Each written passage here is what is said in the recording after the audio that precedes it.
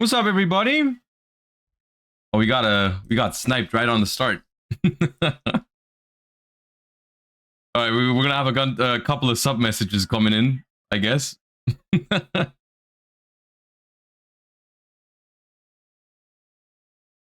I'd have to ask Parpa for that. I am not in on that joke. What is up, everybody? It is good to be back. I'm a little bit tired from the time zone difference, but we're back from YCS Anaheim, so we're gonna return to stream today. We're gonna have an out of schedule Friday stream simply because there hasn't been a lot of streams lately. I am not still in. No, thank you. I am not in the YCS anymore. I can see the tiredness. Yeah, I am tired. At the same time, I also could not wait to get back to streaming because so many things happened, so many things to talk about, and all that kind of stuff. So I'm excited to be back. Thank you all for the subs, of course. I appreciate you all. Thank you so much. Welcome back, everybody. Glad to receive all your support after the break, of course. Thank you for getting the hype train all the way up to level 4. I appreciate you guys. Thank you. All right. Today, I figured because we have so many things to go over and so many things to talk about, we're just gonna skip the warm up and instead yap a little bit before we get into all the stuff, and then just get right in. Right. So things we're gonna do today. Obviously, we're gonna recap the YCS a little bit. I'm not sure how many of you guys probably saw the stream, right? I thought it was fun. I thought it was a good YCS. We're gonna talk about that in a moment. Then we're obviously going to have to address the new Forbidden and Limited list, which unfortunately I obviously was not I was not able to live react to it because I was at the YCS. But that means we're gonna have to like talk about it today because it's the first stream back. Nice. Finish your malice deck. Cool. But yeah, we're obviously going to talk about the ban list and what I think it means for the upcoming format and so on and so forth. Going to try to put my thoughts into try to formulate my thoughts in a way that like what's going to be the best decks in the upcoming format and what I think of the ban list and all that kind of stuff. Since I did have a couple of days to think about it now. Did you like the Konami live reveal? I mean, of course. I feel like I mean, it goes without saying because everyone I have talked to thought it was a great idea, right? To just reveal the list on the stream. And it's actually been something that I have said in the past. Like I said when we were doing YCS watch parties, I said, what if they just showed the ban list on stream? Like how hype would that be? And obviously I wasn't there for the live stream to watch it, but I'm sure the numbers were skyrocketing, right? Like I'm sure the viewer numbers were crazy during the ban list reveal, which I feel like that was a no-brainer from the get-go. I feel like that was always going to be the case. If you want more people to watch your YCS, just make it so more people care about your YCS stream, right? And the easiest way to do that is to just release a ban list during it or something like that. Like that was just great. Yeah. All right, we got a bunch of these notifications coming in. Would you guys be mad if I just turned them off? The sound so we can talk in peace? I appreciate all the subs though. I think it'd be better though if we just turned them off for a second. Give me a second. We'll turn them off. I appreciate you guys. Thank you so much, but I cannot talk right now. Thank you though. Thank you. All right. Well, I'll have them back on in a second when it's not a whole bunch at the same time. They will still show up on screen. Okay. Now I'm trying to think what order we go in. I was thinking we do a little bit of a YCS recap first. And then we just segue into the ban list, because that's also how things happened That's what, like, you know, the ban list was revealed at the end of the YCS. We will go over that. And then we will go into some other news that have happened more recently. Like, we're going to talk about Quarter Century Stampede, which has gotten some very, very exciting news. And then we also have a couple of new cards. We could do the new cards first, because that is probably the least exciting for now, because it's still going to be a while until these cards come out. And then we have time for everyone to assemble. Maybe that's a good plan. All right. We shall go over some of the new cards. Now, I will say, we're not going over every single new card that was announced while I was gone. So I think some of them have been announced like 8 or 9. I was gone for a while, all right? Like, I saw some announcements for like cards over a week ago. So I think we're just going to go over the stuff from Alliance Insight, I think is the name. And those were revealed in the couple last like 2, 3, 4 days. And I think that's probably okay, because everyone else will probably have seen all the other stuff already. We have, first up, go over here. We have the White Mare Before Christmas. So we've got Skull Servant support in Alliance Insight. First of all, we've got Moisa White, or One More the White. I don't know exactly what the name is going to be. Level 1 Dark Zombie Effect Monster. You can only use the second effect of this card's name once per turn. This card's name becomes Skull Servant while in the graveyard. Now, that's obviously relevant for King of the Skull Servant. Correct me if I'm wrong, but the game plan of Skull Servant is still to make a big-ass King of the Skull Servants, right? That is still their thing, right? They don't do much other than that. They just summon a king with a bunch of attack points and attack the opponent. All right. So this obviously being named Skull Servant in the graveyard will help. If this card is normal or special summoned, you can add a Skull Servant or a card that mentions it from your deck to your hand, except Moisa White. Also, you cannot special summon for the rest of this turn, except zombie monsters. During your main phase, you can normal summon a level 4 or lower zombie monster in addition to your normal summoner set. You can only gain this effect once per turn. Okay, now that seems like a very good card. And I feel like that is not a very hot take, because everyone reading this card would know that, okay, that is a good effect. The only question is, does it make Skull Servant good enough? Which I don't know. But that is a very good card, because you can just normal summon it, search for everything you want, and then extra normal summon that. That's pretty good. Then we've got White Master, which is a continuous spell card. If your King of the Skull Servants attack a defense position monster, inflict piercing battle damage to your opponent. Ooh, that's cute. I'm sure that solves a problem for the deck, because some decks would be able to hide behind defense position monsters. Okay. Once per turn, you can target a Skull Servant or King of the Skull Servant in your graveyard, send a Skull Servant or a monster that mentions it from your deck to the graveyard, and if you do, special summon that target, but you cannot special summon for the rest of this turn except zombie monsters. That also seems good. I mean, I know that some of them have graveyard effects. I don't know exactly what they do, but I know that some of them have graveyard effects. I know that some of them have graveyard effects. I don't know exactly what they do, but that is probably a good thing. Both of those cards.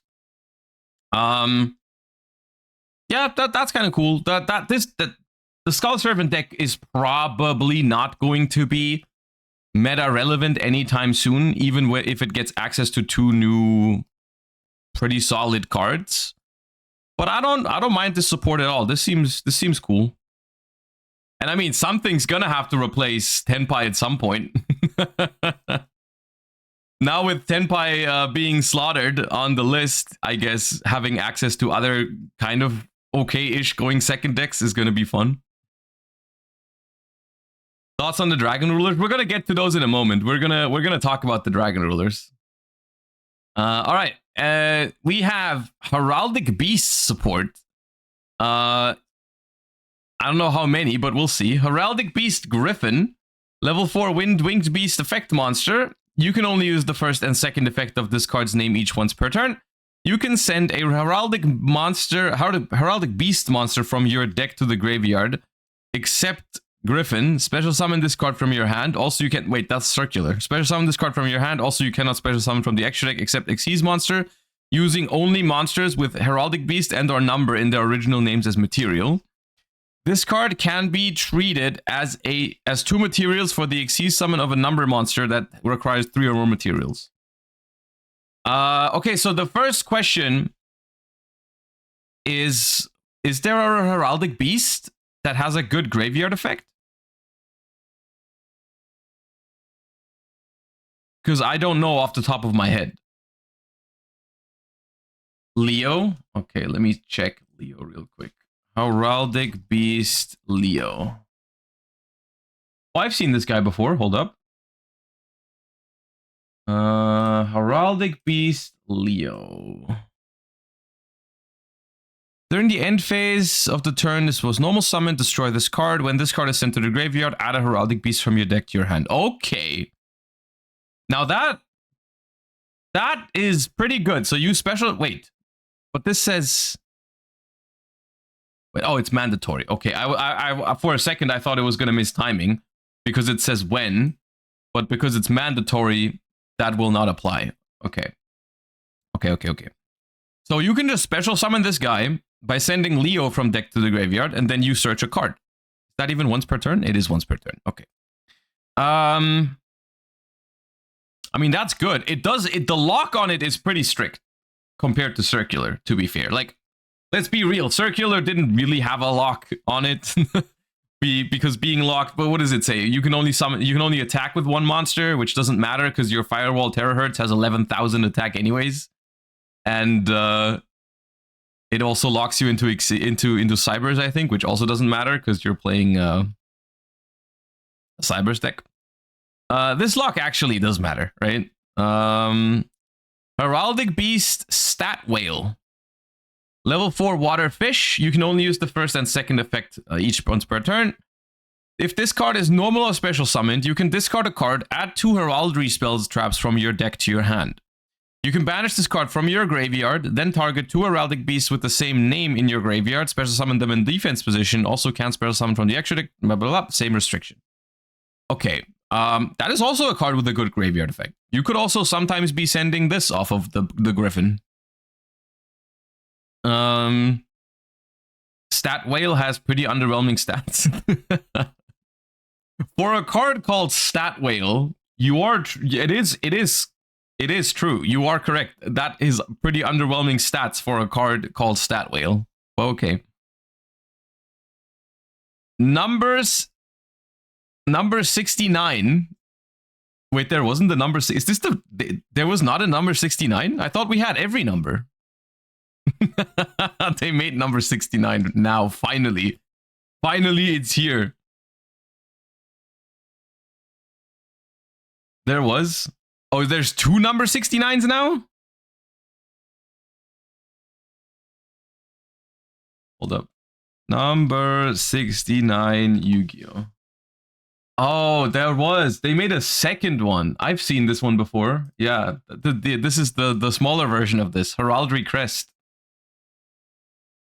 All right, so we've got 2 number 69s now. Nice. Rank 4 Light Psychic needs 4 level 4 monsters. Wait, does this 3 or more materials? Okay, so all right. You can also Xyz summon this card by using a monster you control whose original name is number 69 Heraldry Crest, and that requires 3 monsters. Okay. When a monster effect is activated on your opponent's field or an opponent's monster declares an attack, quick effect, you can special summon a number 69. Oh, there's 3 69s. All right. You can special summon a number 69 Heraldry Crest Dark Matter Demolition from your extra deck by using this card you control as material, then destroy that monster. Okay. So this is, you summon this and then it ranks up when your opponent does something. Okay. And that is a rank 4 Light Psychic.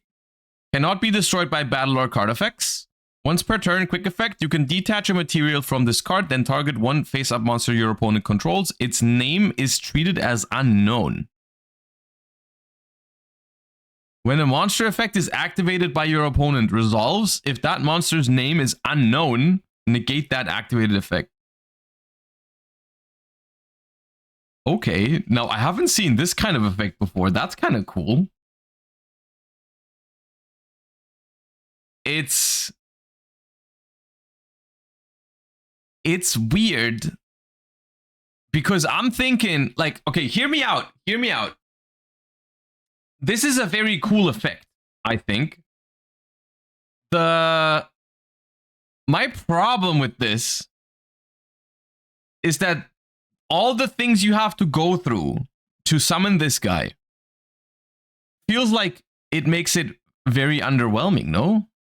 Because, like, you're gonna... Okay, look, first, you're gonna have to summon this, right? Which requires 3 level 4 monsters. Like, okay, if you use something like the Griffin, which can be treated as 2, then 2 monsters, all right? 2 monsters to summon Heraldry Crest.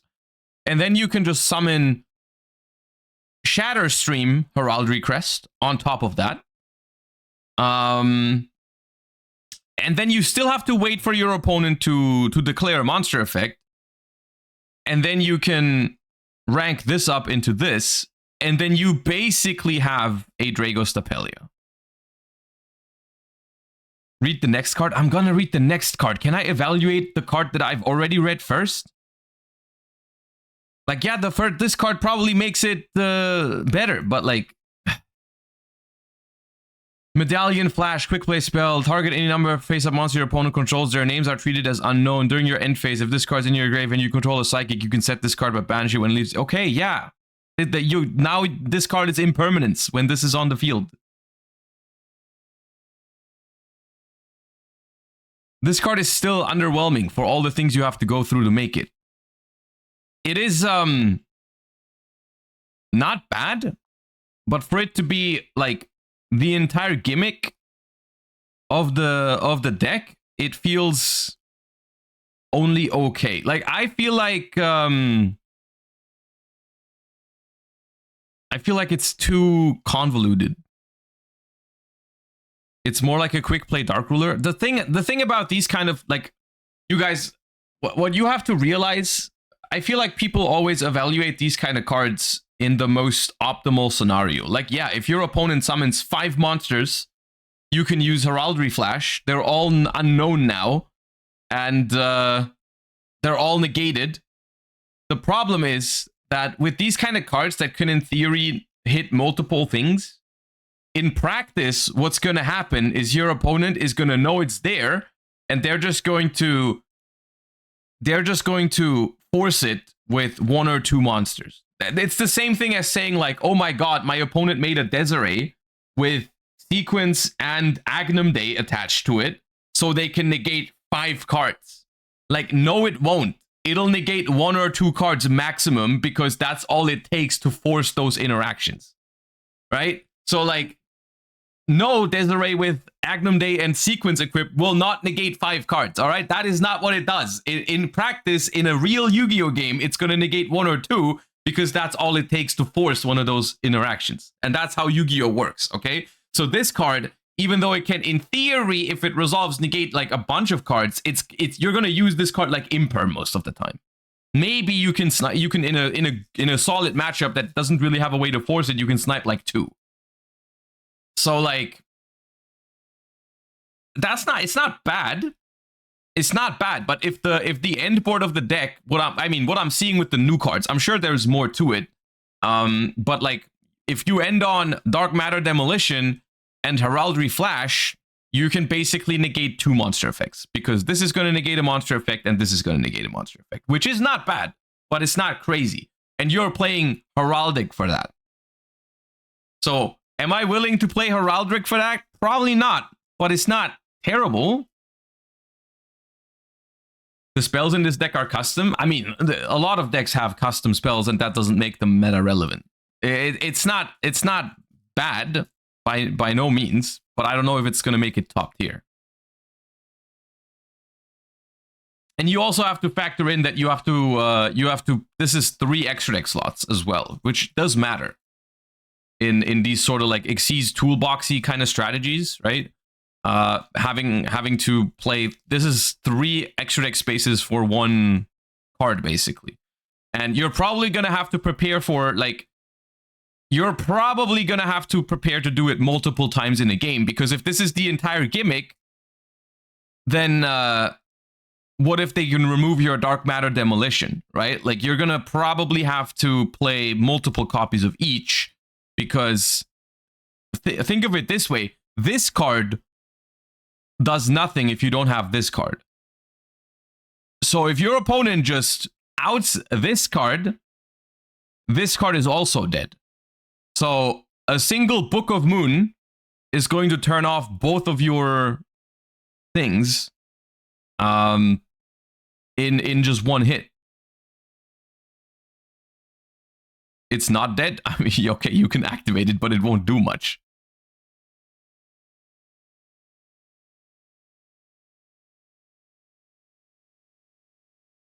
Change name is massive for some decks, but not reliable. Not for most decks, it's not.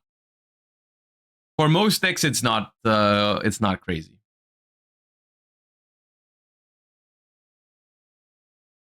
Stop being realistic. Okay, I'll stop being realistic.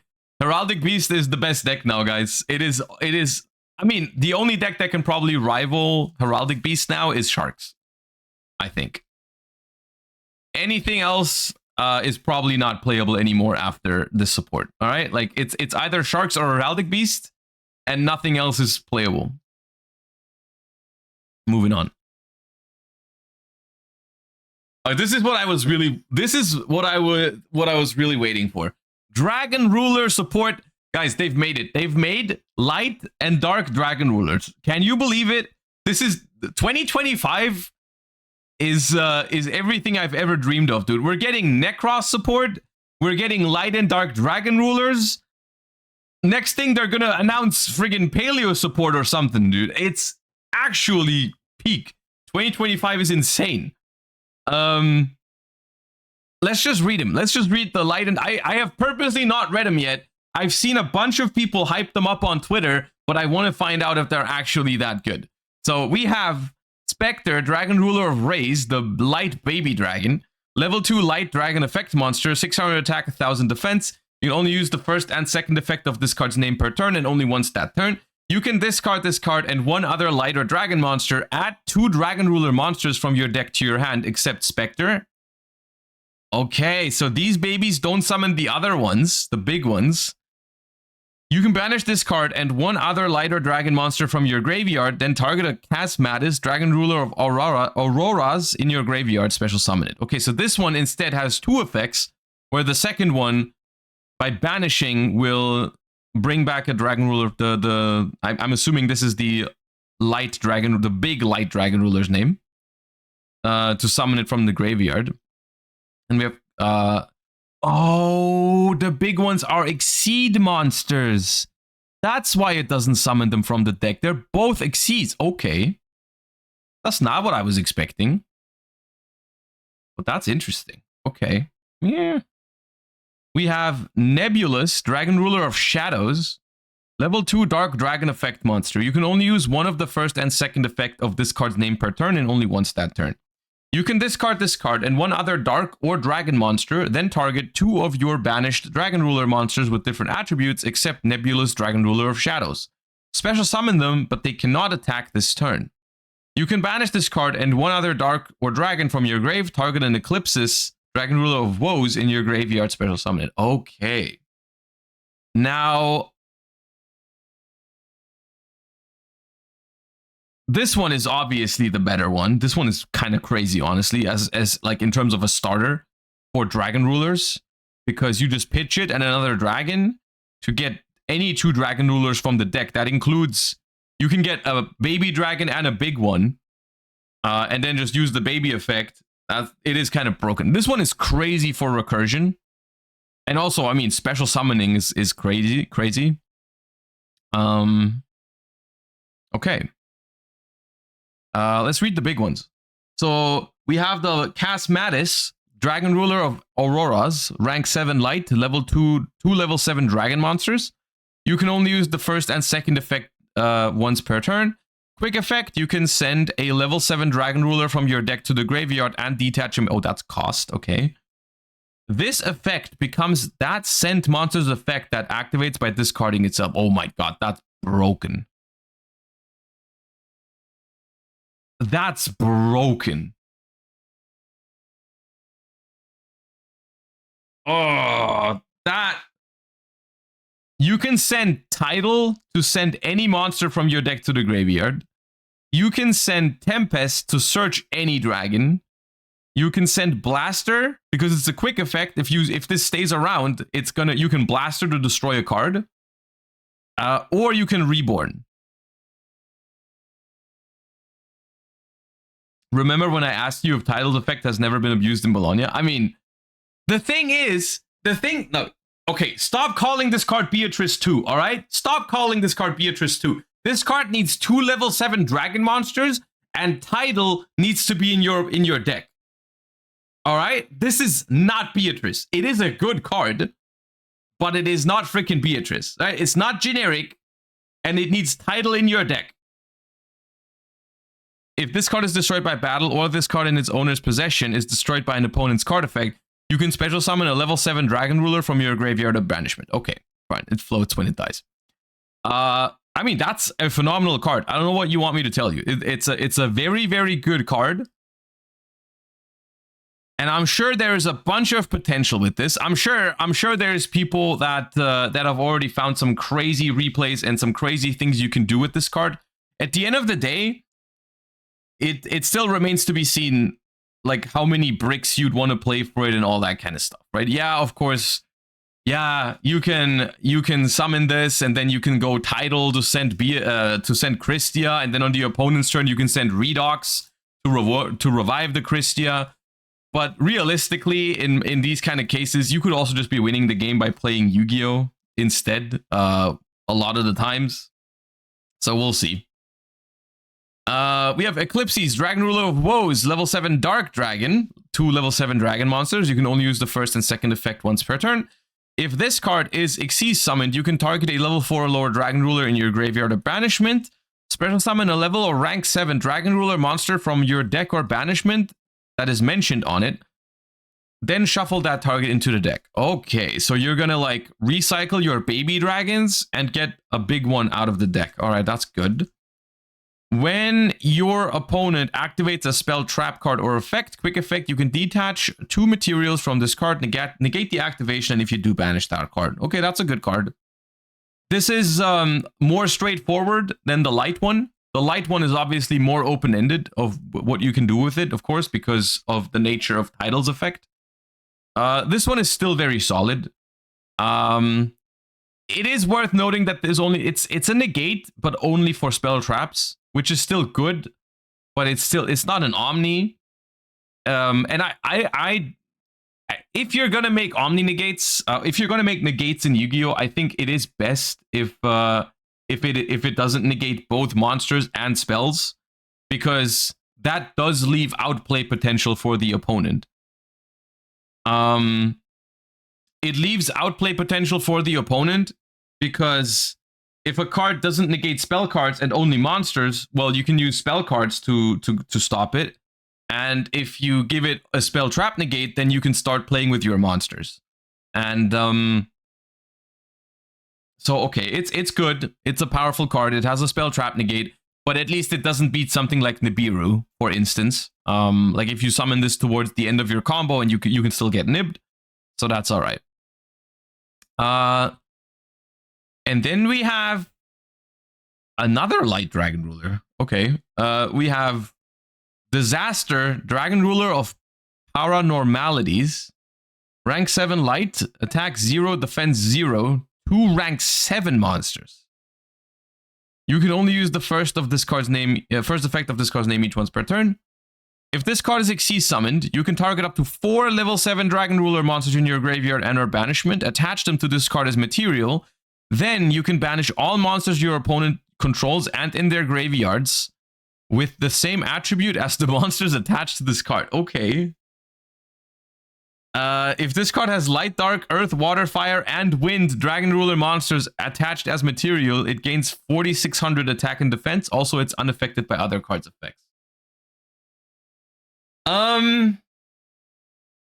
This card is... I think this card sounds better than it is. Because when you have this guy on the board and this guy on the board, you're probably not going to want to overlay them. Because both of these guys have pretty good effects on your opponent's turn. In a world where the Dragon Ruler deck is being played again, and you'd like try to grind with your opponent at some point, you could, like when this has no materials anymore and this has been used, you can just overlay and banish your opponent's entire graveyard. Because, I mean, getting all 4 Dragon Rulers into rotation is super easy. So you're gonna have all the Dragon Rulers in your graveyard or banishment, and then you can recycle all your banished Dragon Rulers, banish your opponent's graveyard, and go from there. And it's even gonna be unaffected. 4,600 unaffected, like, is not that hard to out anymore for most decks. I mean, all you need is the ability to summon a monster that's bigger than 4,600, which most decks can do that. Not every deck, but most decks can. It's a cool little add-on, I think. It's a cool little bonus thing, cherry on top option that you'd probably want to play as a one-off, I think. And then we have Draco Calamity, quick play spell card that features the artwork's pretty dope. You can only use one of the first and second effects of this card's name per turn, and only once that turn. Special summon a Dragon Ruler from your hand, graveyard, or banishment. Then, immediately after this effect resolves, you can Xyz summon a Dragon Ruler monster using only Dragon Ruler you control as material. Okay, now that card. With that card, I can see it being much more realistic to Xyz summon this thing. Like, if you start with Chasmatis and Eclipses, and then you use their effects on the opponent's turn, and then you flip over the quick play spell to overlay into the thing. However, yeah, I don't think there's a way to search it, because this is the last card, and none of these cards do search that card. But still, you might still play it. During your main phase, you can banish this card from your graveyard, then target any number of your banished Dragon Ruler monsters with different attributes, return them to the graveyard. Okay, so this is the kind of card. Now, look, we've talked about this. Okay, we've got a visitor.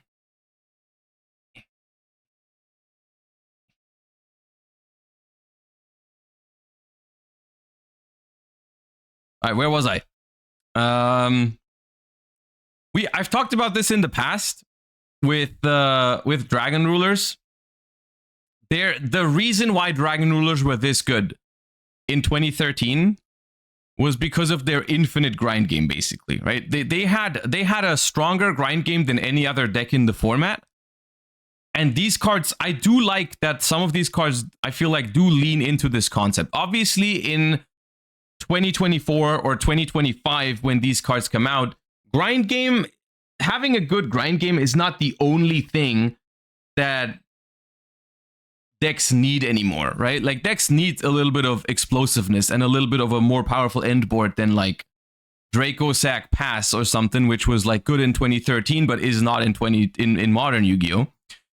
These cards, from what I'm seeing, they do give Dragon Ruler that, right? They do give Dragon Rulers a little bit of something to end on, right? Like, within their own archetype, within the dragon typing rank 7 kind of pool, you can now, I mean, ending on the light Dragon Ruler and the dark Dragon Ruler, that is something, right? That is not a bad end board at all. It's gonna be a deck that's gonna, like, I am very curious to see how these cards shape the deck, like how Dragon Rulers are going to be played.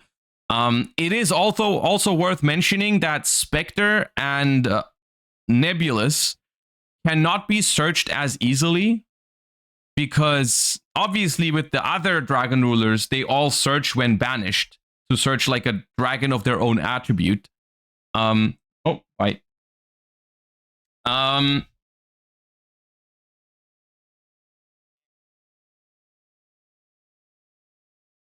searching a Dragon Ruler of the own attribute makes it super easy to find any of the other Dragon Rulers. With these ones, you can search them with Tempest, like when you have it and another another wind monster.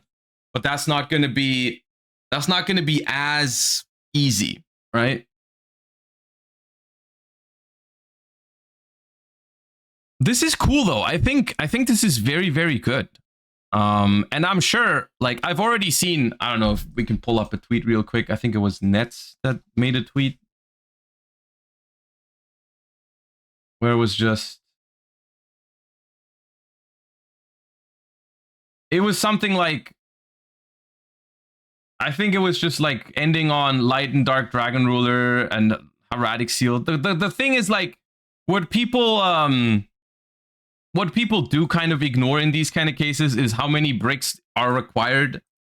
How many bricks are required to end on a board like that? Which I'm seeing like a whole bunch of cards that I wouldn't want to have in my Yu-Gi-Oh deck in there, right? Like Dragon Ravine, Fossil Dyna, Dragoonity Ramus, all this kind of stuff, right? I think at the end of the day, these cards are cool. And we're going to have to wait and see if they are actually being abused, right? The only thing that I will say, or like, let's compare it to another card that was pretty hyped when it came out. And like the Link 4 Fiend monster, right? The what was it called? The I forgot its name. Something Bao. I don't know. Abao Q? Abao.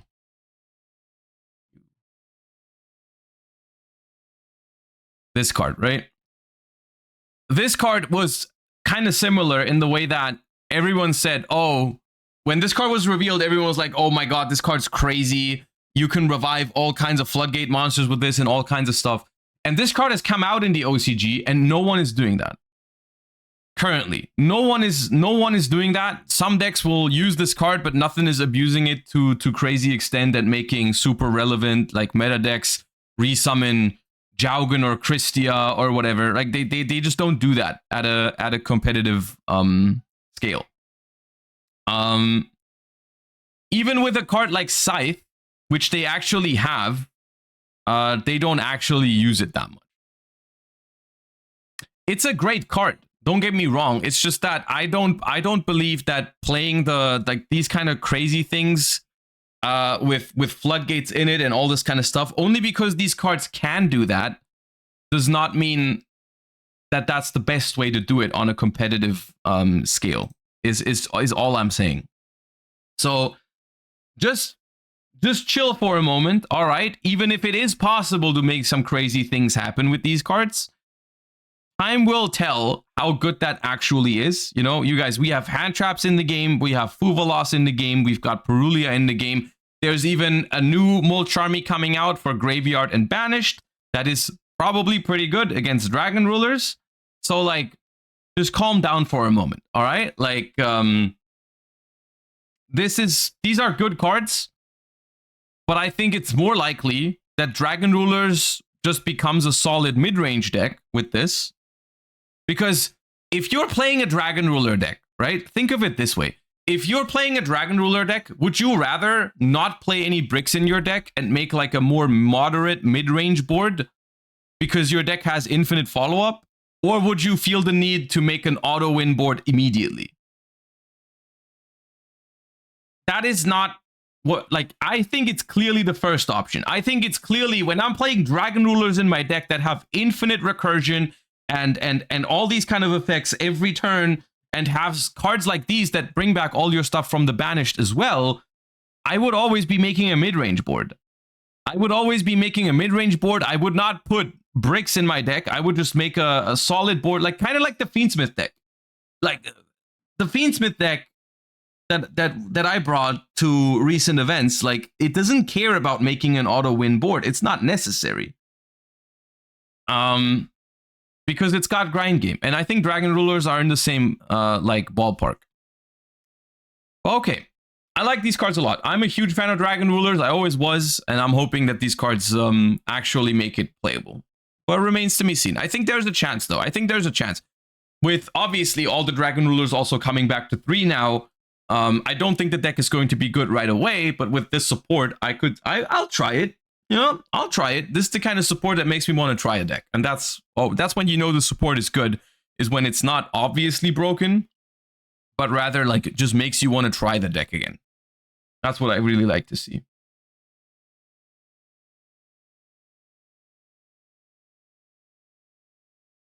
How much space will you have for non-engine going second? I mean, I think like for a brief moment, the my inner I don't know what the word is.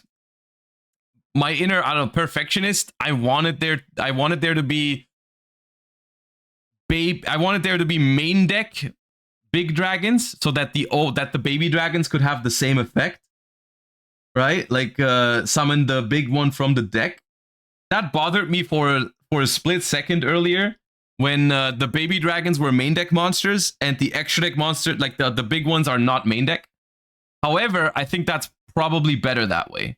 For the sake of the playability of the deck, because if you make another good light and dark dragon ruler for the main deck, it'd be so many slots in the main deck, right? Like if you would play all of the dragon rulers as 3-ofs in the main deck, the big ones, that'd be 18 already, plus the baby dragons, however many you play. Like you would barely have any slots for any other cards.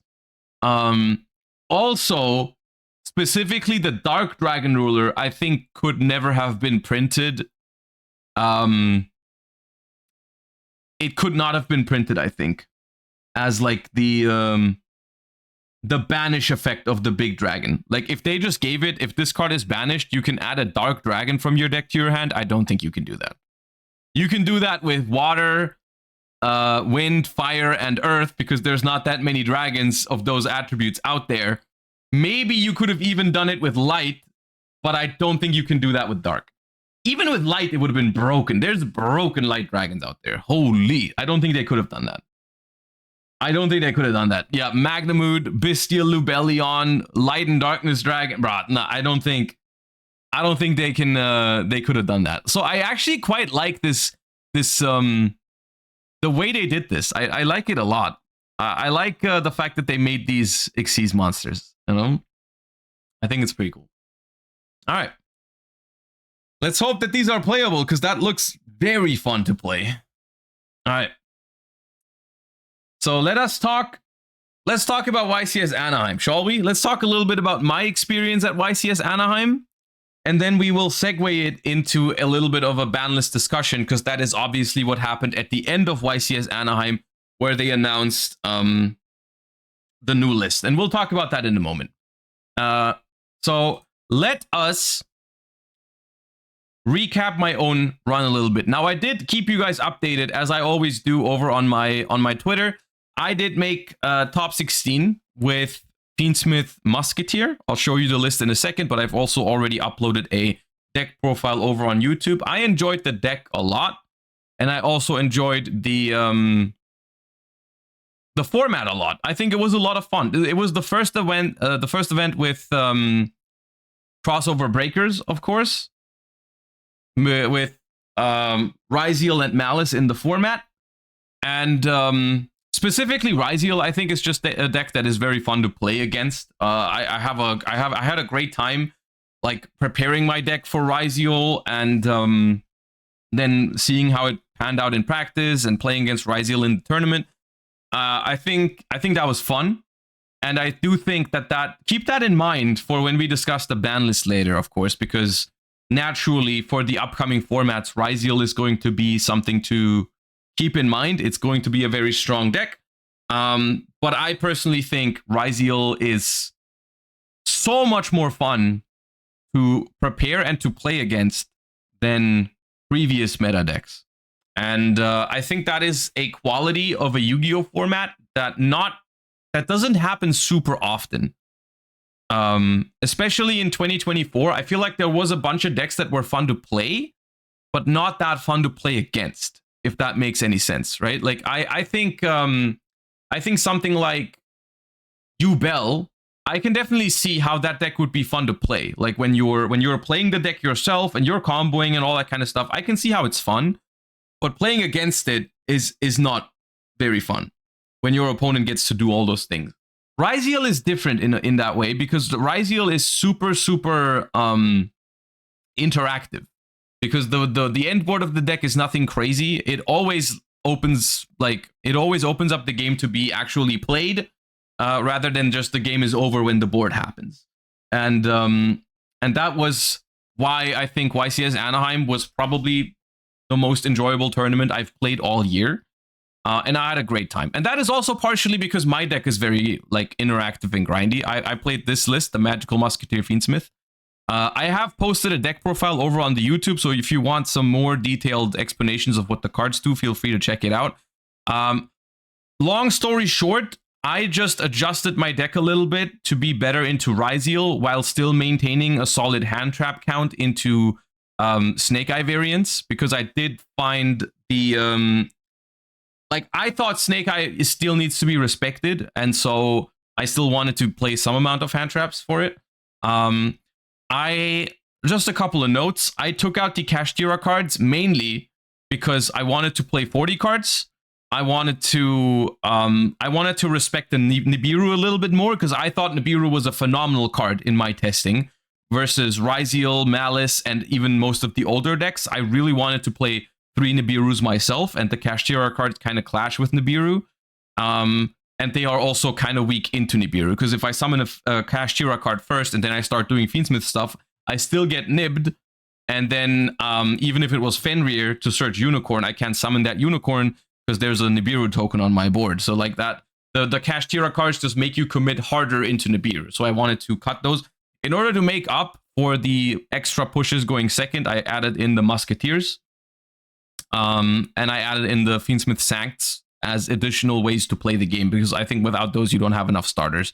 Even though this is by far the worst starter in the deck, having another way to into your Fiendsmith cards as a light, as an extender felt good to me. And then I reduced the number of hand traps, because the like, you do want to see a hand trap against what's it called? Against Ryziel, but you would ideally only see 1 or 2, not more than that. And so I wanted the number obviously went down a little bit. It was 23 before at YCS Bologna. Now it was 18, which is still a lot. That was mainly because I wanted to respect Snake Eyes, though. If it was for Ryziel, I think the ideal number of hand traps is somewhere in the ballpark of 12. Not more than that. You don't need more. Like, you draw 1 hand trap against Ryziel, you'd be fine. Like, you'd be playing like Ash, Veiler, Imperm, and Purge. Just like ways to stop the duo drive, and then you're good. But yeah. The talents was pretty good. The idea with talents is just like in hand trap wars, just being able to draw 2. Even if you draw more hand traps going second, in this deck specifically, it's fine, because you're gonna be playing hand trap back and forth with them anyways. So that was fine. As far as my matchups goes, if you're trying this deck, don't expect it to be like a deck that beats everything. This deck has very distinct weaknesses. Because I've talked about this. I don't know how many of you guys were here before YCS Anaheim. I talked about like how it was difficult to find a deck that does everything in this format, because there's so many decks that work in so many different ways, right? Like there's Snake Eyes, there's Tenpai, there's Ryziel, there's Malice, there's other Fiendsmith decks, there's Duel, all this kind of stuff. Super hard to find a deck that does well into everything, so I just made a meta call and tried to do something that was good into what I expected to see the most, and that was Ryziel. And this deck cooks Ryziel. It's very, very good into Ryziel. It is very, very hard to beat Malice with it. I lost to both Malice that I played in Swiss. I wasn't disappointed by that, because I knew that was the case. I knew the Malice matchup was difficult. And then in top 16, I also lost to Duel, which is also a difficult matchup for this deck. Yeah, so at the end of the day, it was more so a meta call, which is why I'm not disappointed at all by making top 16, because I knew that if I was playing against enough Ryzeal and Snake Eye decks, I would probably be able to do really well. If I was running into a lot of Malice and Yubel and stuff like that, I would probably have some trouble. And that's what ended up happening. Unfortunately, I hit I think the only Yubel in top 16.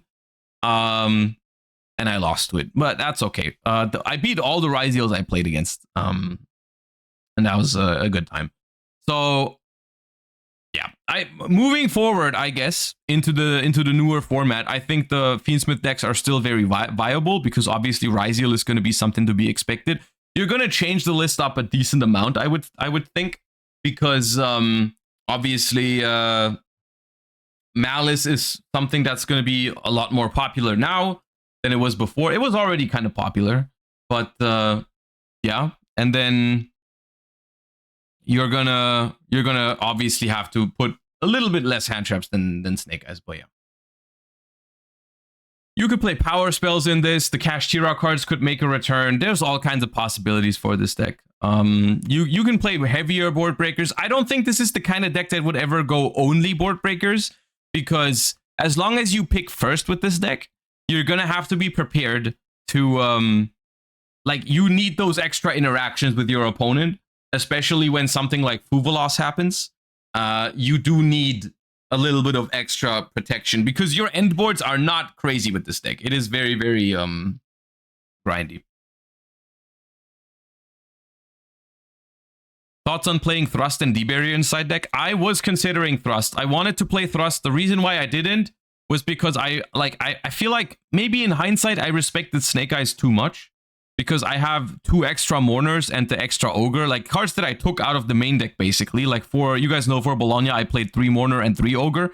The missing copies are in the side deck, because I did want them against Snake Eyes. And I didn't actually play against any Snake Eyes. And I feel like, I mean, obviously now it doesn't matter with the new ban list. We're going to talk about that in a moment. But in hindsight, I still feel like Snake Eyes was underrepresented at this YCS. I don't know, were you guys surprised that only one Snake Eyes made top 32? Because I was. I thought there was going to be a little bit more. And I think, I can't help but think it was more so that people just didn't want to play it anymore. Because it was not bad. It was not a bad deck. It was just, I felt like most people just wanted to play Ryzeal more, because Snake Eye has been around forever. Ryzeal was also very good. I honestly, I don't even know if Ryzeal was definitely better than Snake Eyes. It was just like pretty much the same power level, and more fun. And like, everyone just wanted to play the more fun deck that was just as good, if not better. So like, I think that's why Snake Eyes was nowhere to be found. I wasn't so sure about that in my preparation. That is why I still respected Snake Eyes with my side deck. If you disregard Snake Eyes with this deck, of course you can play a bunch of other tools for the Ryzeal and Malice matchup. So like, in a world where you don't have to respect Snake Eyes, you can make this deck a lot better into Ryzeal and Malice. That's cool. But yeah. For other individual card choices, feel free to check out the deck profile. But I just wanted to, I mostly wanted to emphasize on how much fun I had at this YCS. And that is due to 2 things. I think the Fiendsmith deck is incredibly fun. Probably my favorite deck that I've played all year.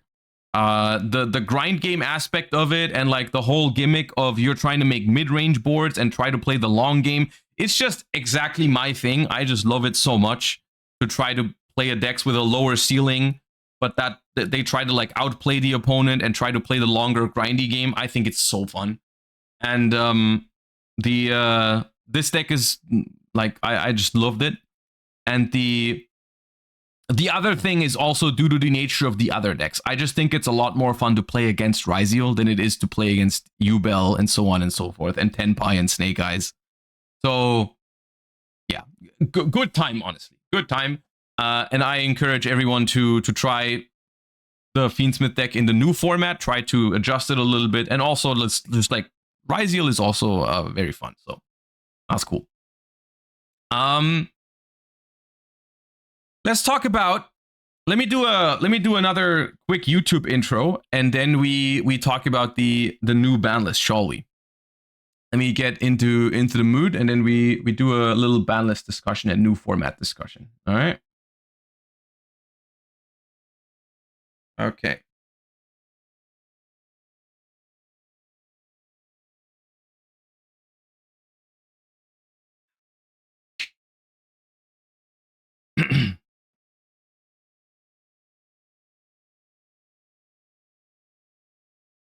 What is up, YouTube? It's me, Josh, back with another YouTube video, and today we're talking about the new TCG format and obviously the new TCG Forbidden and Limited list. I'm sorry this can't be a live reaction to the list because I was at YCS Anaheim, so we're a couple of days late. I just got back, but obviously I still wanted to talk about some of the changes. The good thing is that I've had some time to think about these, so instead of live reacting to it, we're going to be talking over it and do a little bit of a discussion of what's going to be good in the upcoming format with a little bit more of a prep time, and we have to waste less time on just reacting, and we can spend more time on discussing what decks are actually good, what decks benefits from this, and so on and so forth. So we're gonna just recap these unlimits relatively quickly because obviously most of these are completely fine to happen, or basically all of these are completely fine to happen. Like, I'm a huge fan of the Dragon Rulers coming off of the list, especially with... this is where I would have said the Dragon Rulers don't matter, but of course, we now know that the Dragon Rulers are getting some very powerful support soon. So until then, I think it's not that relevant, but when the support is out, I actually am pretty excited for the Dragon Rulers, so we're gonna have to wait and see for that. Pankratops is probably the card on this Unlimit list that is the most likely to really matter. Because Pankratops is still a good Yu-Gi-Oh card. It hasn't really seen that much play recently, but it still is a good card. So I do like the fact that they're giving us 3. Lunalight Tiger is okay. You know, there's some potential there. Rescue Ace Airlifter is also very cool, especially because, of course, we're like later on, we're going to see Original Sinful Spoils is banned. So giving some help to the Rescue Ace deck while hitting the Original Sinful Spoils, which also hurts it at the same time. It's kind of hard to argue with this. You know, Airlifter probably should be at 3. Colossus and Ib doesn't really matter because they were legal beforehand. So whether you have 1, 2, or 3 of these is irrelevant. And Opening of the Spirit Gates. When I saw Opening of the Spirit Gates in the live react, I was like, God, yes, this means they're going to murder Yubel, right? Because Opening of the Spirit Gates to 3, there was no way they would ever do that without also murdering Yubel at the same time. And I was so down for it. So yeah, we've got semi-limited, probably the section where there's the least to say. Cyberjar irrelevant, Ava probably irrelevant, Monkey Board probably irrelevant, Dangerous kind of cool, but also not crazy. I was actually a little surprised that these were still limited. So that's all right. We don't have to spend that much time talking to it about it. These are fine changes. I do agree with them. And this is where it starts. Okay, so we've got Shundra and Kaiman, which basically murders Tenpai. We have Barrage coming back, which I think is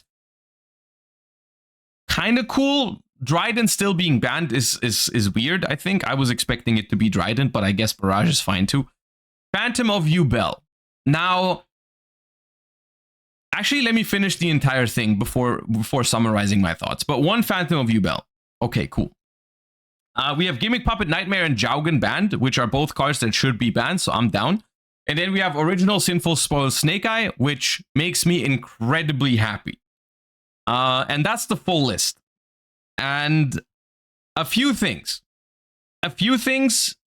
before we discuss whether this is good or not. Snake Eyes is pretty dead with that. Yubel is not dead, in my opinion. And this is where we segue into whether I like or dislike this. I think that I personally think Yubel is maybe better than people give it credit for immediately. I think Yubel is still pretty damn strong, and I don't like that. I think Yubel was, looking back at 2024, Yubel was probably even less fun to play against than Snake Eye for me. I thought whenever I was going second into Yubel that games were just miserable. Because when that deck plays the game, it's pretty much over every time.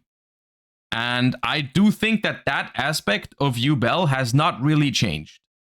I think if Yubel gets to combo, I don't think it matters that much that you don't have the second Phantom. But that is something that remains to be seen. I do like Phantom of Yubel to 1. I just want to say that I'm just worried it might not be enough. Maybe it is. Maybe it is enough. I'm hoping it is. I'm just, at this point, I'm not sure, and that's like, I wanted it to be dead for sure. But that is yeah. No more Varudras. Okay, so why does Phantom of Yubel being at 1 matter in terms of Varudras? Why would they not be able to summon Varudras anymore? I don't get that. Because Phantom of Yubel is a level 9 monster. That does not have anything to do with it. The only thing is, like, yes, it's a little bit weaker in some lines because some lines made 2 Phantoms. And for example, if you Nibiru and they use their Phantom, they cannot make another one. So that if you draw Nib against Yubel, for example, you can't resolve the Nib, but you would still force the Phantom, and then they don't have it on the next turn. Like, okay, there are ways to recycle the Phantom with the Soul of Rage or with the Nightmare Throne. But long story short, I just think, like, Phantom of Yubel being at 1 is good, but I don't know if it's enough, and I'm kind of scared of it because I don't like playing against Yubel. This is subjective. I did not enjoy Yubel being in the format much, so that is something I'm worried about. Tenpai getting murdered, I think, is a good thing. And here's the thing. This is YCS Anaheim top cut breakdown before the ban list, right?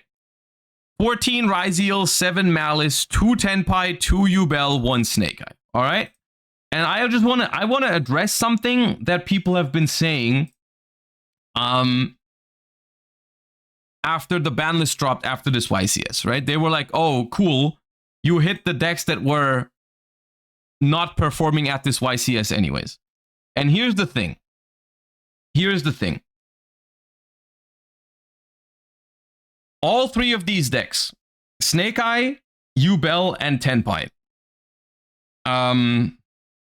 were underrepresented at this YCS because everyone wanted to play with the new decks. Everyone wanted to play Ryzeal and Malice. And why did they want to do that?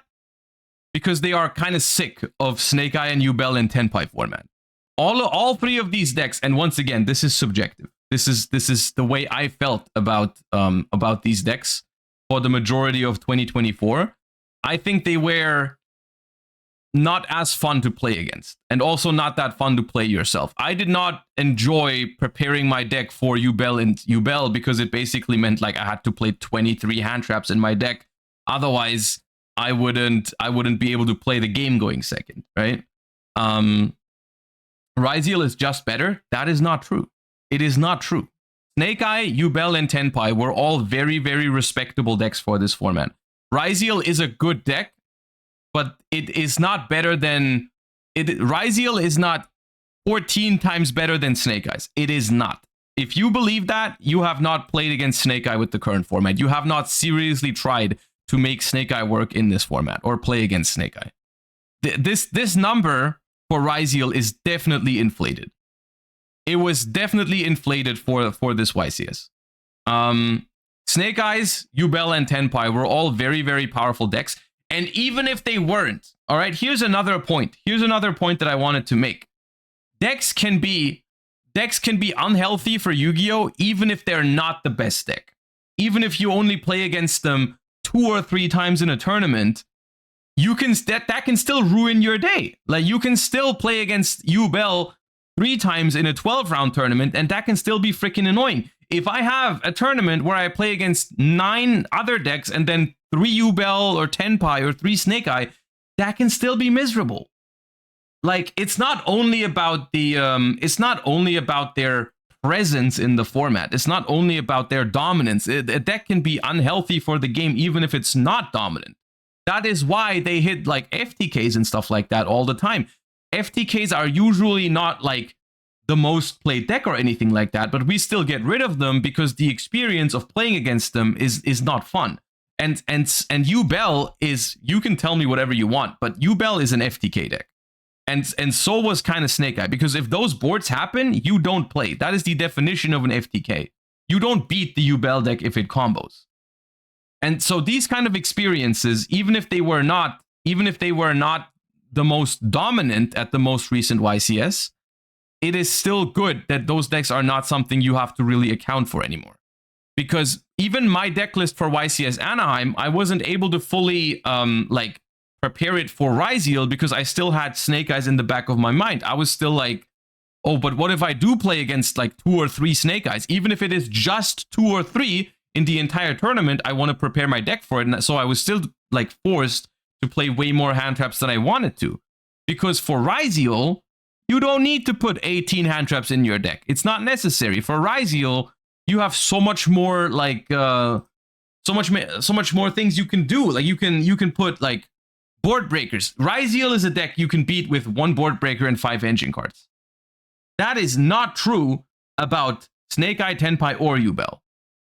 Simply is not the case. So like in my opinion, after having played at YCS Anaheim, my tournament experience was so much better than in any other tournament I've entered in 2024.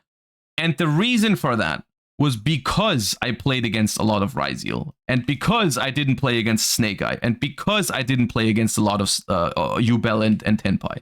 I had 1 Tenpai and 1 Yubel, and those were probably my least fun matches of the entire weekend. And my Ryziel opponents, my Ryziel matchups were probably the most fun I've had all weekend. My feature match against Landon Oliver, who played Ryziel, the game 1 is probably my favorite game of Yu-Gi-Oh! I've played in all of 2024.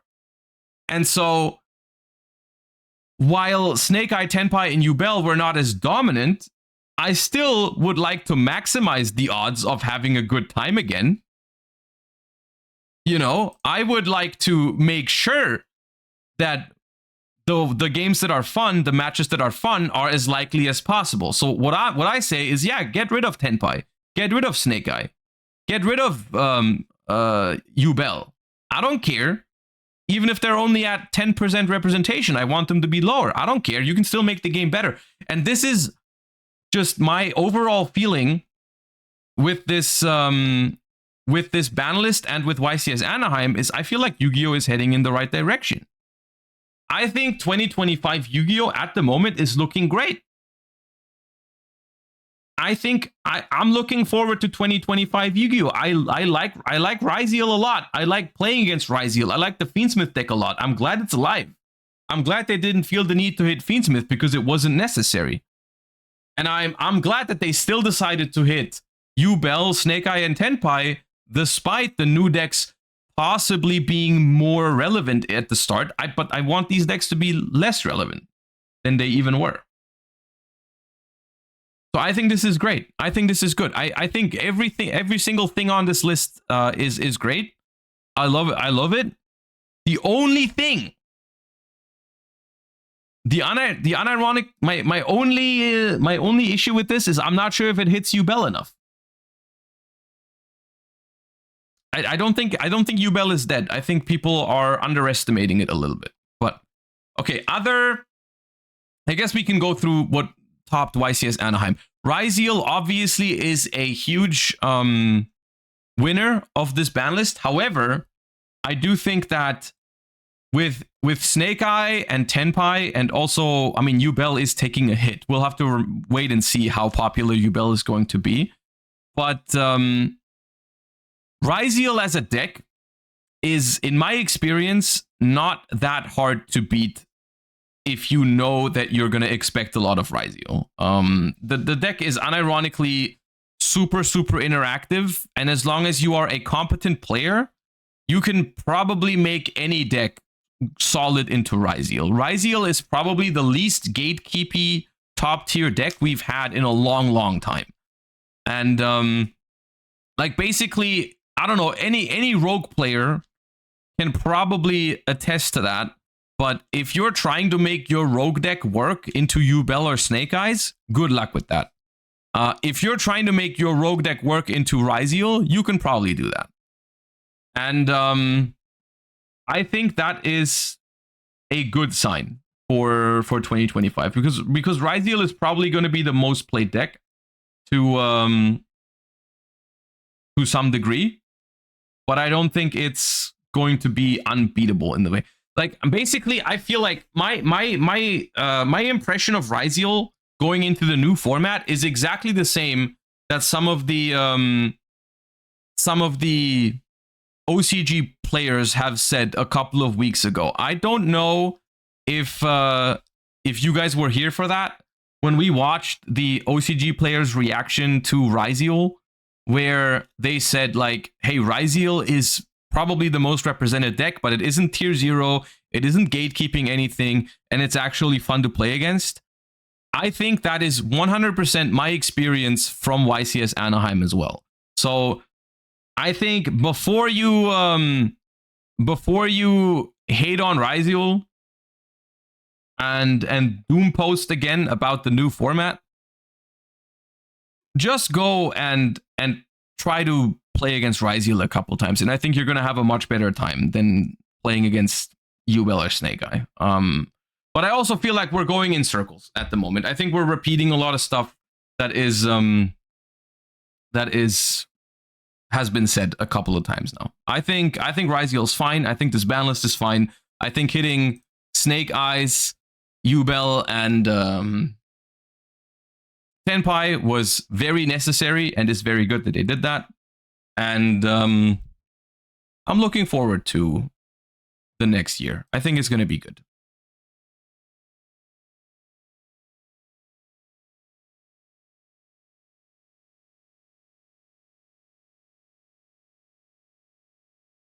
Can you explain why the Fiendsmith deck has a bad Malice matchup? Malice. Okay, so Malice is, I guess my opinion on Malice is also something we haven't talked about yet. Let me open up a Malice list. Malice I just find very hard to play against. Why is this not loading right now?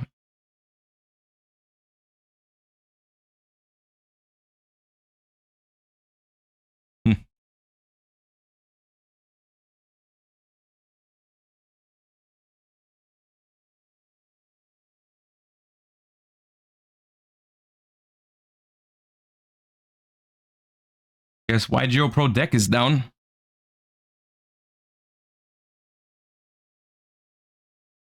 I guess I can use this. So Malice, I think Malice is going to be a very strong deck. I think Malice has a couple of pros and cons going for it in a format where YCS is like the only other top deck for now. Let's just assume we're heading into YCS Malice format, okay? I think Yubel is still playable, and I think a lot of other decks are also still playable. But for the simplicity of the discussion, like, let's just say it's gonna be a lot of fail to load deck, dude. Okay, now it's okay. This is not a very represent. I mean, this is Jib's Malice deck. Where's Jeff's? Okay, there's Jeff's. The Malice deck is probably going to be the second most represented deck for now. And the reason why the Fiendsmith deck sucks into this deck is because this deck is really good into hand traps. Like, of course, if you start with one Dormouse and you get impermed and that's all you have, you will pass. But as soon as this deck opens another play, it is really hard to stop this deck with another hand trap. right? Like if you have basically this deck is good into Fiendsmith because one starter versus one hand trap, the hand trap side wins. But if there is any extender, any bestial, any of these trap cards, well, not the reborn one because that's not usable yet, but like if they have extender plus normal summon, they start beating multiple hand traps really, really easily. Like one Malice card versus one hand trap, the hand trap wins, but two starters for the Malice versus two hand traps, the Malice deck wins. Like Veiler, Mourner, Imperm, Ghost Ogre, all those cards are very, very easy to beat with this deck if you have multiple starters. And the follow-up for this deck is also crazy. Like, this is the one thing I'm a little scared of going into next year is Malice. That deck is scary. Like, that deck is very, very good. And almost feels a little bit like Yubel when you're playing against it. Because if they have the normal summon plus the trap card, you are not interacting with them, basically. And Nibiru is good against it, but it is still... I lost games to this deck when I opened Nibiru this weekend at Anaheim. I lost games where I opened hand trap plus Nibiru because of... I mean, their hand was kind of crazy for that, but like they can play through Nibiru. The problem is basically if they can get to Red Ransom and White Binder, there is ways you can play around Nibiru with it, because like if they get to Red Ransom and search the field spell, from that point on, if they keep the field spell in hand, they can just use the field spell as an extender after Nibiru, and that's tough. If they get to White Binder, it's also really fragile to nib them at some point, because if they get to White Binder and set the Reborn trap, basically Nibiru does not matter from that point on anymore. Because if they have the Reborn trap, even if you nib them and they pass on the token, as long as the Reborn trap reborns the White Binder on your turn, they still have a lot of interaction, and it's like really hard to beat. And the same goes for like a Bestial, right? Like if you nib them on White Binder and they have a Bestial, you just go down. Like it's over. And that's hard. Like it's hard to beat Malice with hand traps. The thing is, Malice in a way is easier to beat than Yubel because it's less consistent than Yubel. Like this deck does have consistency issues, right? You only have 6 of the good normal summons. If you don't open any of your normal summons, the deck does become significantly weaker. And despite, like, I compared it to Yubel in the way it plays through hand traps, but like the thing is with Malice, I think there is a higher chance that you can beat the deck with board breakers, even though the chance is not super high that you can beat it with board breakers if you just let them play. But there is, like, the board is not their board is not Phantom, Varudras, Caesar, Unchained Soul of Rage, trap card strong, right? Their board is strong, but it's not that strong. So also Lancia exists, right? Chaos Hunter exists. So this deck is just overall, it's a more fair version of Yubel, I think. I would is how I would classify it from my personal experience. So it is still somewhat problematic, I think, but it's not as problematic as Yubel. So it's still going in the right direction. Yeah, there's also Chaos Hunter, which is a playable card versus Malice. So like there's more outplay potential than for Yubel.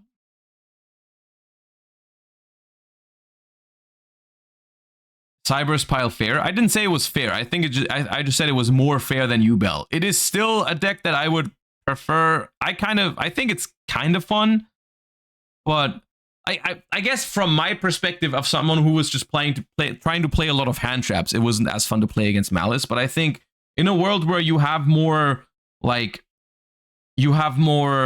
it called? More possibilities to build your deck in other ways because you're not forced to play 15, 18 hand traps anymore after this list, I think I think that's where Malice can really, like, you can probably prepare your deck for Malice a little bit better. Lots of your audience is biased against Cybers, but Malice is nothing like Mathmech. It is nothing like Mathmech. In my opinion, it compares a lot more to Yubel than it compares to Mathmech. In terms of its, like, just the dynamic of how it plays the game, right? How, like, they normal summon a Malice monster and you try to hand trap it as early as you can, but if they have an extender, they will just play through everything. That is very similar to Yubel. And that is the thing about it that I find a little iffy. But it is not like Mathmech. It is not. It does not feel like a Cyberse pile deck, because I mean the only Cyberse link climbing they do is Splash Mage, right? That is the only link climbing they really do with the Cyberse package, right? There's no they don't even play the transcode talker these days. How good are board breakers against Malice or Ryzeal? Against Ryzeal, very good. Against Malice, kind of weird. Because, like, okay, so in a world where you let the Malice deck play and basically you don't interrupt them at all, they will probably pass on. There's different lines for it, but they will probably pass on Terahertz with D-Save Worm in the graveyard, with the option of sending Code of Soul on your turn, which makes them able to link summon. They link summon on your turn into the Terahertz. Not the Terahertz, into the Art Cryptor, which is a non-target banish. This is a spell trap negate. Then they have the GWC to revive the White Binder to banish their stuff for follow-up. And also, like, when shit is going down when the White Binder hits the board, basically. When the White Binder hits the board on your turn, what they will do is they will banish like 1 or 2 cards out of your graveyard, and then they will banish out of their own graveyard. At the very minimum, you're going to banish the White Rabbit or the Red Ransom. And when those are banished, you can summon the White Rabbit back, set this trap card, and then this trap card will also be able to be activated by banishing the White Binder, and then you can non-target banish another card, right? And so the crazy thing about this end board is how layered it is, right? Like, even if you have a card like Droplets or Dark Ruler No More or Talents, it's really hard to, like, rip apart that board in an effective way, because first of all, they do have a spell trap negate. But then it's also like there's a trap card set that is one of their interruptions. There's a Code of Soul. And then the thing is, technically, I think one of the best ways to beat that board is by stopping the trap card. Because if you stop the GWC from reviving the White Binder, you're stopping a huge part of their follow-up and you're stopping a huge part of their disruptions. But then if you, for example, Bell, right? I played Bell. If you Bell the trap to bring back the White Binder, they can still have a Bisteel. And if they then Bisteel their own White Binder, your Bell basically did nothing. You could also, maybe you can also just Bell the White Binder effect to banish. That could also work. But but then they can just Bisteel the thing that the White Binder was trying to banish, you know, like, that's, yeah. It's rough, I think, to really say what the best way to stop Malice is. At this point in time, I would probably say it's Lancea or Chaos Hunter. Like, just make sure they don't play is probably the best way to do it. Yeah. Like, again, basically, the way that you stop this deck from making its board is different than what you do against Snake Eyes, right? Because against Snake Eyes, you would just try to throw as many hand traps at them as possible. Against Malice, I'm not sure that's true. Against Malice in particular.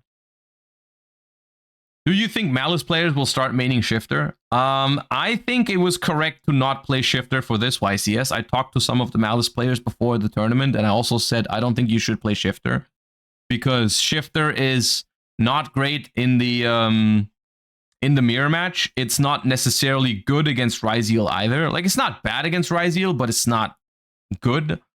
And I think the perfect way to do it was to side deck Shifter. I think this is Jeff's list. Yeah, Jeff did that.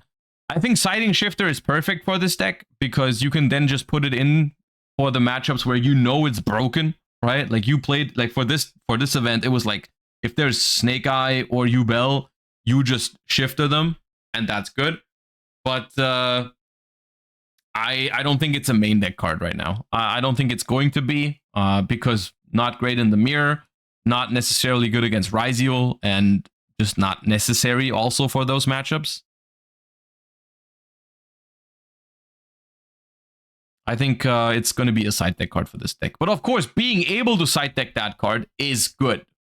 Oh, and this is also something I said. Okay, I need to correct myself. I said the only thing that bothers me with this ban list is that Yubel might not be good enough. There's another thing.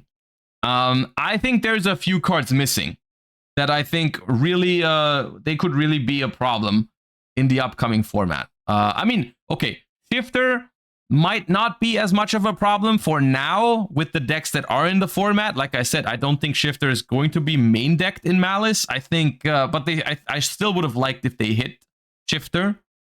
The other cards that I think should be on here, I think D-Barrier would have been great to see a hit. Even if it was just a limit, I would have really liked to see that.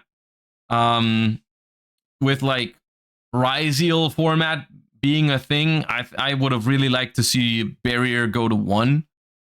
I also think Crossout Designator is a card that's really, really frustrating to play against. Like, the more I play, I think Crossout Designator is just not very fun. Like, so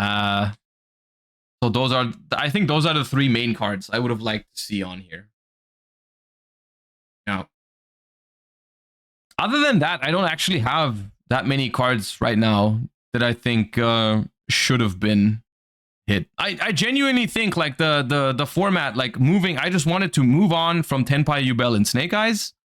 That was my biggest thing, and that's what this list was trying to do, even though I'm not sure if it was good enough in terms of Yubel. But, yeah. Lancia. I think asking for a Lancia hit is just not reasonable.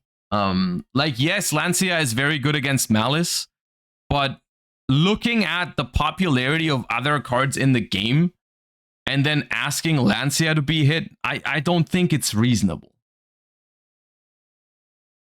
Like, yeah, if you're playing Malice and you get Lancia, it's not great, but I don't know. I think Lancia is a fine card. I think Lancia is a fine card. Thoughts on Ryzeal Fiendsmith? I think Ryzeal Fiendsmith is a good version of the deck. Yeah, I've played against it a couple of times. I think it was cool. I would have to try it more to really say whether I think it's the best version of Ryzeal. I could imagine it is. Because I did think that with just the 12 Ryzeal starters, the deck wasn't consistent enough. So, yeah, I think this is fine. I do like it under D-Barrier, that you can still do some things. I did notice that when I was playing against Ryzeal as well. Like, when I had D-Barrier, them being able to do some Fiendsmith stuff was very good for them. And, I mean, essentially, I think this deck is like is a cool hybrid between Ryzeal and the Fiendsmith engine. Just adds great grind game into this deck, because that is something I noticed when testing against Ryzeal, is if you hand trap the Ryzeal detonator, not detonator, the duo drive. If you hand trap the duo drive and they still end on detonator, as long as you can out the detonator, their follow-up is not crazy. Like, they will probably be down to 1 card in hand or something after they use all their non-engine. They would probably only have 1 other starter next turn. So, like, what I would do with my deck, what I would do against Ryzeal a lot of the time with my list, if I opened 3 or 4 hand traps, which this deck does open 3 or 4 hand traps a decent amount at a time, I would just save them for the next turn. I would like use one on duo drive, have them make detonator, whatever, it's fine. And then I just out the detonator with like Typhon or something, or Chaos Angel, and then just hold one hand trap for the next turn. And that one hand trap on the next turn was almost always enough to stop them, because if you hit the duo drive, the Ryziel cards actually don't produce any follow-up. And so I think that is something that with this version, you would have, right? Like if this version gets hand trapped on the duo drive, and then the detonator gets outed, it is so easy for this deck to just have like Fiendsmith in the graveyard, and then just use that as follow-up. So I think this is a very, very good approach, right? Because it's 18 hand traps still, similar to the deck that I played. It just has, instead of leaning full on into the Fiendsmith, it's just like a little bit of a bonus engine in this one. But it seems like a very good concept. I like it. Exiton Knight is such a clean bridge between the two. Yes, I do think that the Exiton Knight is less relevant than you think it is. I think, like, yeah, being able to send Exiton for X Ryziel is good. I don't think it matters that much. Because if you really think about it, if you send Exiton with X Ryziel, you're locked into level 4s anyways for the rest of the turn, right?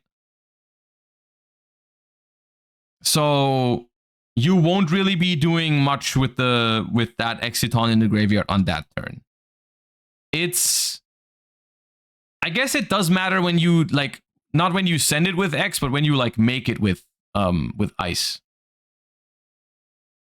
Like, I guess if you go ice and they let it go through and then you just make Exiton, yeah, I could see that.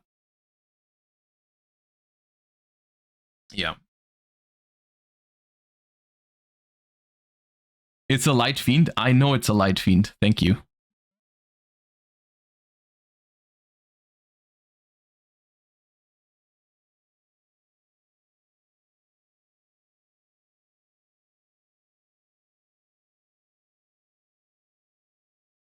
But yeah, I do think this deck is good.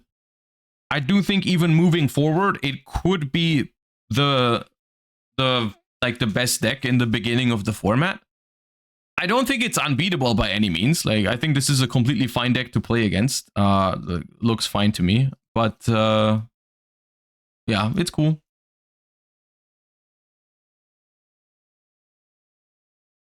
If you open the trap, X can send Exiton for the trap to work. What do you mean for the trap to work? Like you mean like to be able to have a light fiend in the graveyard already so that the trap can like, but then you would have to get the trap into the graveyard somehow. Right? Oh yeah. How do you use Muriel Logic? Okay, so Muriel Logic you send by X Ryziel's effect. This card is summoned by sending any Xyz from the extra deck to the graveyard, which lets you negate any card on the field with the aggregator. The only point of this card is to be sent to the graveyard from the extra deck. I think the deck will gravitate towards pure again as the format progresses, utility and better versus shifter. I think, as with so many other things in Yu-Gi-Oh!, this version of the deck has pros and cons. And whether you value the pros more or the cons more is very subjective and up to you. I don't think this deck is strictly better than other versions of Ryziel. I think it is a good version of the deck. But if you wanted to play a different version of Ryziel, I think you could. Like, probably for now, if I was to play Ryziel at my next event, I would probably play this version. I do like it a lot. I might also be biased because I really love the Fiendsmith grindy engine. I really, really like it. So I would probably be inclined to try this version of the deck first. Before I was playing, because I also in testing, I've tried pure Ryziel for this YCS. I was thinking about using it. I think it was a good deck. but I really just I didn't feel like it was dynamic enough for me. Like it was just okay, 12 starters, desires, bunch of hand traps, and that's all it did. And I felt like everyone was prepared for that, and I think like I was really noticing like the lack of follow up and duo drive. Like duo drive just never resolves, dude. Like that card just does not resolve if your opponent's deck is well built. My opponent's duo drive resolved 0 times this weekend. 0. I played against 6 or 7 Ryziel. I don't know, but like duo drive did not resolve. It just doesn't. And I think pure Ryziel just feels too weak if the duo drive doesn't resolve. So like this might be a cool workaround for now.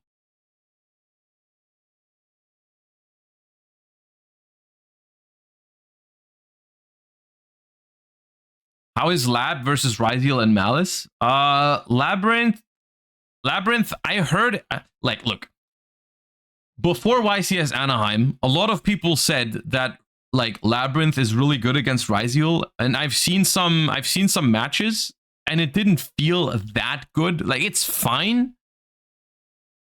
It feels fine, but it's not that good. And the Malice matchup cannot possibly be good with Labrynth, I think. Like going second for sure not. Going first probably is still fine. But like going second, I don't think you can beat Labrynth. You can beat Malice with Ryziel, with Labrynth. I just don't see it.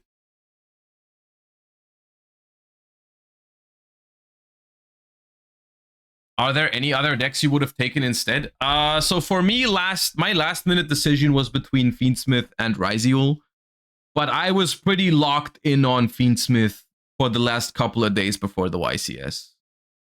Simply because I felt like I just liked the deck in my testing versus Ryziel specifically.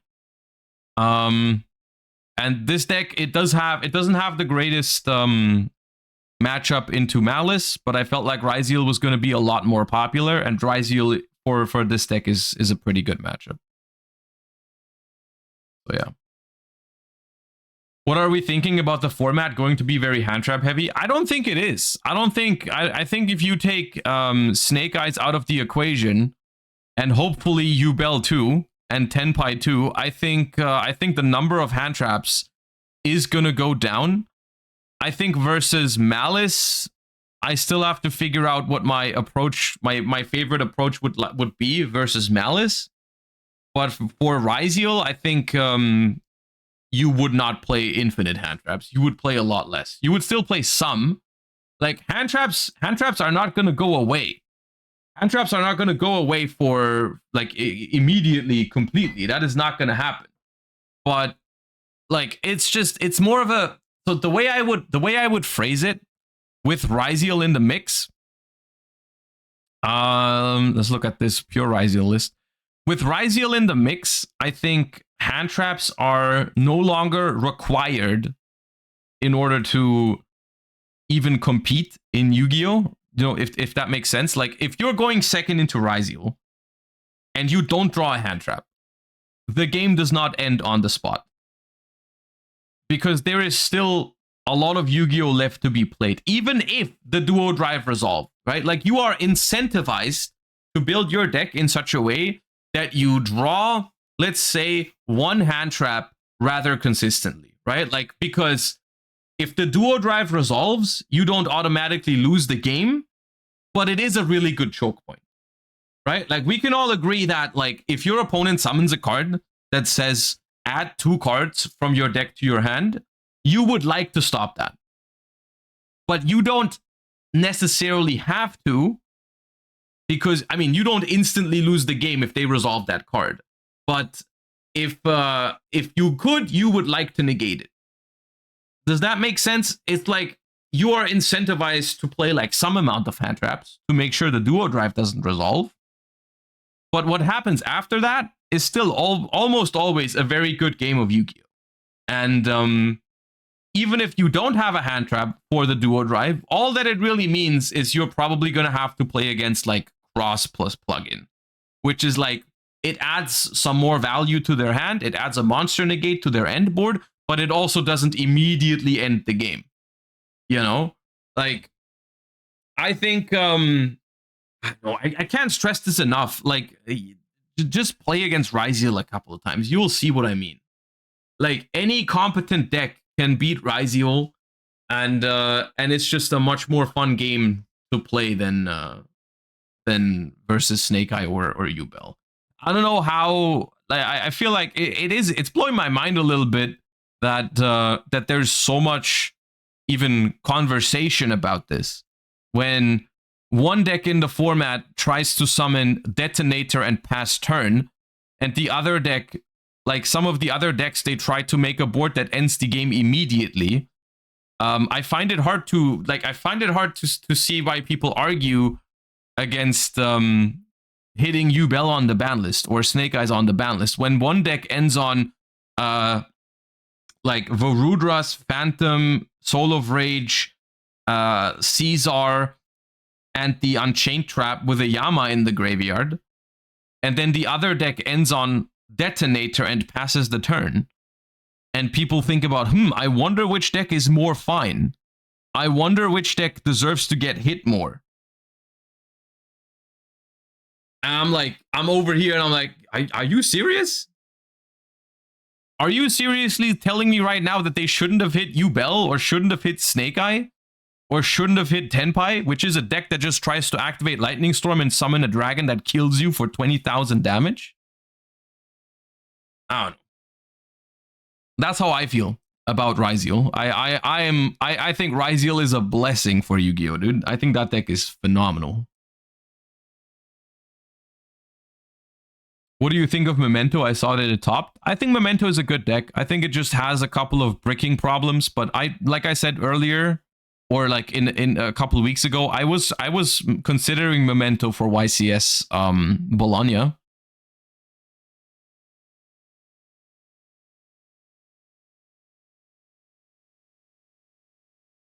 Jump on Master Duel, bro. We're getting there. We're getting there. We have a lot of stuff to talk about. All right, we have a lot of things that I missed. But I do think we can move on from YCS Anaheim and Banlist and such. And I think overall, I'm just getting a lot of positive vibes for the new Yu-Gi-Oh format. I think it's gonna be a good time. Just give it some time, and you're gonna see that that Ryziel is probably gonna be the most popular deck, but still a pretty good time. All right, something about the accessibility of Yu-Gi-Oh is also about to change. When does this come out again? I forgot. Quarter Century Stampede. We've got some, okay, April, so still 4 months. But we do have some exciting updates for Quarter Century Stampede that is releasing in April. Let me skip some of this. Survey results are in and contained quite a few surprises. Thank you, duelists, for voting. Every card has its fans, and over 3,000 different cards had at least one duelist voting for them to be included. There just isn't space in the set for everyone. Of the top 100 card finalists in the poll, about a third are already in Quarter Century Bonanza, which is available now. Another third were cards we were already planning to include in Quarter Century Stampede. And even though the poll was for the 200 card Nostalgia sets, a lot of these cards were scheduled for the core sets available in multiple rarities, so we're going to keep them there in the core set. These include old favorites like Miscellaneousaurus, Extra Hero Cross Crusader, Cyber Dragon Infinity, plus lots of newer cards like Molcharmi Fuvalos, Chamber Dragon Maid, and Salamangrate Raging Phoenix. Other top voted cards like the heavily demanded Trap Dust Shoot and Metamorphosis are headed straight to the Nostalgia pool as planned. What does this mean exactly? This means we're getting a Molcharmi Fuvalos reprint in April. In Rarity, basically Rarity Collection 4. And I cannot stress how huge of a reprint this is. Because Molcharmi Fuvalos is the most expensive meta staple in Yu-Gi-Oh right now, hitting upwards of 100 euros. I don't know if it's already dropped since this announcement, but this is a very, very early reprint, I think. Like this is, I mean, obviously it's still 4 months down the road, but I think people didn't expect Fuvolas to be reprinted until the Megatins. At least I didn't expect it. I expected this reprint in like October or something. They're down to like 70. Okay. I think these rarity collections like sets are in the long run going to be a huge improvement for the accessibility of Yu-Gi-Oh! And that is, I like this a lot. I think the fact that Fuvolas gets a reprint in April is great. So I was wondering if they were gonna do that for Rarity Collection 4/Stampede. I was wondering if Fuvolas was gonna be in here because it seemed too early, but at the same time, I was like, what other cards are they gonna reprint to make this set nice? And I think in general, the Megatin, the concept of the Megatins, right? Like having a scheduled product every year that reprints like the most relevant cards from the previous year. I think it was a good concept. I just think in practice, it turns out it was just a little bit too late on the reprints for some of these cards, right? Like if you make a product like the Megatins, it just means that if a card comes out towards the end of the year, you're just going to have to wait way too long until you reprint it, right? And so I think ideally, my ideal solution for this would just be to, instead of making one product a year with those reprints, make more products like Rarity Collection and make them more frequently so that you have a smaller window of like until the card could get a reprint. You know what I mean? Like make it twice a year. Give us 2 Rarity Collections a year with like some of the most relevant staples from the last couple of months, and we're Gucci. We're Gucci. And I think this sort of stuff could also impact card prices in the future, because I don't know if a secret rare like Moltrami Fuvolas would hit 100 euros anymore if everyone knows that a reprint is going to happen probably sooner than a year from now. You know what I mean?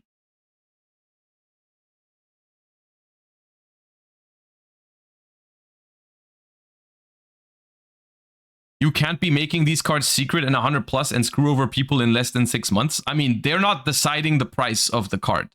They're making it a secret rare, and the people that buy the cards because of the huge demand, they make it that expensive. If people know that there's going to be a more aggressive reprint policy, I think that's gonna make people spend less money on cards. Like if everyone knows Fuvolas probably gets a reprint in 6 months, the price on release is probably gonna be lower. And that's going to be good for everyone.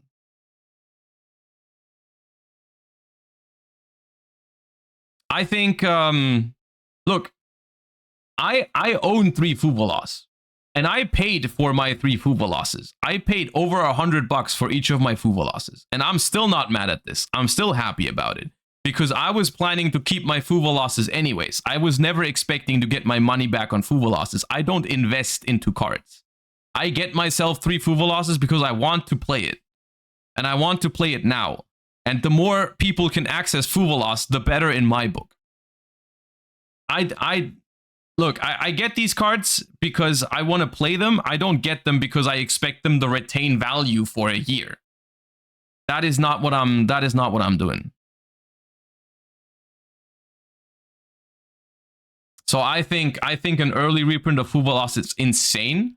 I think Salamangreat Raging Phoenix is also, I mean, that's a good reprint. I think Chamber Dragonmaid is also a good reprint. Trap Dust Shoot and Metamorphosis are very nice reprints for the nostalgia pool. People were raging over these cards not being in Rarity Collection 3, but I guess they need to save some of these for Rarity Collection 4. So that's great.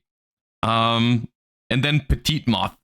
is also here, I guess, along with other top finishers like Lovely, Labrynth of the Silver. Did Ruxin animate his community to vote for a card in rare? We should have done that. Bro, we should have... No one... dude, I missed that opportunity. We could have gotten any card into this. And I missed the poll. We didn't even talk about this on stream. We could have gotten all the cards in there. Damn. Could have gotten circular. We could have also gotten a cool card. Imagine that. Anyways, along with other top finishes like Lovely, Labrynth of the Silver Castle, and Masterpiece, the True Draco Slaying King, all 200 Nostalgia Pool cards will be included, one per pack, in either Platinum Secret Rare or Quarter Century Secret Rare, just like in this. Oh, also, Biohazard, thank you for the 16 subs. I almost missed that. Holy, thank you for the support. Appreciate that. Thank you.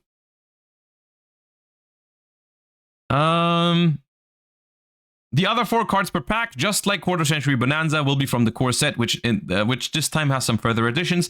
The primary core set of 80 cards will be available in all rarities, just like before. However, we're also adding in a bunch of brand new variant art versions of existing cards to the core set's Quarter Century Secret Rare pool.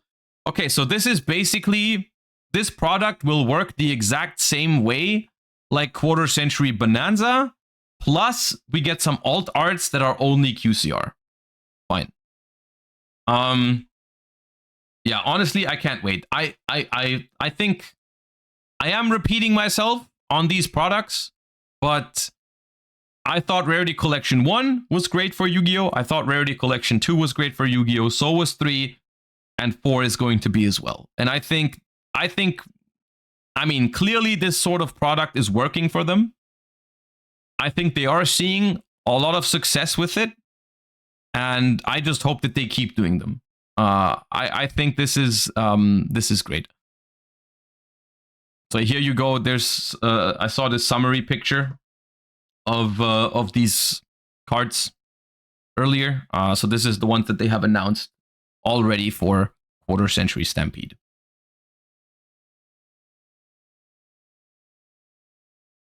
I think they're good for Yu-Gi-Oh! They just suck opening looking for specific cards. I mean, yeah, but like at the same time, I remember opening Rarity Collection 1 and 2 and 3 and just thinking at every pack I had some nice cards in there. So like ultimately, yes, if you're trying to pull a specific card in a specific rarity, that's going to take a while. At the same time, like they're still fun to open because there's so many good cards. And if you are looking for one specific cards, you could still buy the single, right? Like it's a fun product to open and it has valuable singles. So like, I think it's good for everybody, right? So even if, like from what I've heard, I think the rarity collections were great for vendors. I think they sold very well. And they also have obviously great value singles. So I find it very hard to argue with this set being very, very good. All right. That is...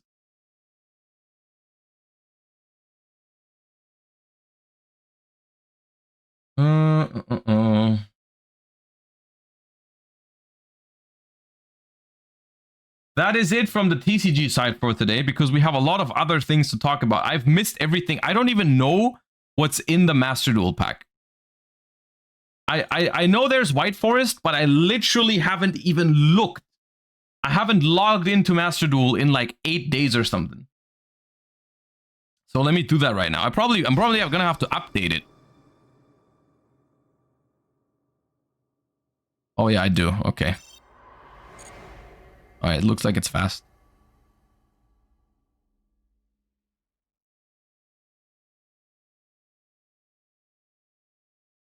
Simultaneous equation cannon in legacy packs. Wait, simultaneous equation cannon is out? Wait, that's big. Wait, that's massive for the Tenpai matchup. It's a legacy pack SR? Dude, I have no more legacy. I have 24 legacy tickets.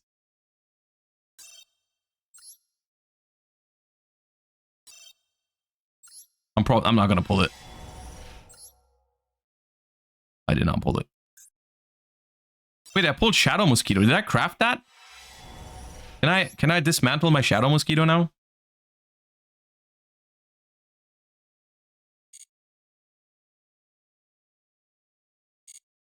Okay, hold up. Let me...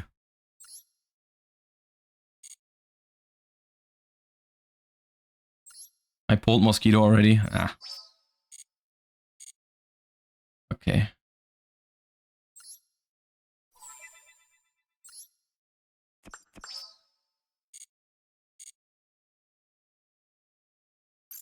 We're probably gonna have to Pepega credit for the new set. Okay, so we have 2 new selection packs. This one is the one that brings back all that has all the banned cards, right? So they brought back Nightmare Mermaid, Nightmare Goblin. I don't have those. Probably not worth opening this unless I want to build a deck specifically, like with those. And then there's the bigger one is probably this one.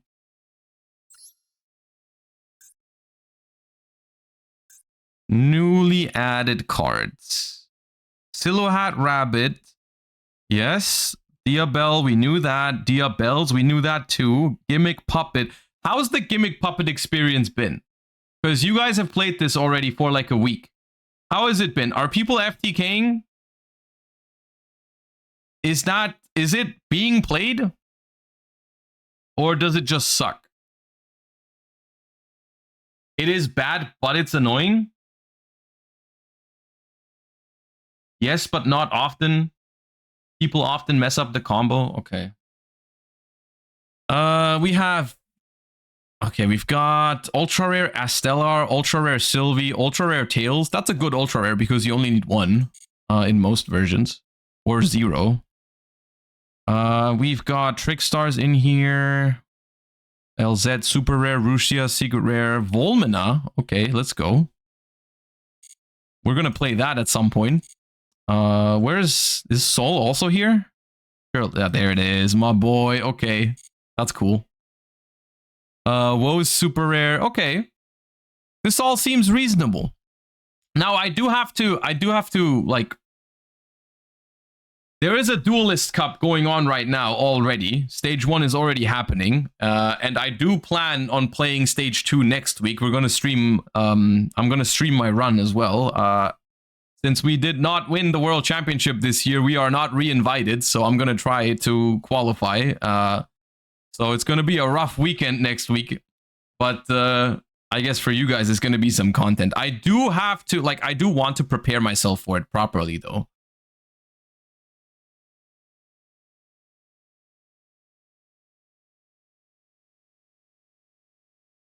So yeah. Let me grab some gems real quick. And then we're gonna mess around with some of these new decks.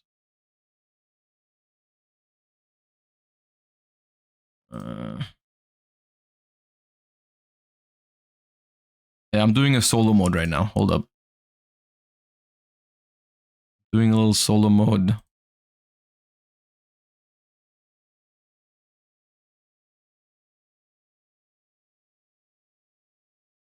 Okay.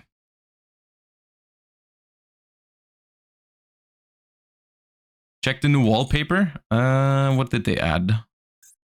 Oof, this is cool. I actually want to get this. I like this field a lot. The winter field. I think we're gonna play the winter field. Also, we're gonna have a Christmas stream at some point with some gifts. I don't know if it's next week or the week after, but it is in the works, guys. It is in the works. We're doing a little Christmas celebration at some point. You can dismantle snows and shift. Oh, I have to dismantle as well. Yeah. Oops. Let me do that right now before I forget.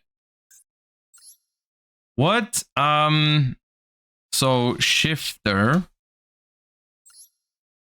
I can dismantle. Bonus points. Let's go. What was it? What else is there? Lightning storm.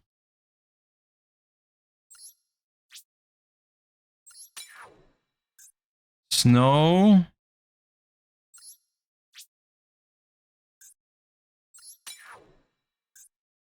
Gamma.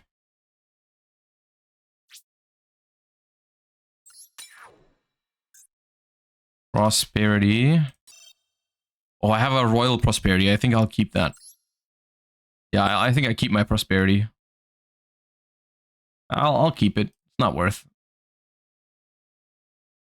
Is there anything else?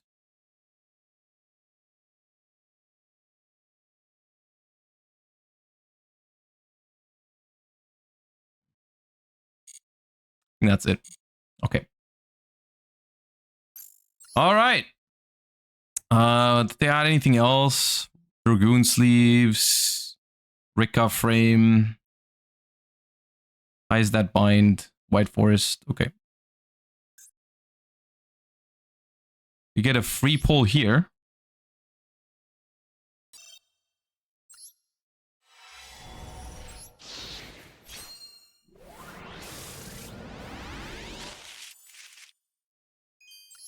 Understandable. All right. Mods, if you want, you can make a prediction for each batch of 10. I'm gonna make one for the first one, but I don't want to keep remaking them every time. How many URs in 10 packs? You have 30 seconds, and then you can just restart that prediction for everyone.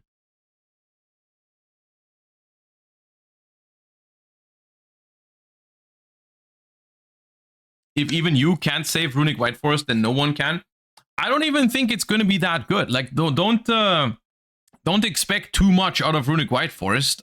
We're gonna try it, but I don't know if I like. I think that Runick combo just needs 2 Fountain to be top tier. We're gonna play it, but I don't think it's gonna be that great. 1 Fountain just makes Runick combo miserable.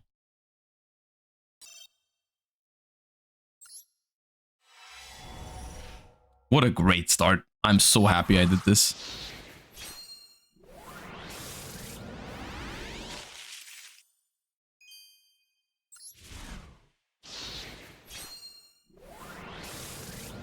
Enable messages, please. I guess we can put the sound back on for things.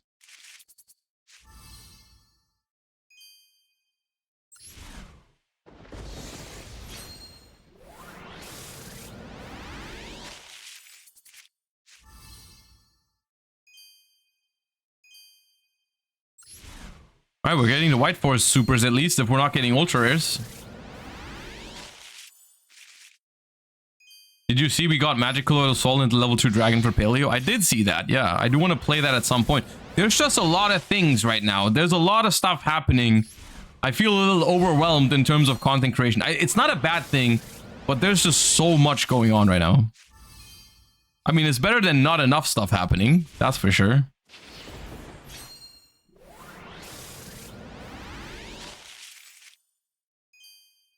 Georgios, thank you for the 18 months. I missed the shrimp. Oh, yeah, they didn't add Zapper Shrimp. Zapper Shrimp is actually huge for White Forest Runick, especially in the Tenpai matchup. Not having access to Zapper Shrimp is a problem.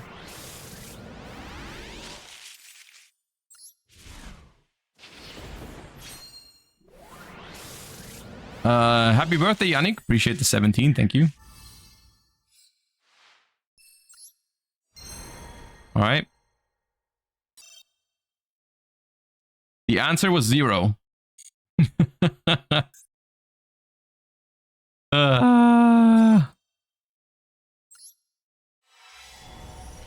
Bro, come on, man.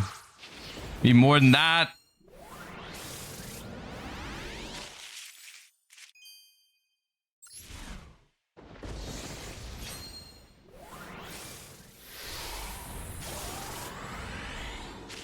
Oh. That's exactly what I needed.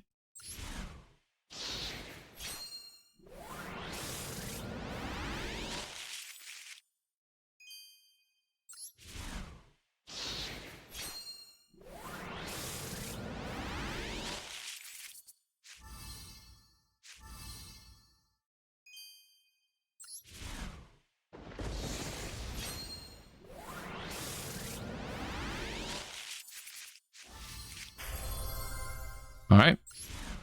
We do need that card. However, I do have the suspicion that we're gonna probably get more than one. And we almost never need more than one. Ah! Ah!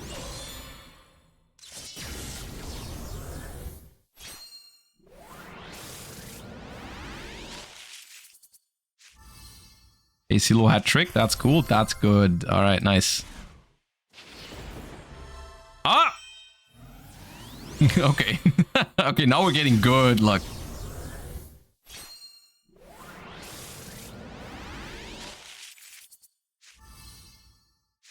The hell is Sinful Spell sub duel?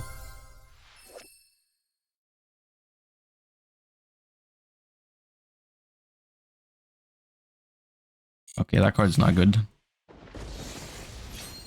What, no upgrade? No upgrade? Unlucky.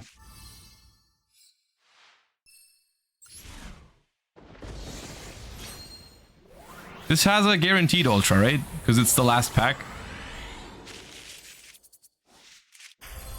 There we go. 2 tails. At least it's glossy. Alright, 5 ultras. Not bad. Not bad.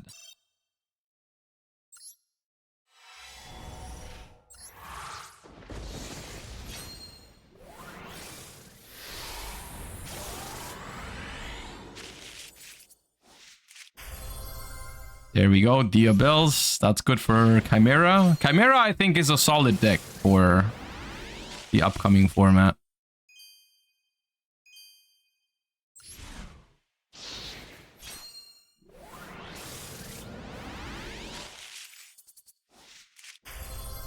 We do not need 2 of that.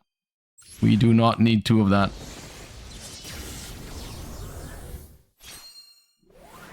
In Master Duel or TCG? I mean, it's also playable in TCG. I meant Master Duel right now.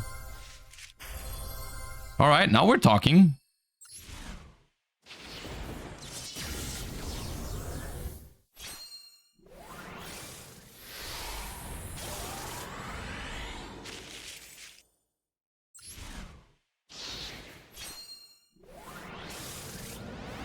Claim the gems from DC Cup? Wait, is there... Oh, because we're gonna start at like a higher rank already? Right. Dude, that's enough! Enough Diabels!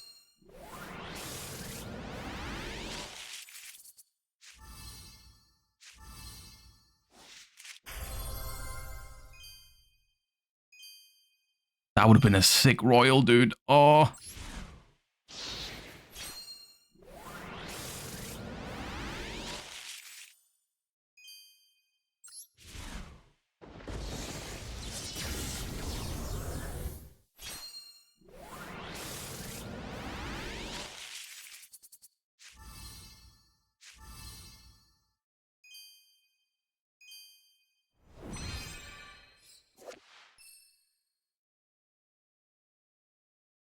That's pretty cool. That's pretty nice. That was a pretty good 10 packs. I need to feed Charlie real quick. I'll be right back.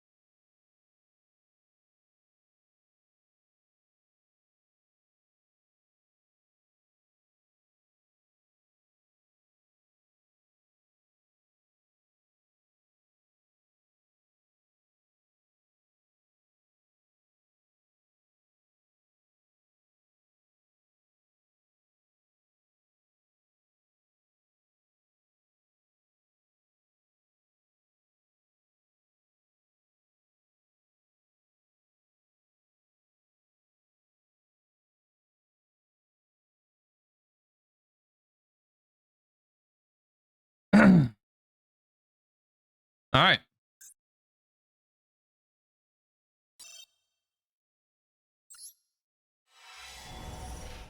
Dude, if these 10 packs are good, we might just open the other pack. Because I do want some of the banned cards to mess around with them at some point.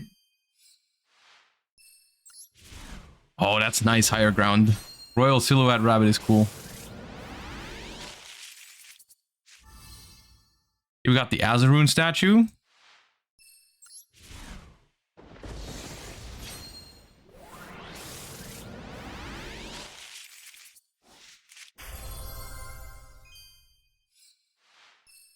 Another gimmick puppet. How many of these do they need in gimmick puppets?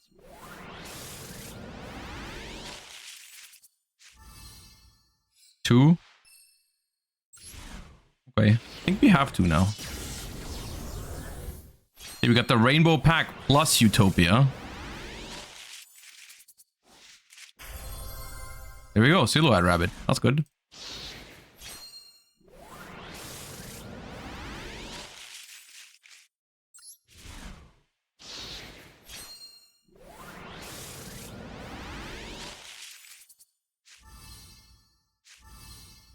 Another LZ. That's the first LZ, actually.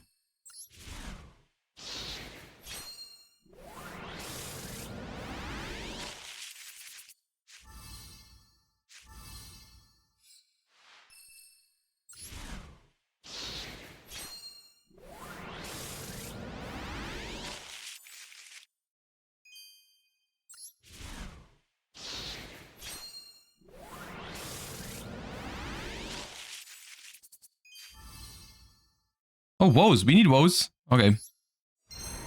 Two ultras in that one. Can't really complain about that after the first ones. What am I missing? I have one Estelar, one Sylvie. But those are the only ultras that I would actually still like to pull. I don't think it's worth opening this pack now when there is 13 different ultras and I only need 2 of them. Estelar and Sylvie. Everything else I wouldn't need. At this point, let me just grab my Duelist Cup gems real quick.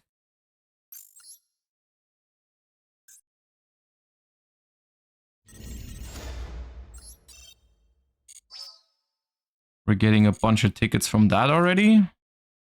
A bunch of gems, I mean.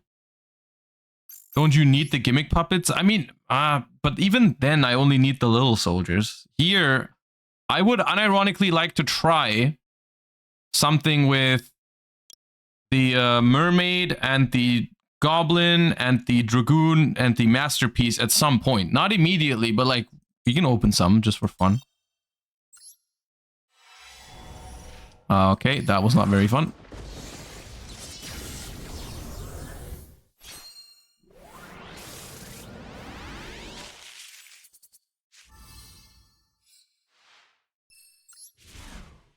Here for good luck.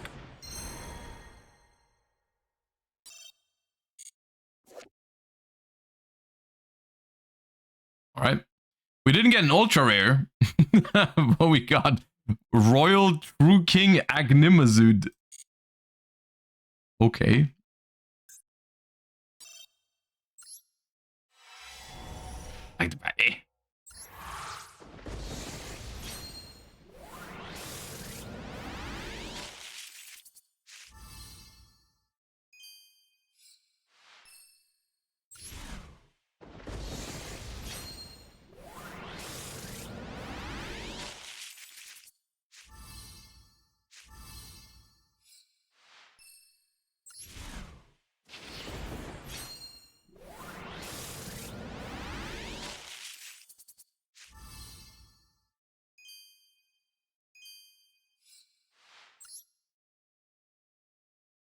All right, we only got the guaranteed one, and that was a dragoon. Sure, I guess. Sure, I guess. No more solo modes? Nah. Well, it was a 3 super rare pack. Okay.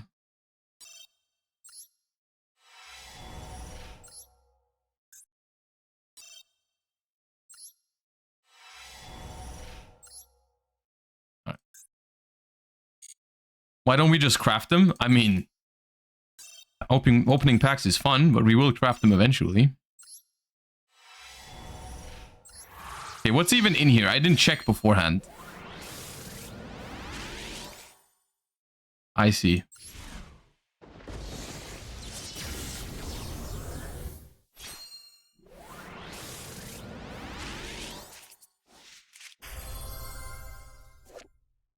Ooh.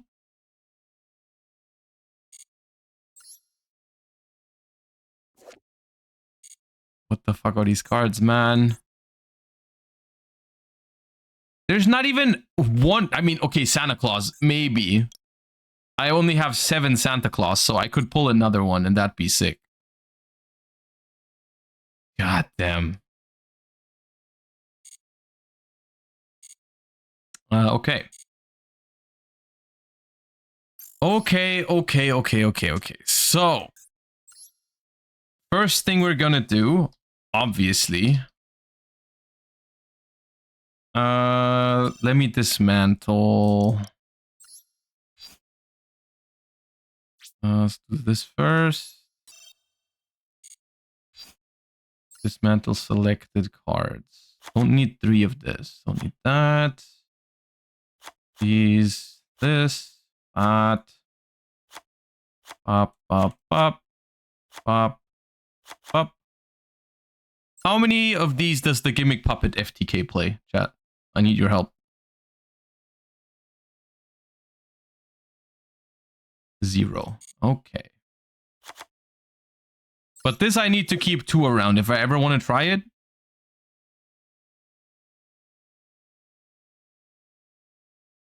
Okay. This can go. You have the royal one here. Need 3 of that.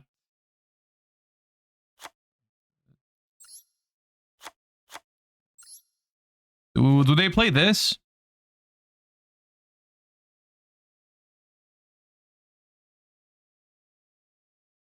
One. Okay. This.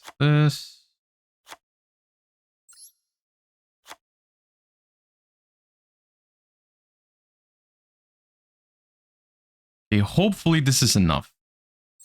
It's not that much. Okay. White Forest. So for White Forest Runick, it'll probably these 9.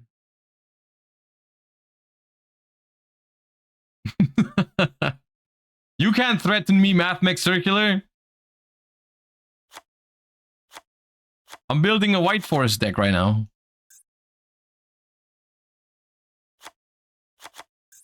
I think playing 3 woes is going to be key to outplaying Max C in Master Duel. I don't think I want to play. I don't think I want to play the spell card at all.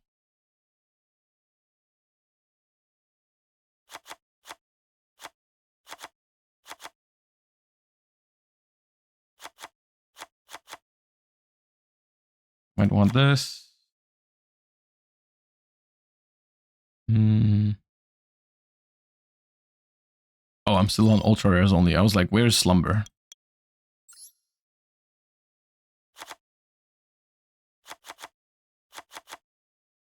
So that would be without droplets. 16 Runicks. 17, maybe 18. We're gonna play Ash Blossom for Maxi outs. We might also play.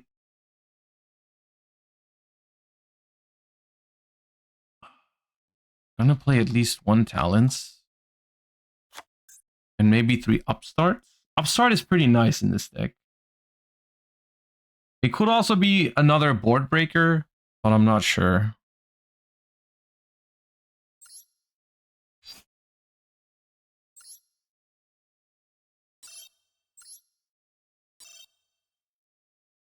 Never lucky, dude. Shaking game. Chicken game. I'm not sure. I think I'm gonna try upstarts. Do I have upstarts? I do have upstarts. I think this is good. Chicken game is better than upstart. I mean it. Yeah. Do I have chicken games? I have one chicken game. Is chicken game a better upstart? I guess it can be. I don't think it is strictly better. I mean, paying 1,000 life points is definitely worse than giving your opponent 1,000. It doesn't matter that much without time, but you can send it for your things after. Maybe it is chicken game.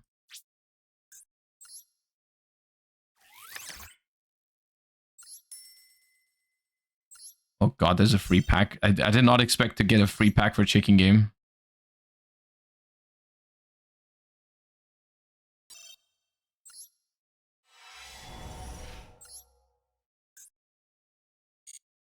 So the thing about chicken game is like it's good to open with, but then if you draw it with fountain, it can be awkward.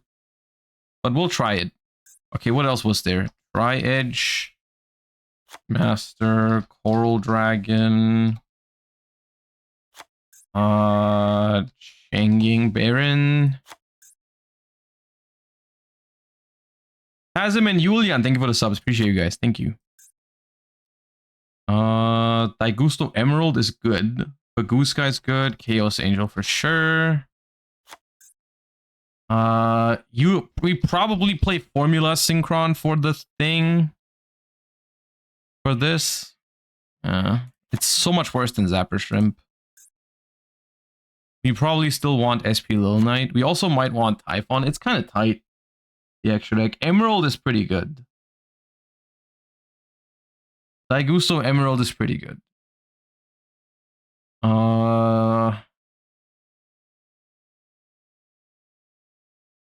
Maybe we don't have room for Sleipnir. I'm pretty sure I didn't play Sleipnir in this deck. I'm pretty sure my extra deck was Baron already banned? I forgot. I think Baron was already banned.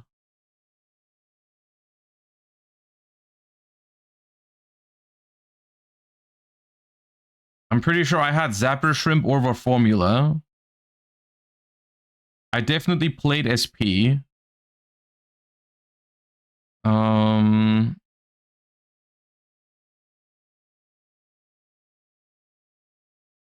think Typhon is good here.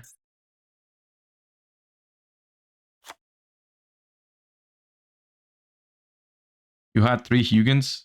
I might have had 3 Hugins. I know I was thinking about playing Daigusto Emerald, but I didn't. I think we can try this for now.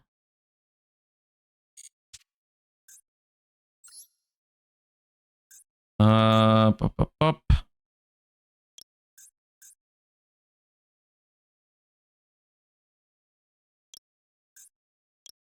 Play on the winter board.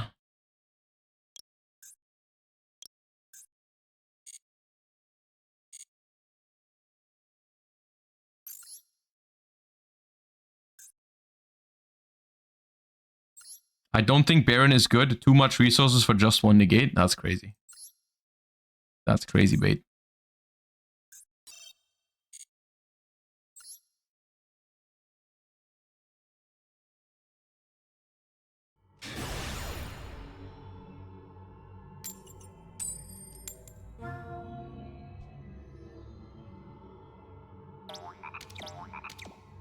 Are you going to make Math Lab too? At some point, yeah. There's just a lot of stuff I want to do right now. And a lot of stuff I need to think about. This hand was nice going first. I also think Metal Foes Fusion would be... Oh my god, my favorite deck to go second against. With no hand traps.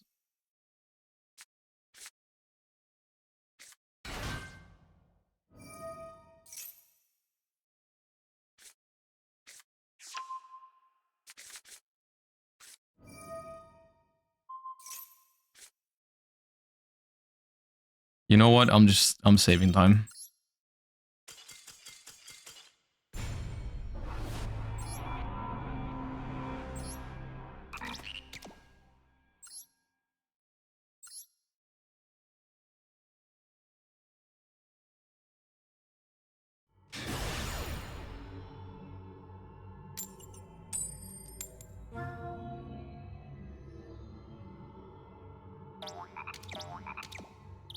Why not one skill drain? You could.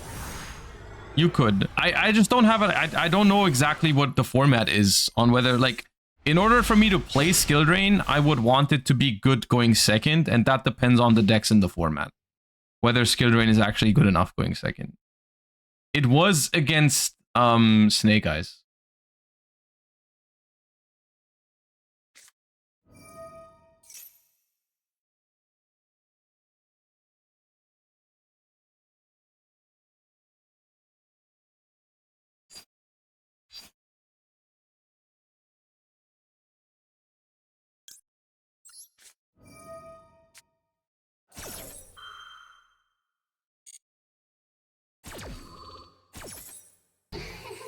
I was checking if they needed to called by the grave that.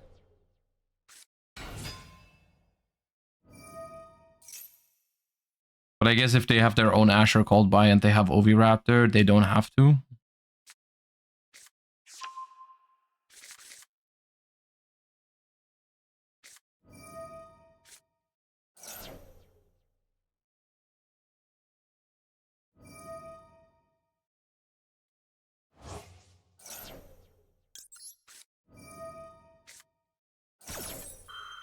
They didn't have toggle? Yeah, but they could have their own Ash. Yeah.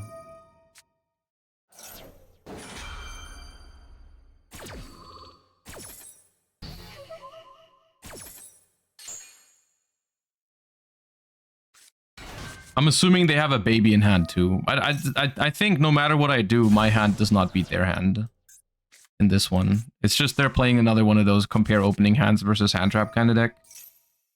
I don't think we ever beat this order of cards because I don't think wherever I Ash really stops them, right? If I Ash the Misk in graveyard, they still get the pop the baby in hand with the Xeno. And it won't matter. And as long as they have Ash for my Maxi, I don't think it matters.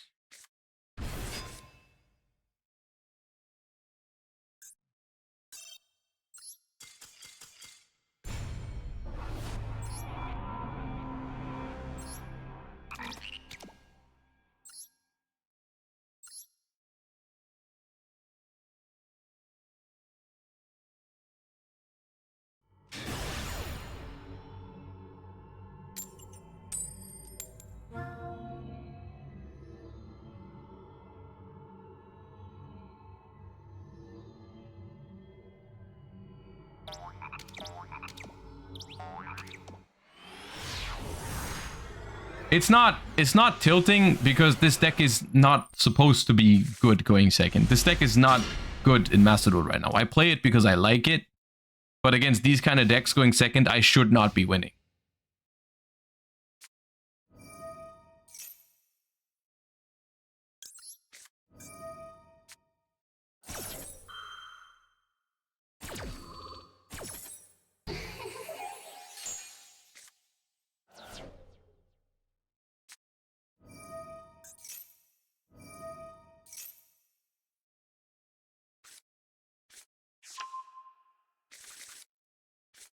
You can win this. Well, my hand is ass, so...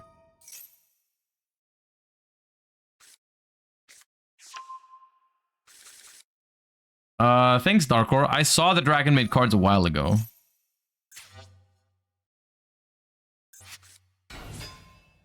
So what are they gonna have? A spell negate?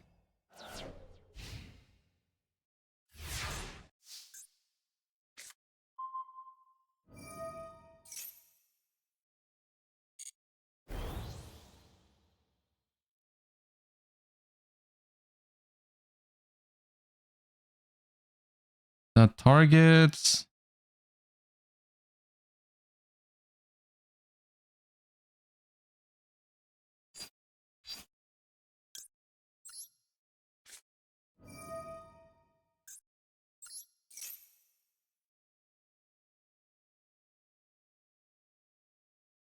My hand is pretty bad.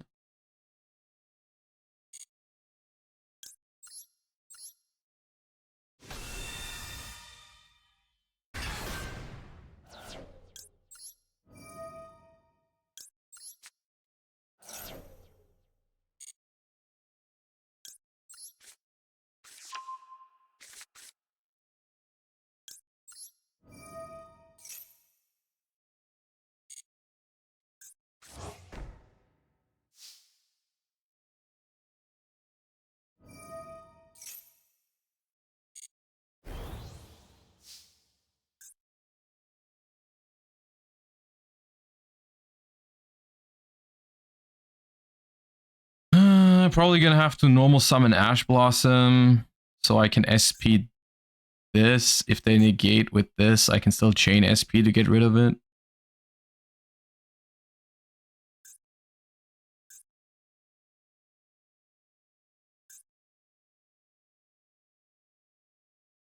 Eh.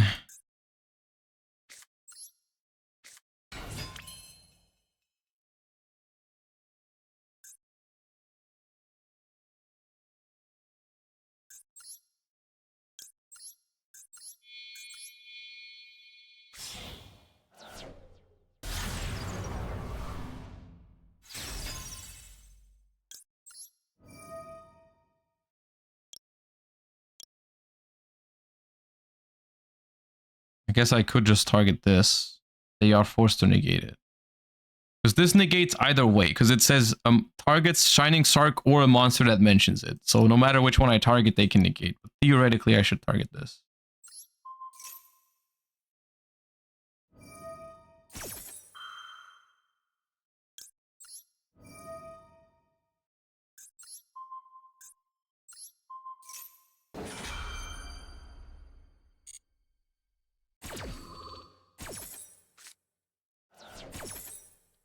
So this will still protect the Sark, but now they don't have a spell trap negate anymore. Yeah.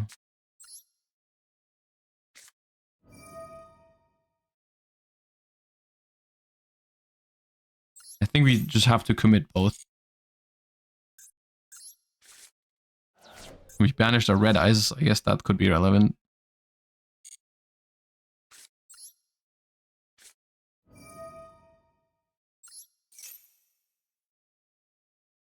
I'd probably want a level 2 right now.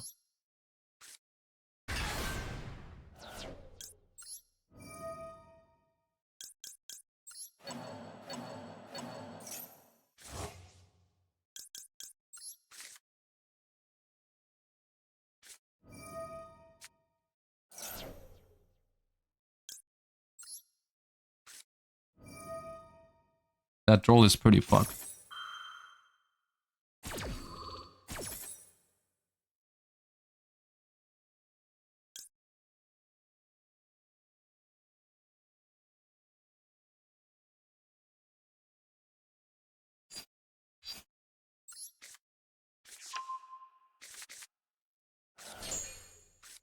Does this have to add? It has to add. Oh, man. This was such a good draw, too, because I could have summoned LZ and popped off. Oh, God.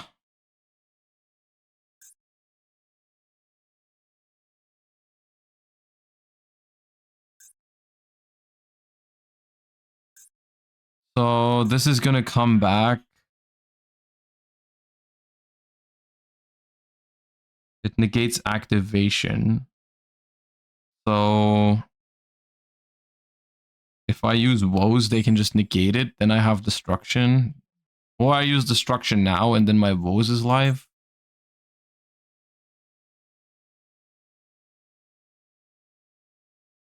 Gotta SP that one. I mean, the problem is basically I don't want a destruction right now because my fountain is already triggered. But I might have to. Only spell negate? Is it? Oh, it is spell only. Okay. I could use... Okay, that makes it better.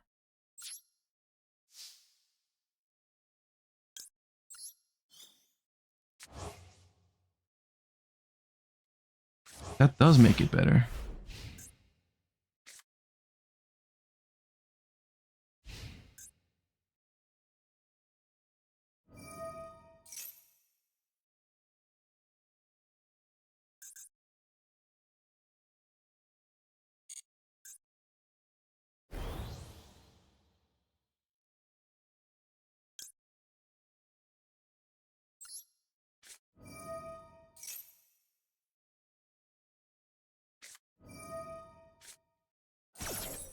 I am crying. Bad tears.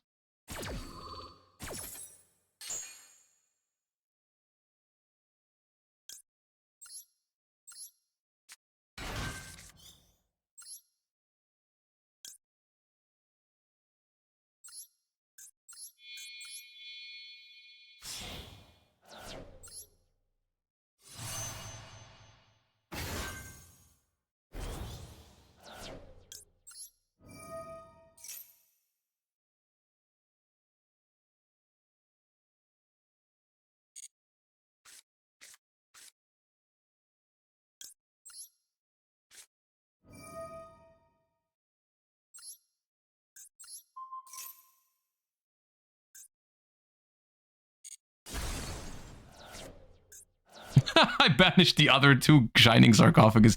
Are they fucked now? Can they get these back?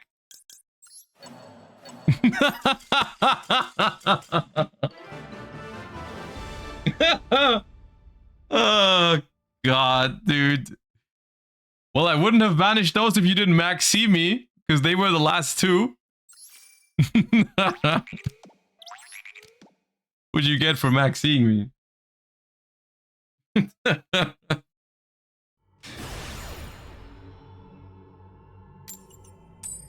Yeah.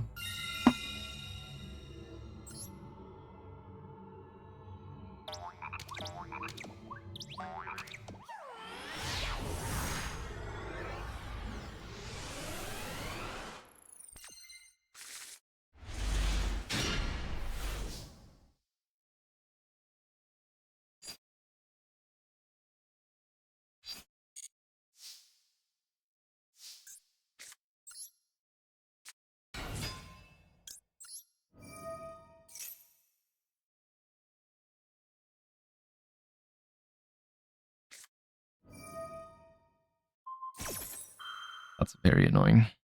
That is very annoying because I didn't open spell traps. Only one spell trap. If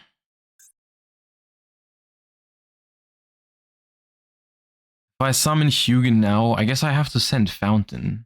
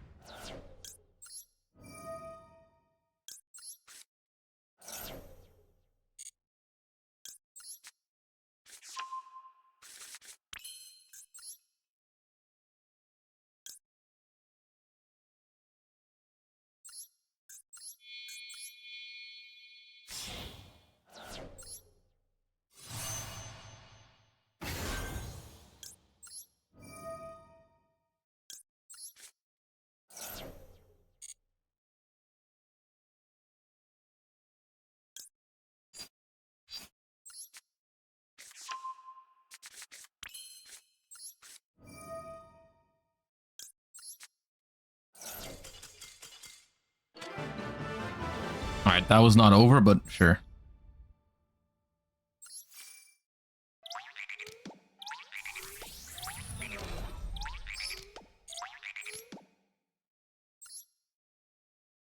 That is wild to scoop there. I mean, to be fair, people just don't really know how this deck works. And I mean, if you know how this deck works, you know that my start was not very good there.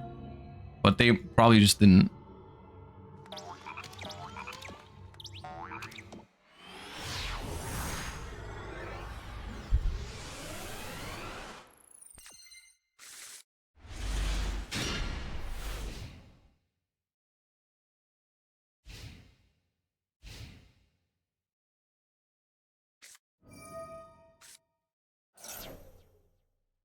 You don't play the White Forest spell? I don't play the White Forest spell, no. I think I played it at the European Championship, and I don't think that was correct looking back. I don't think it makes sense to play the White Forest spell in this deck.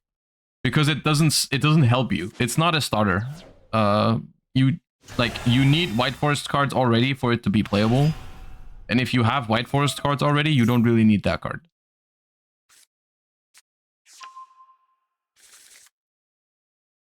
You might have missed it because it's a common, but Master Duel has Scourge. Oh! That card's good. We might play that card.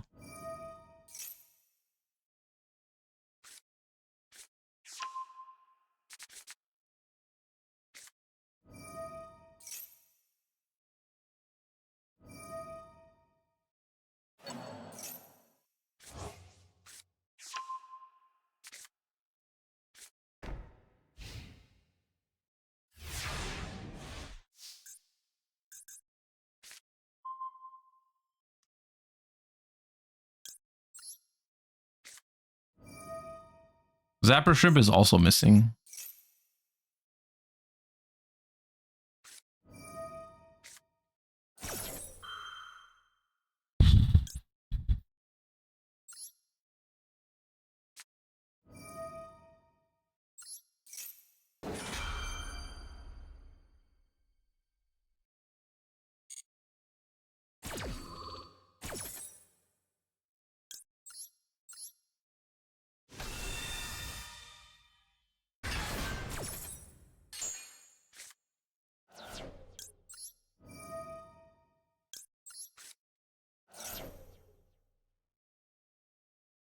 You've got 72 hours of this. I mean, I wouldn't be playing this deck.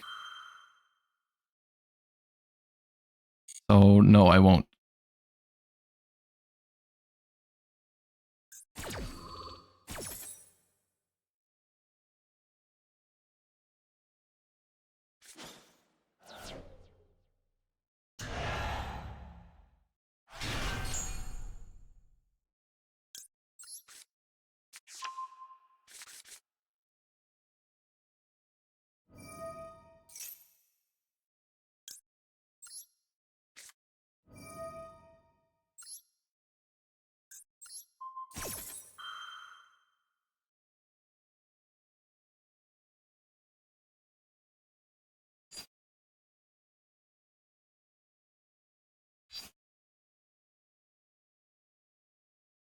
The problem is that we still lose to the trap card.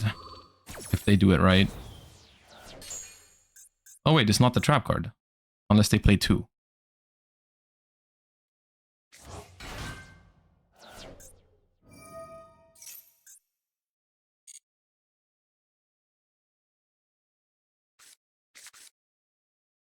That was a pretty good Runick hit.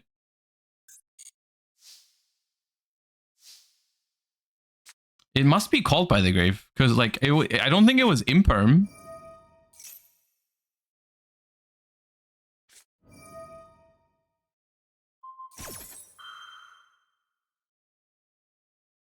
If they sent Entis, that's fine. I can just summon another one.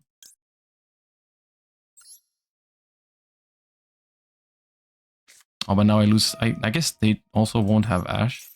I guess I lose to Ash either way.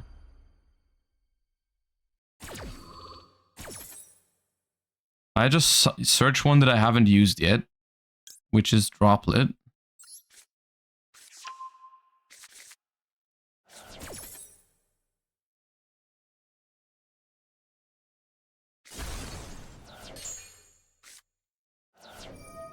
They sent Entis.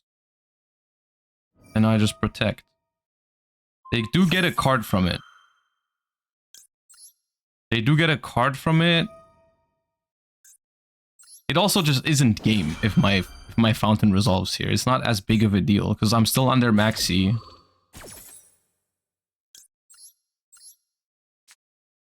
They can negate the summon though? No, that's not how that works.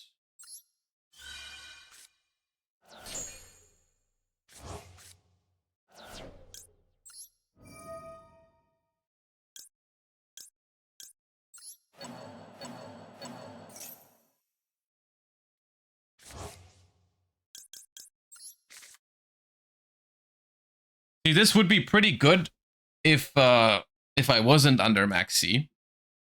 But I am under max C.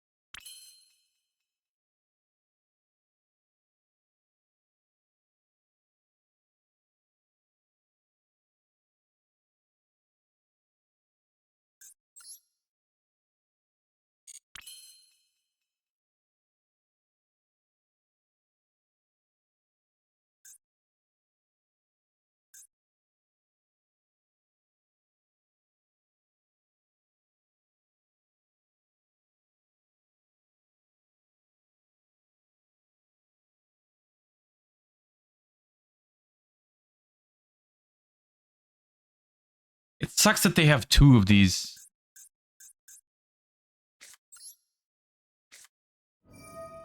But I do have to take the Soravis. Soravis is too good.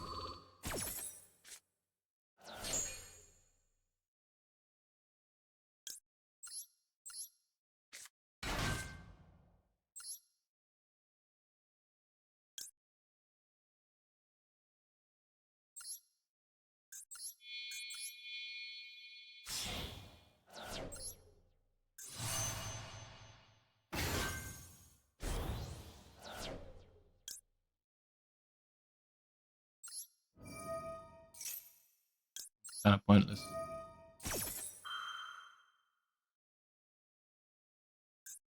I think we win this game without Maxi. Even though their opener was still pretty good, I do think we win this without Maxi. It's kind of annoying.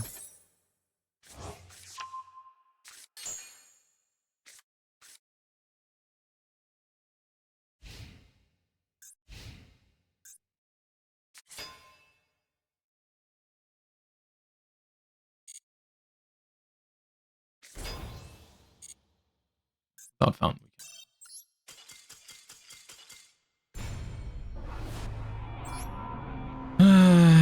Leon Dubstep, thank you for the 15 months. Appreciate that.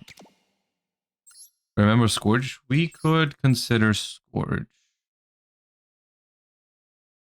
Who thinks Cyclone is a good card to main right now? I mean, I guess they're just afraid of Tenpai. I haven't played the meta yet, so I can't tell you whether that's good or not. Tribute a Synchro, target a face-up card in the field, negate its effects. If you tribute a White Forest, special summon an illusion from your grave. Any of these, they're not illusions, right?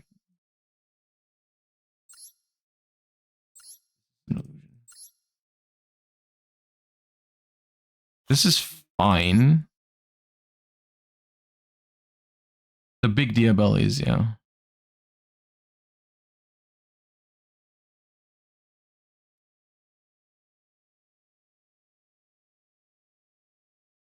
Guess we could do 2 trap, 1 of that.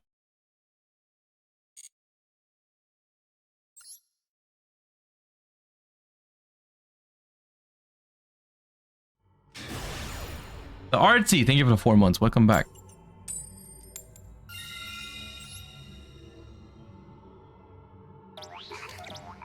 Someone entered Masters with Labrynth Whitewoods.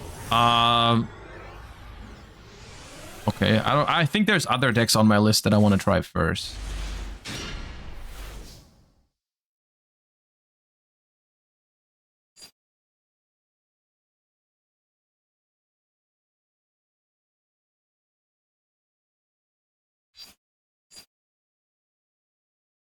So if I go dispelling the special, I don't have a spell for.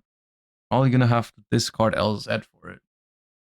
If I do that, if I start with Rushia, I could start with LZ, send dispelling.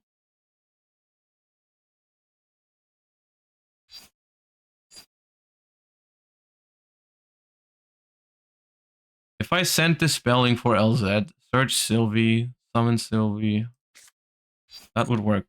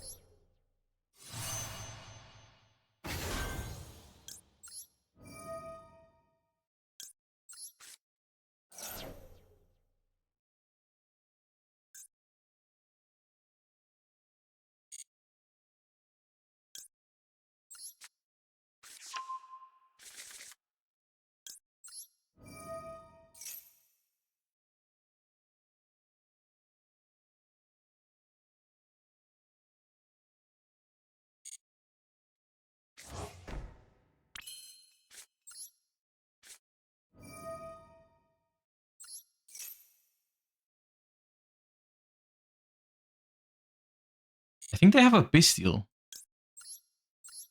Because they only started getting a response window after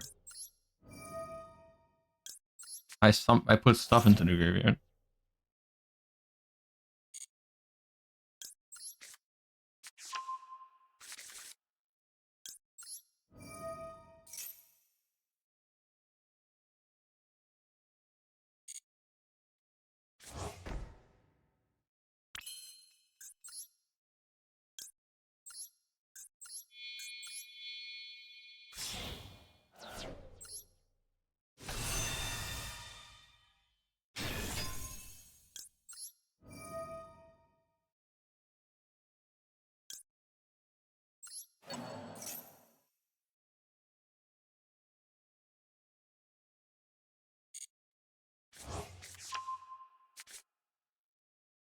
Deck's so fun, man.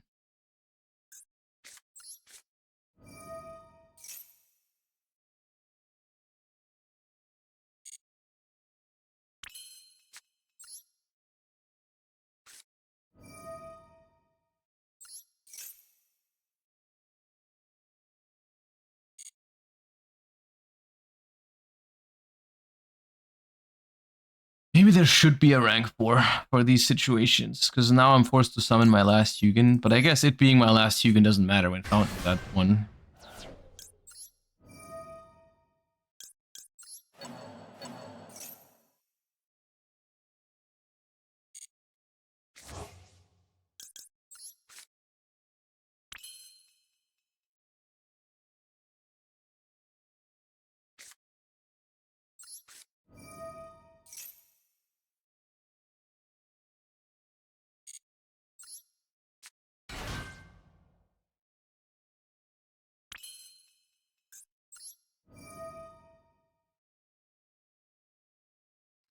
This is where normally you would cycle the fountain to draw a card and then put another fountain up.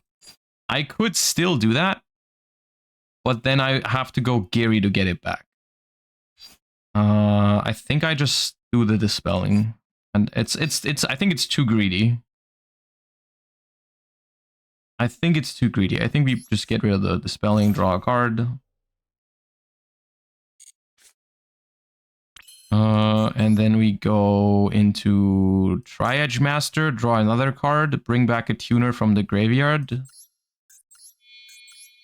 and make Baron.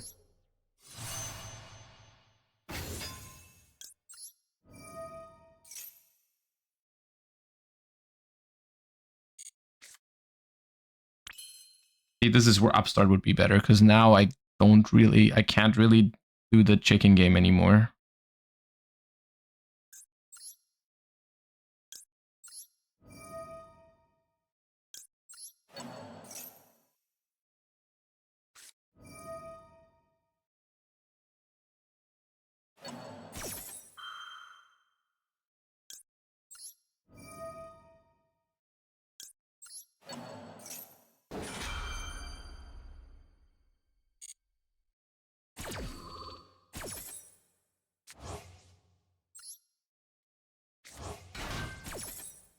That was also the wrong Bastille target. They should have targeted the Sylvie directly.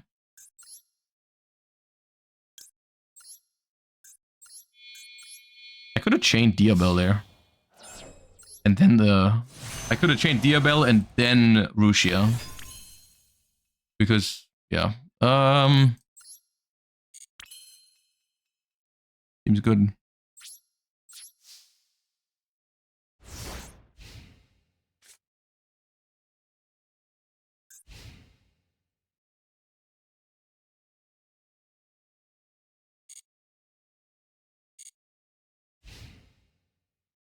Is this full board? Pretty much. Yeah, I don't think it gets much crazier than this usually. You won't do much more than that most of the time.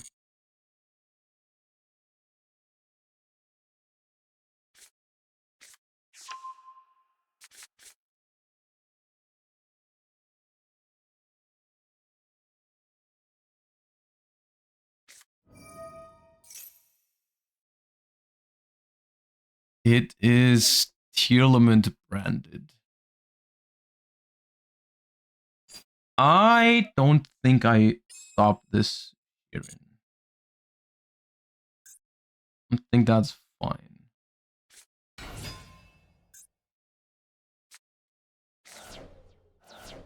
Okay, they hit branded sword, high spirit. I don't think that helps much.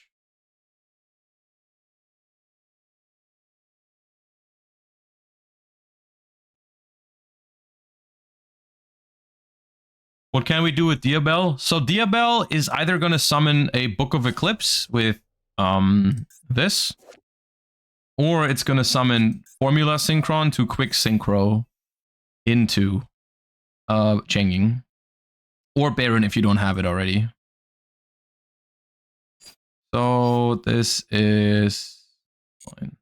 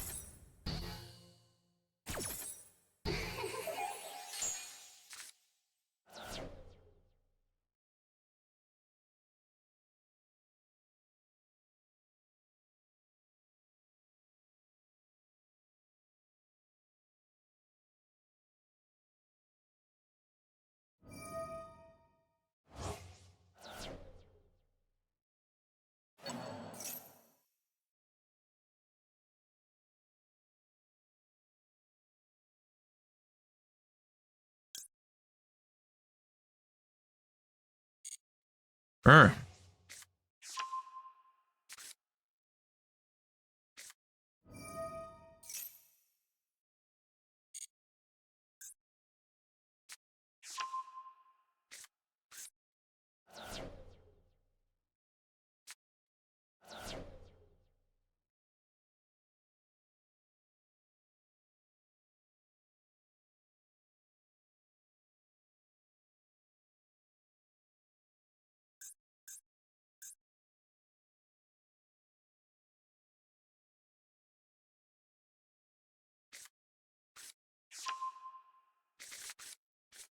Is this variant better than Toybox and Centurion? In Master Duel with one fountain, probably not.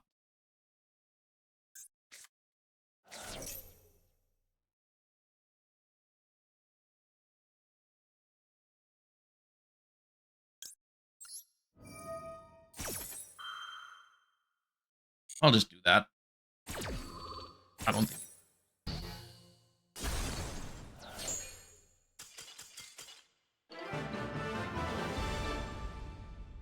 Not drawing Toybox or a soldier is so miserable. I don't think it's more consistent, the other version.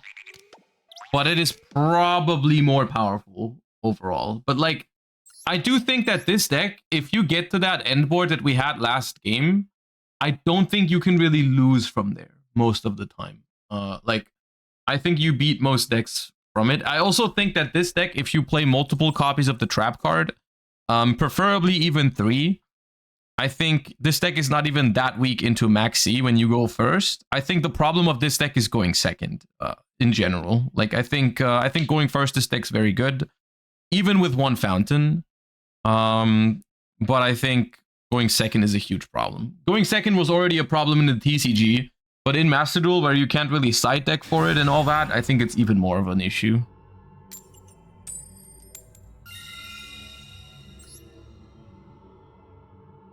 It doesn't really help that 6 of your non-engine slots basically have to be Ash Blossom and Max E in Master Duel.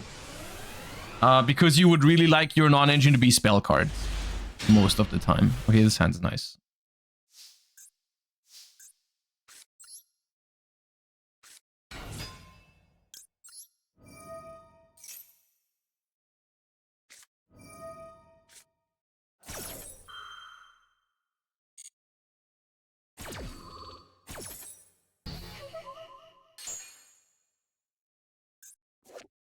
A nice Royal Ash.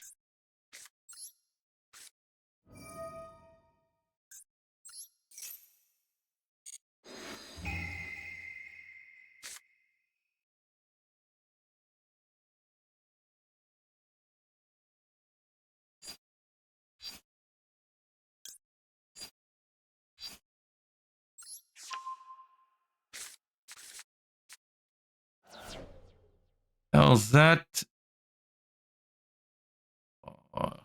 I go LZ here, or do I just go Runics?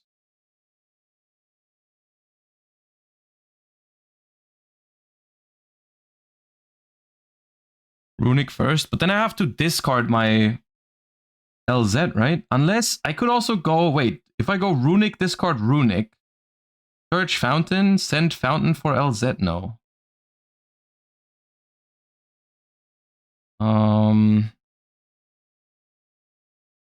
If I go LZ, pitch Slumber, search, Rusia, make the 6, and I have no effect on it.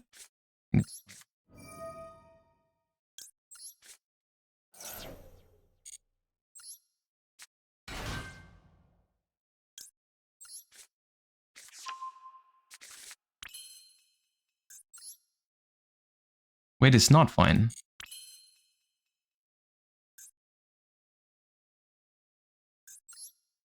Oh no, it's not fine. This was pretty bad. Was it? No, it is fine. It is fine. It is fine. It's fine. It's fine. It's fine. It's fine.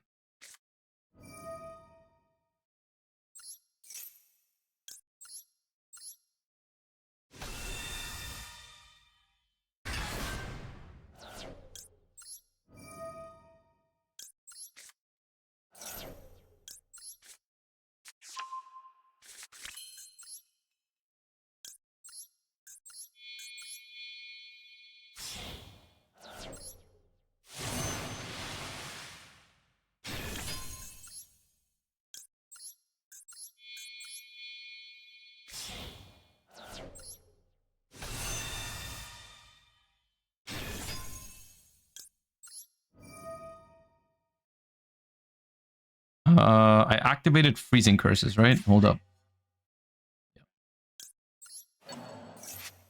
Iban Ayori, thank you for the 24 months. 2 years of support. You're amazing. Thank you.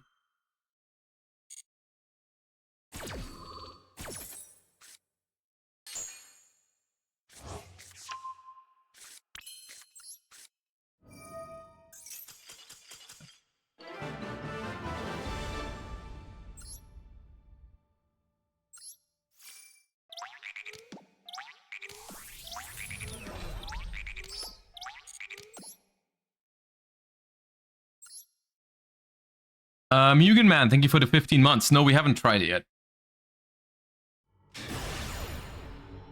We have not tried it yet. We will at some point.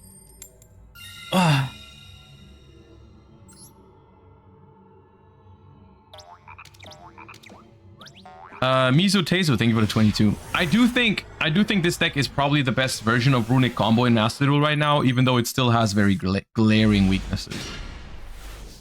Like, very glaring weaknesses. I think this hand is a good example of why I think playing 3 woes might still be better than playing 2 woes, 1 Scourge. I don't know if Scourge is necessary.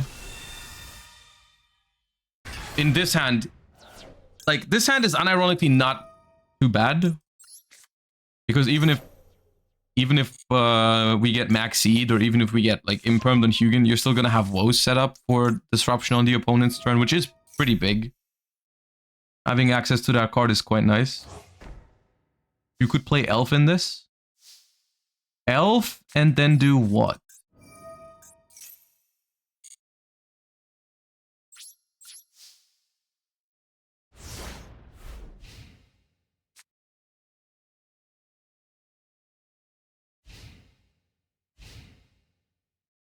Woes only makes Eclipse. I mean, only.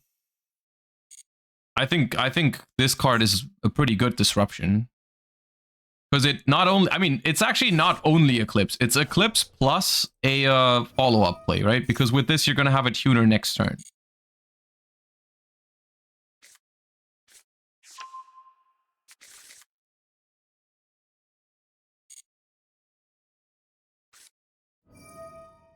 I'm going to scream.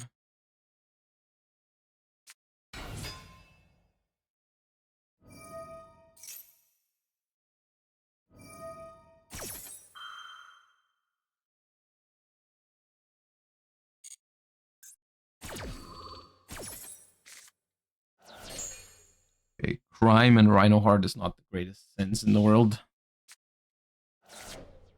In this case, I'll probably maxi right away.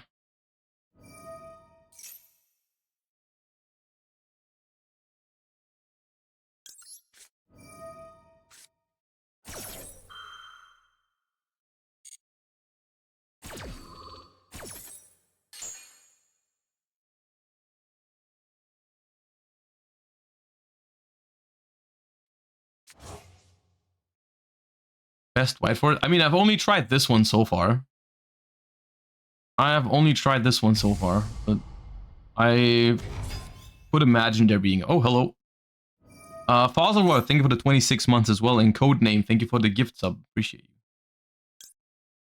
I don't think I'll do that. Because it makes my Dispelling life if they add. I think I'll just Dispelling the add. It's probably Centurion. It could be Centurion. That card is very scary, and I'm not happy I just let them search that. I didn't think they would play that. I did not think they would play that.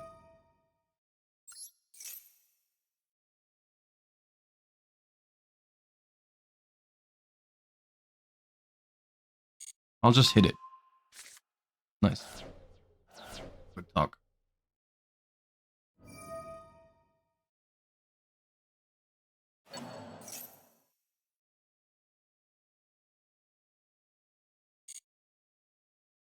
I have no idea why they didn't chain. They just risked the 1 in 5.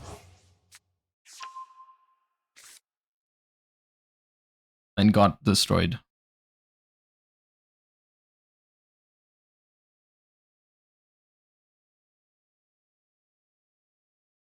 Why not flip kit? Because they are under max C, and I don't care if they keep doing stuff. Now I might flip it. I could also, I'm thinking about just popping it, honestly. But flipping it all face down seems good to me.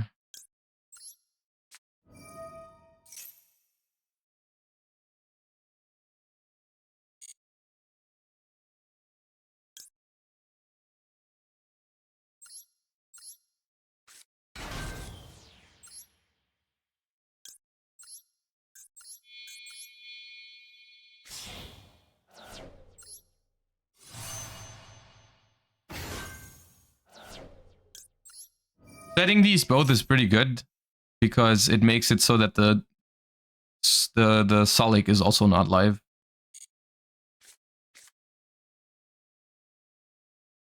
Giving them a chance to mill Trufflers seems a bit too risky. Yeah, yeah.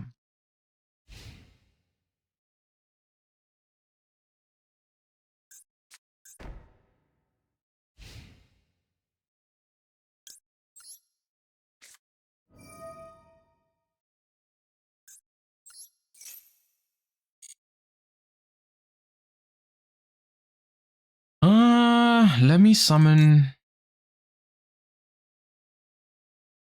Eerie first.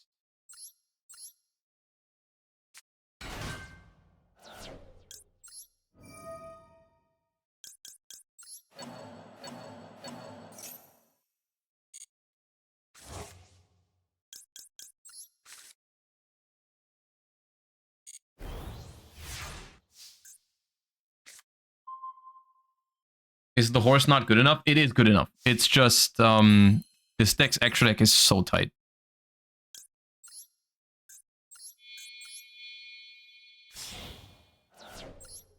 Chicken Game has been a brick for you so far. Chicken Game is amazing here. We can use Fountain multiple times. I mean, we could have done that even without the Chicken Game, but...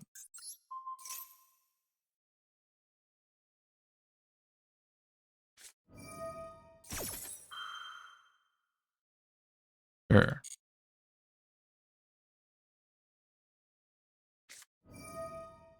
That's what I thought it was. They're gonna have to super poly themselves now. It is still good here, though.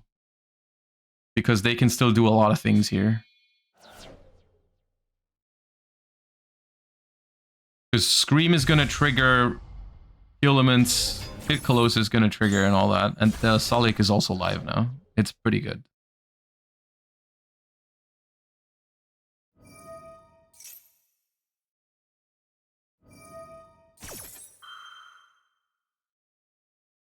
And if they have a Tear Elements card in hand, which they do, they can also bring back Rhino Heart.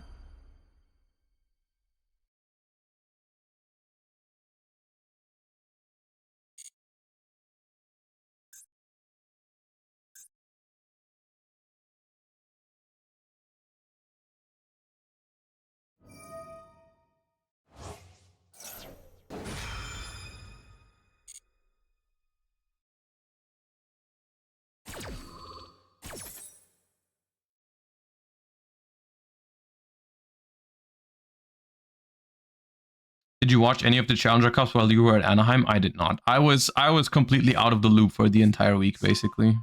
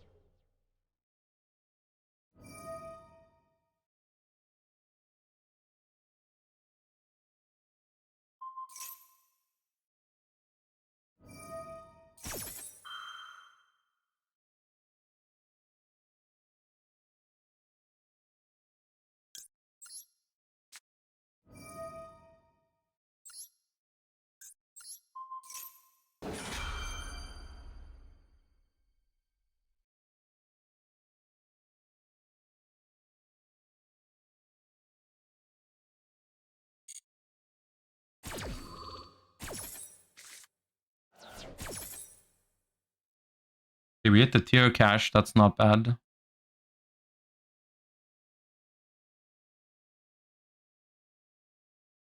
I forgot it was not their turn. It is our turn right now. It is not my turn.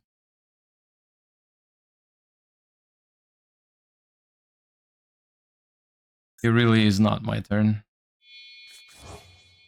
King of the Swamp, what does that mean?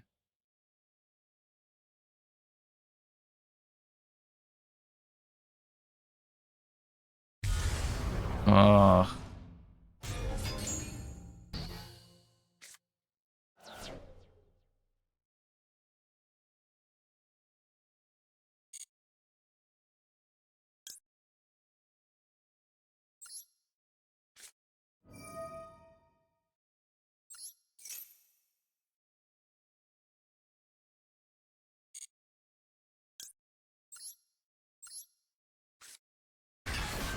Yeah, I can't negate quick spells, thankfully. It's only normal spells for Grapha.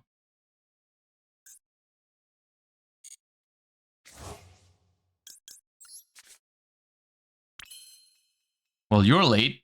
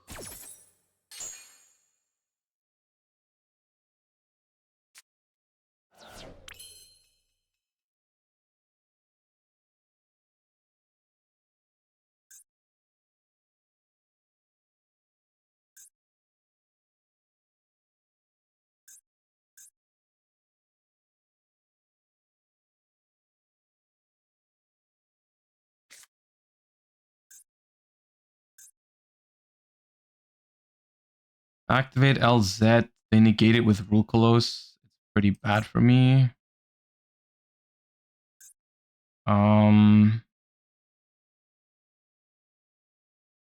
It's gotta be chicken game.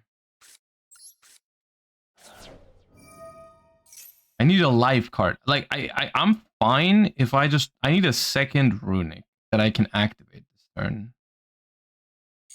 Essentially. Then I'm probably okay.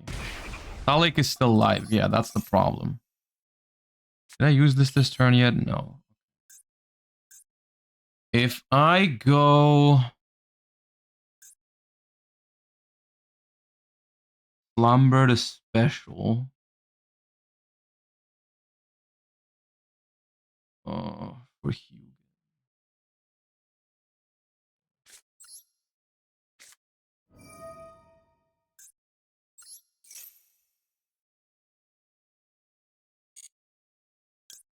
Wait, where's my Hugin? Oh, I've gone through both Hugins? Oh, that's bad.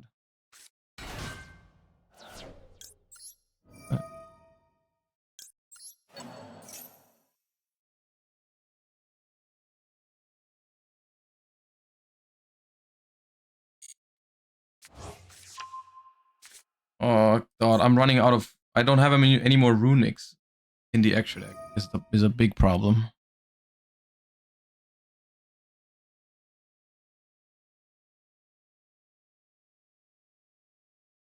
This situation is still fine though.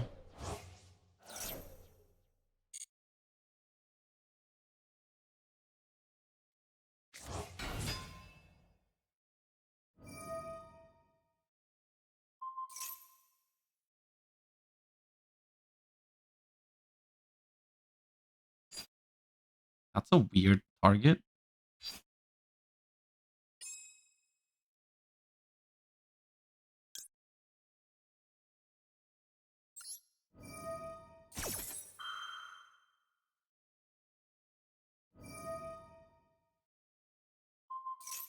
Okay, why did you use both at the Baron? Why not like book the Gary? Okay, fine. I can't flip it back up because it was summoned this turn, but it's fine. Oh, they even sent... What? You don't even send the snow again? Bro is making it too easy.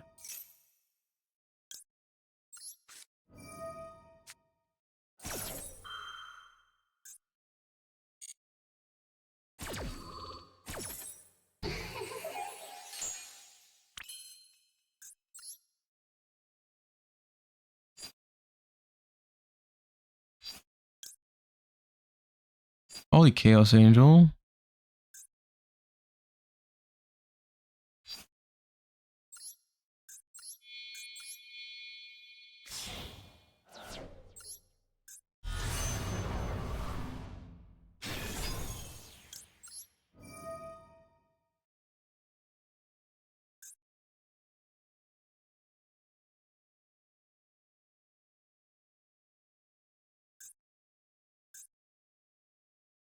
They're all pretty good.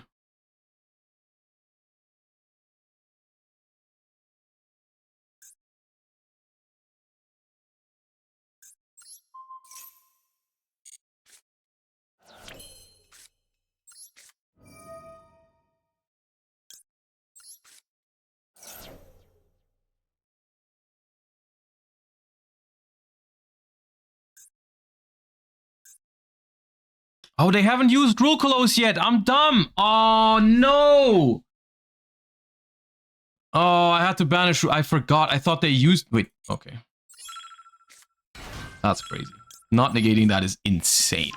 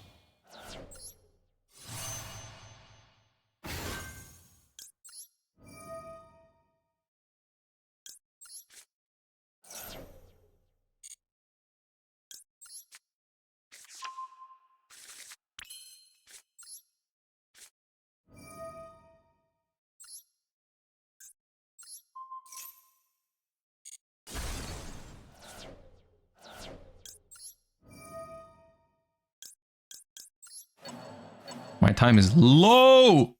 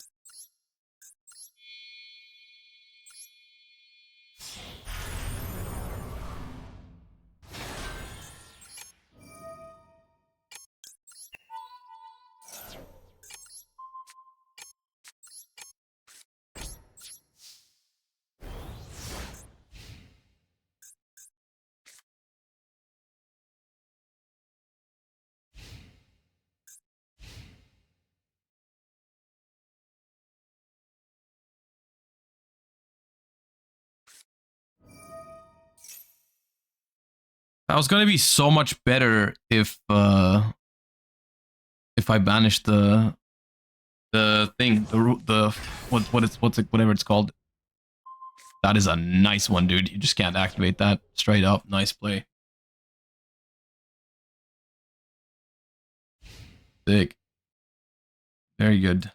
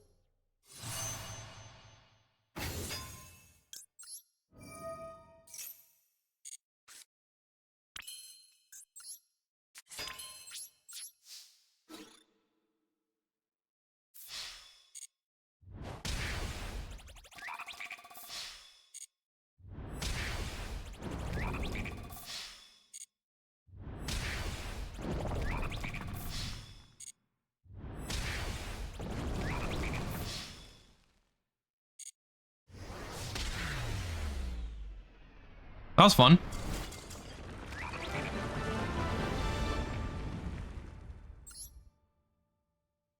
I do think the extra deck needs a little bit of work. Hold up. I really think, even though the Typhon was good right there, we might have to cut it. I do think we need some rank 4. Probably Daigusto Emerald, so that you stop running out of White Force. There is also an argument, there could be an argument for this card. You won't actually play targets for this. You would just play it. You would just play this to recycle 1 Gary, 1 Hugin every time. You send it for free for your White Forest cards, and you just use it to draw an extra card. And recycle your thingies. Also, Fusion Sub is another card that can kind of do the same thing. The cool thing about Fusion Sub is that it's not once per turn, so you can do it multiple times. And it's also easier to get it live because it only requires 1 fusion monster in the graveyard, which can also be a downside sometimes because you just I mean, with duality, if you can recycle both of them, that's better than recycling only one. Before the European Championship, I was thinking about playing a version with 3 fusion subs and 1 duality, because duality is once per turn. I also think it should always be 3 woes. It might not be. Maybe you still play 1 Scourge. Maybe we just don't play Ash, because I don't think getting Max Seed in this deck is that bad. And we play like some more. I don't know if you would ever go ahead and cut Max C. We could play Called by the Grave. I do like multiple copies of Talents too. Let's make 1 duality. Because with this lineup, we should have a lot less trouble with extra deck space if we have recycling. We might have to cut the chicken games in this though.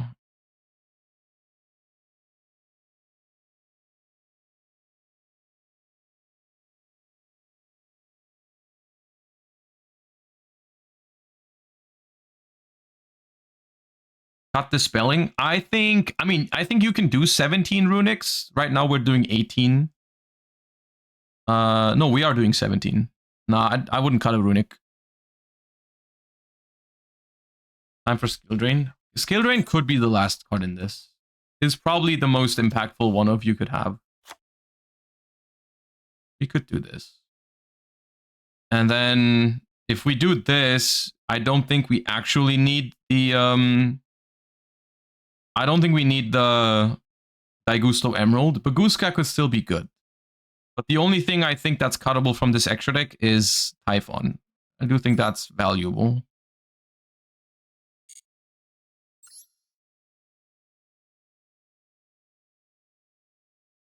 Have you tried Foolish Burial Goods to get access to important cards from the graveyard with Diabel?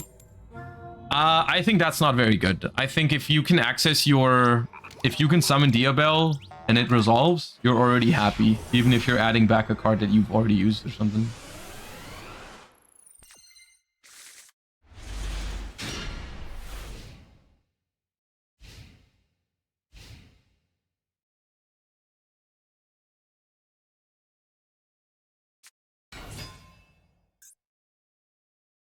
Princess. Huh?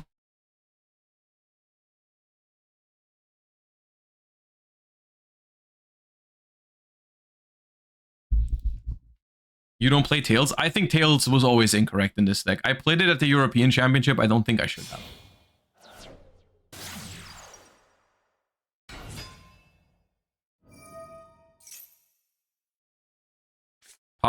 Power Sync Stone is better in this deck as you can choose when it's online. You can choose that with Skill Drain too.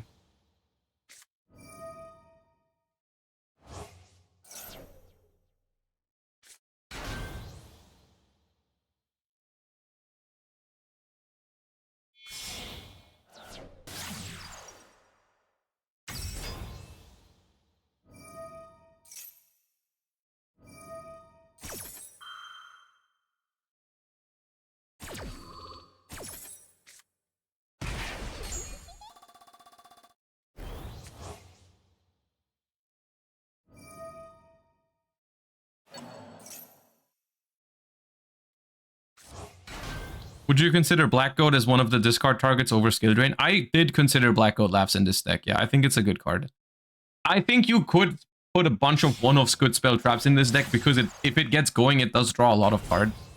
So cards like Talents and stuff, I did consider just playing a whole bunch of one-off power spells.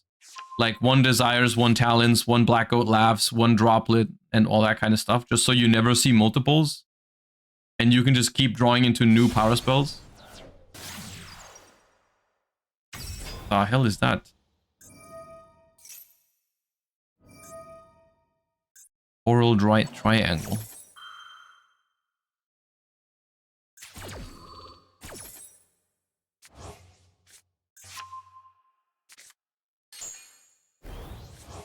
Purchase wave.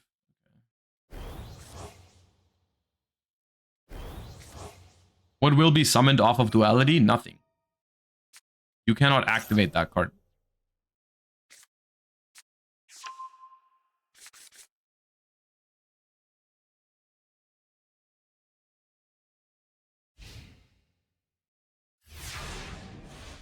Okay, so what does bro have? Isn't that just wave pass right now?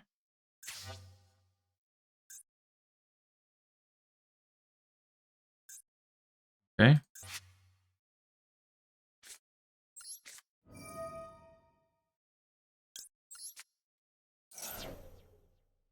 I'm guessing that means we're getting max seed, yeah.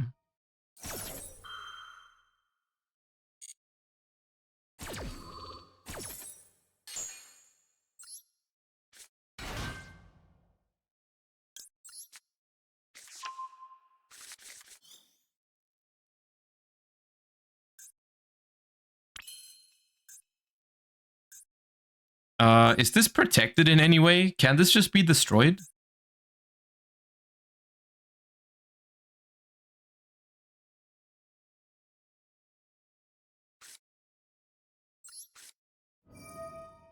They can make it unaffected, I guess.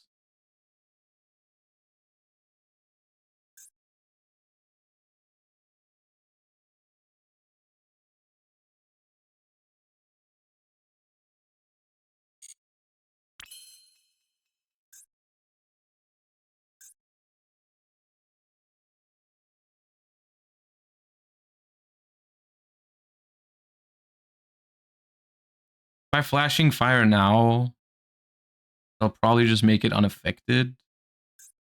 But I really don't want them to... Do I care if they negate my Sylvie with Wave? Because what I could do is summon Sylvie, they chain Wave, I chain Flashing Fire, then at least this dies. Then they will have follow-up.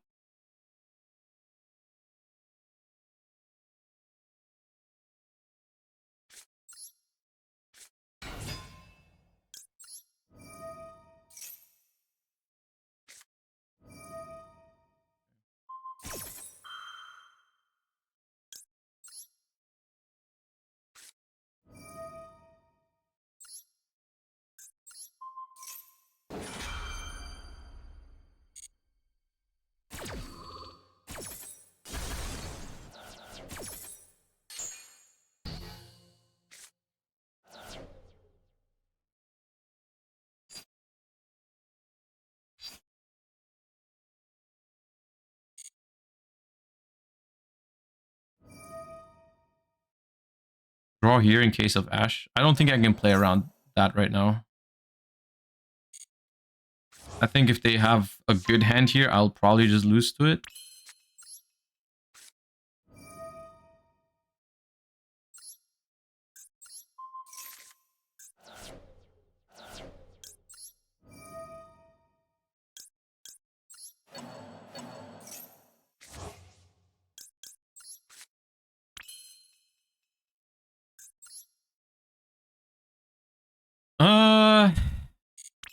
I didn't even... I drew one Runick and no other spell trap. It's awful.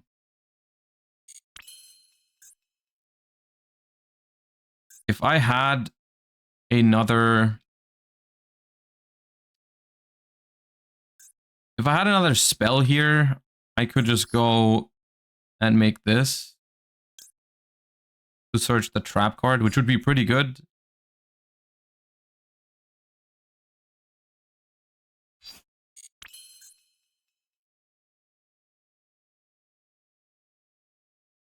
Fucking hate Maxi, man.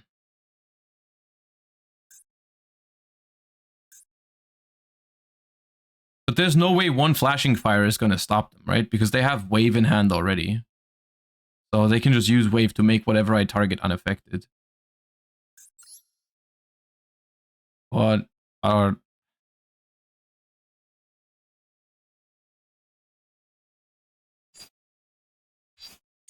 My special Rusia...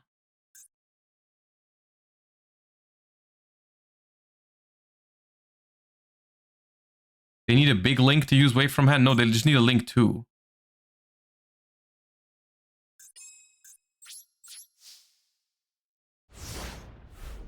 Probably doomed.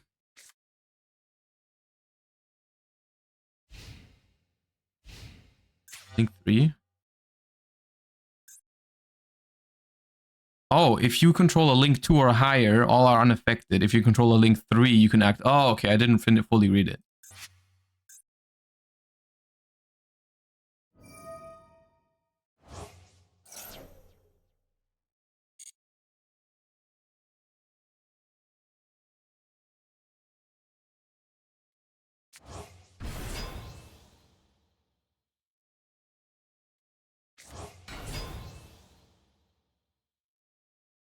I mean, I still get owned here, right?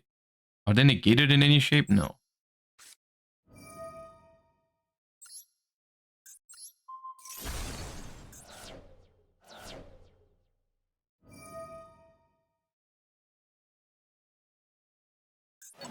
Gonna have to try and draw Maxi with this.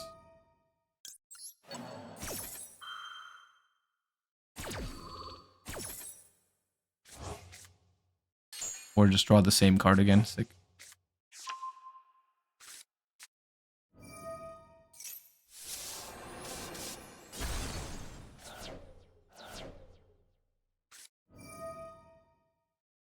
Probably over. I'll just let him do it. See if it works.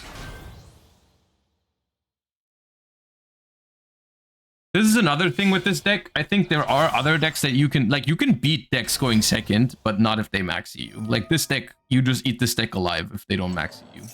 Even if they make a good board. They didn't even make a good board.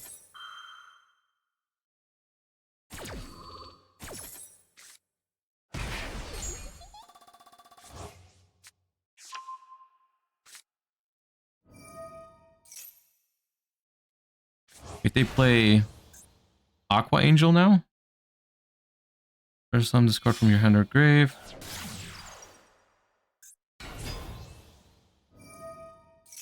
You can look at all cards in your opponent's hand. Okay, sick.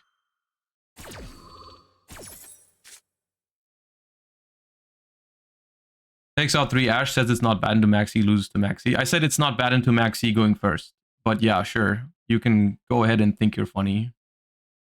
Fine.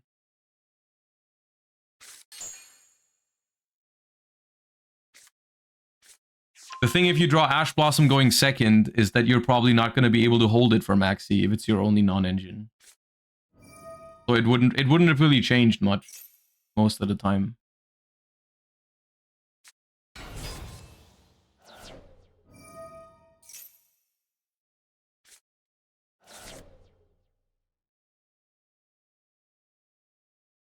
Do you think White Forest Runick is viable again in the TCG? Main issue being Malice, I guess.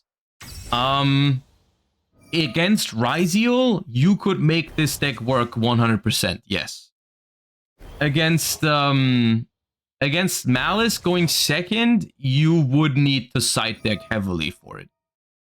But against Ryziel, this deck would not have a bad matchup. No, because you have a bunch of all it takes is 1 out to Detonator, and then you're probably good to go. But I mean, still, it's not the easiest matchup in the world, but it is doable for sure. So for the TCG right now, it's just a general rule of thumb, right? Where the previous format with Snake Eye, Yubel, and such.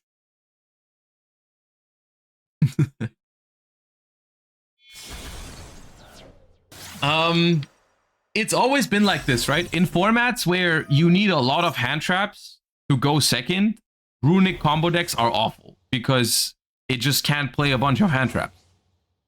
In a format where you can beat the decks in the format with just raw engine and power spells, the Runick decks are good. And Ryziel is such a deck. So yes, if it was just for Ryziel, you could definitely play this deck again. 100%.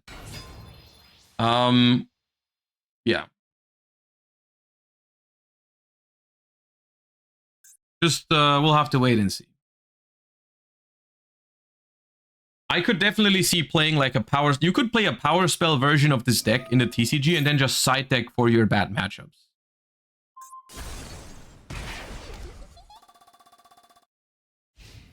Wait, I live?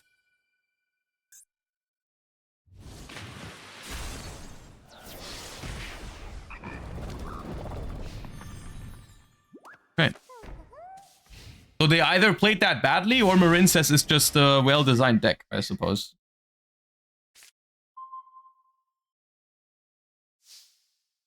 Mr. Monkey, thank you for the 13 months. Goblin Biker, I mean, I said it before, I think every deck becomes slightly more relevant when you have to compete with Ryziel, because Ryziel just isn't as gatekeepy as other decks.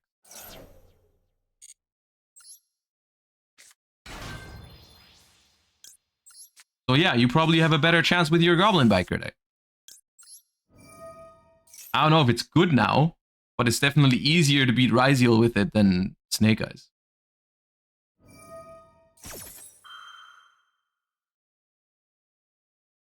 Destroy a water monster your opponent controls.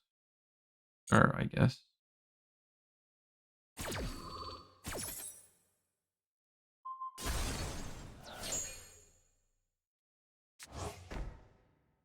Can this be destroyed now?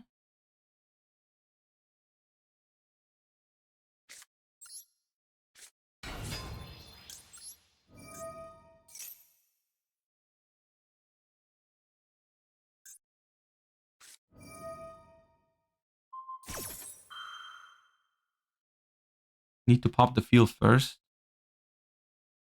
Why? It doesn't have... It wasn't... Oh, they used Crystal Heart. Okay.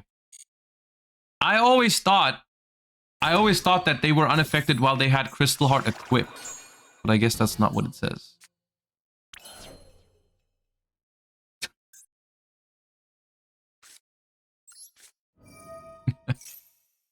Awesome. Thank you for the 4 months. GG.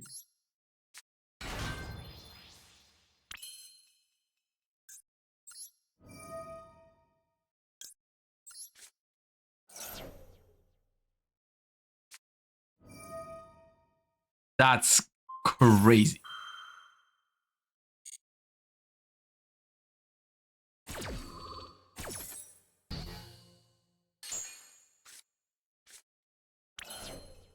That is wild.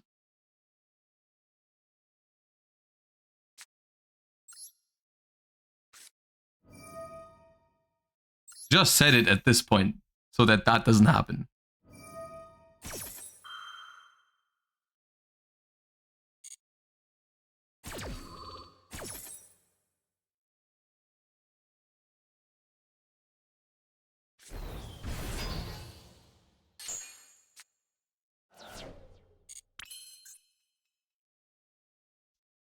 Extra, thank you for the 3 months.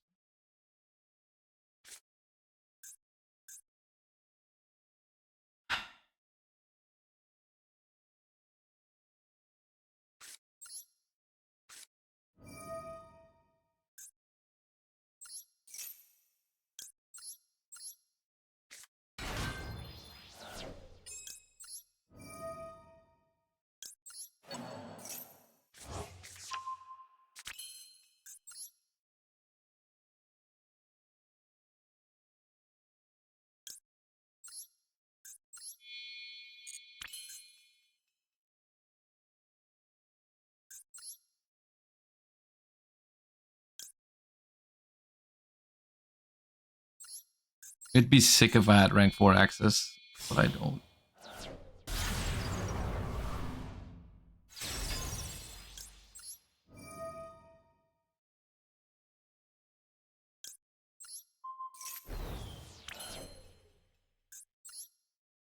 Alright, Runick spell top deck, let's go.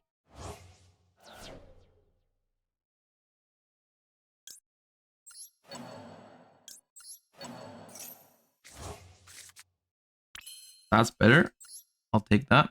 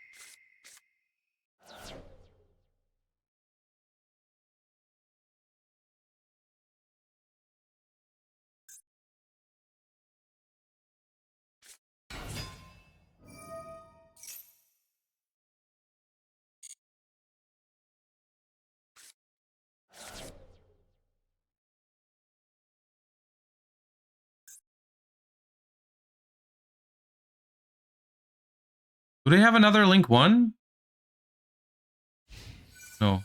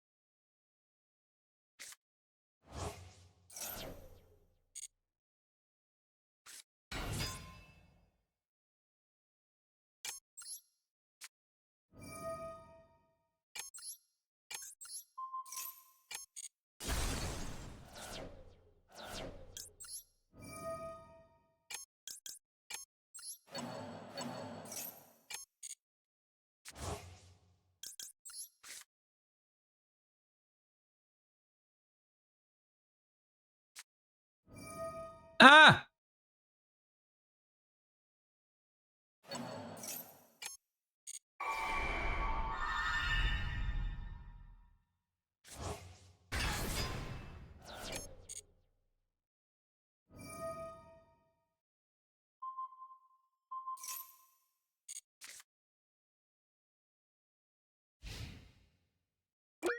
Ah! Ah!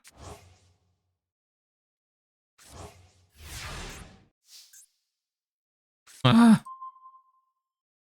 Ah!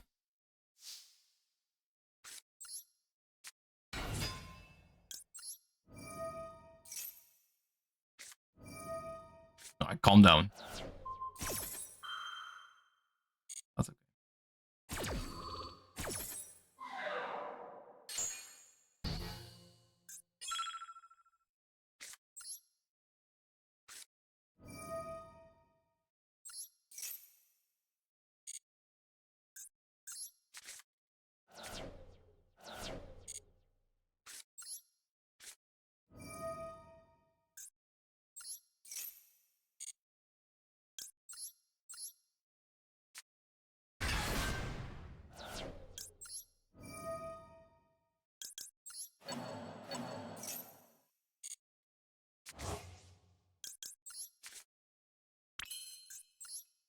Disgusting. Holy.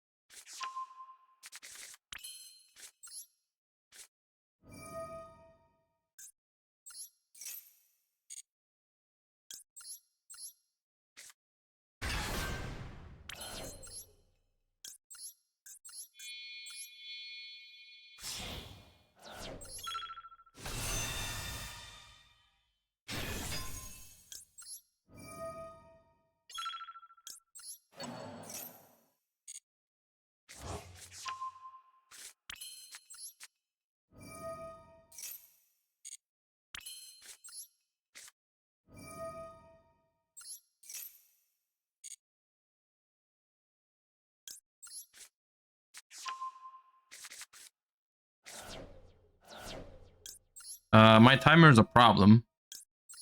Why did I only target one with that? I misclicked. Oh my god. 5, 2. It's not enough. Oh man. What do I have? That's scary. Hold up. I need more time.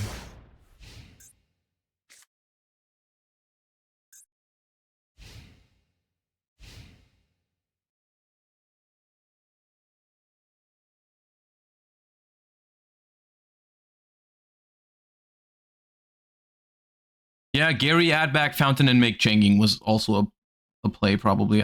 This still makes Chenging with formula. So it's okay. This game is no matter how this game is unwinnable, unlosable without the without timer.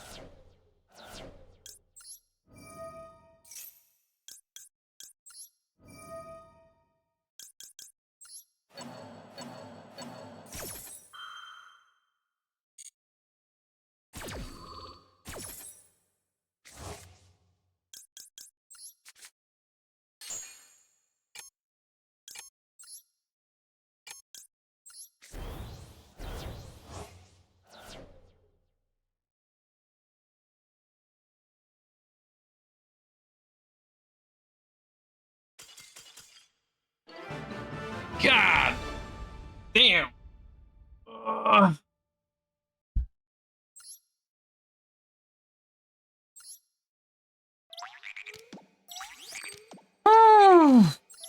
Now I am aware that they would probably win this game if they played well, but that is the fun of this deck, I think, is where, like, this is where it comes in, is like, it just outplays people like crazy if they don't know what's going on. It is very fun. It is very, very fun.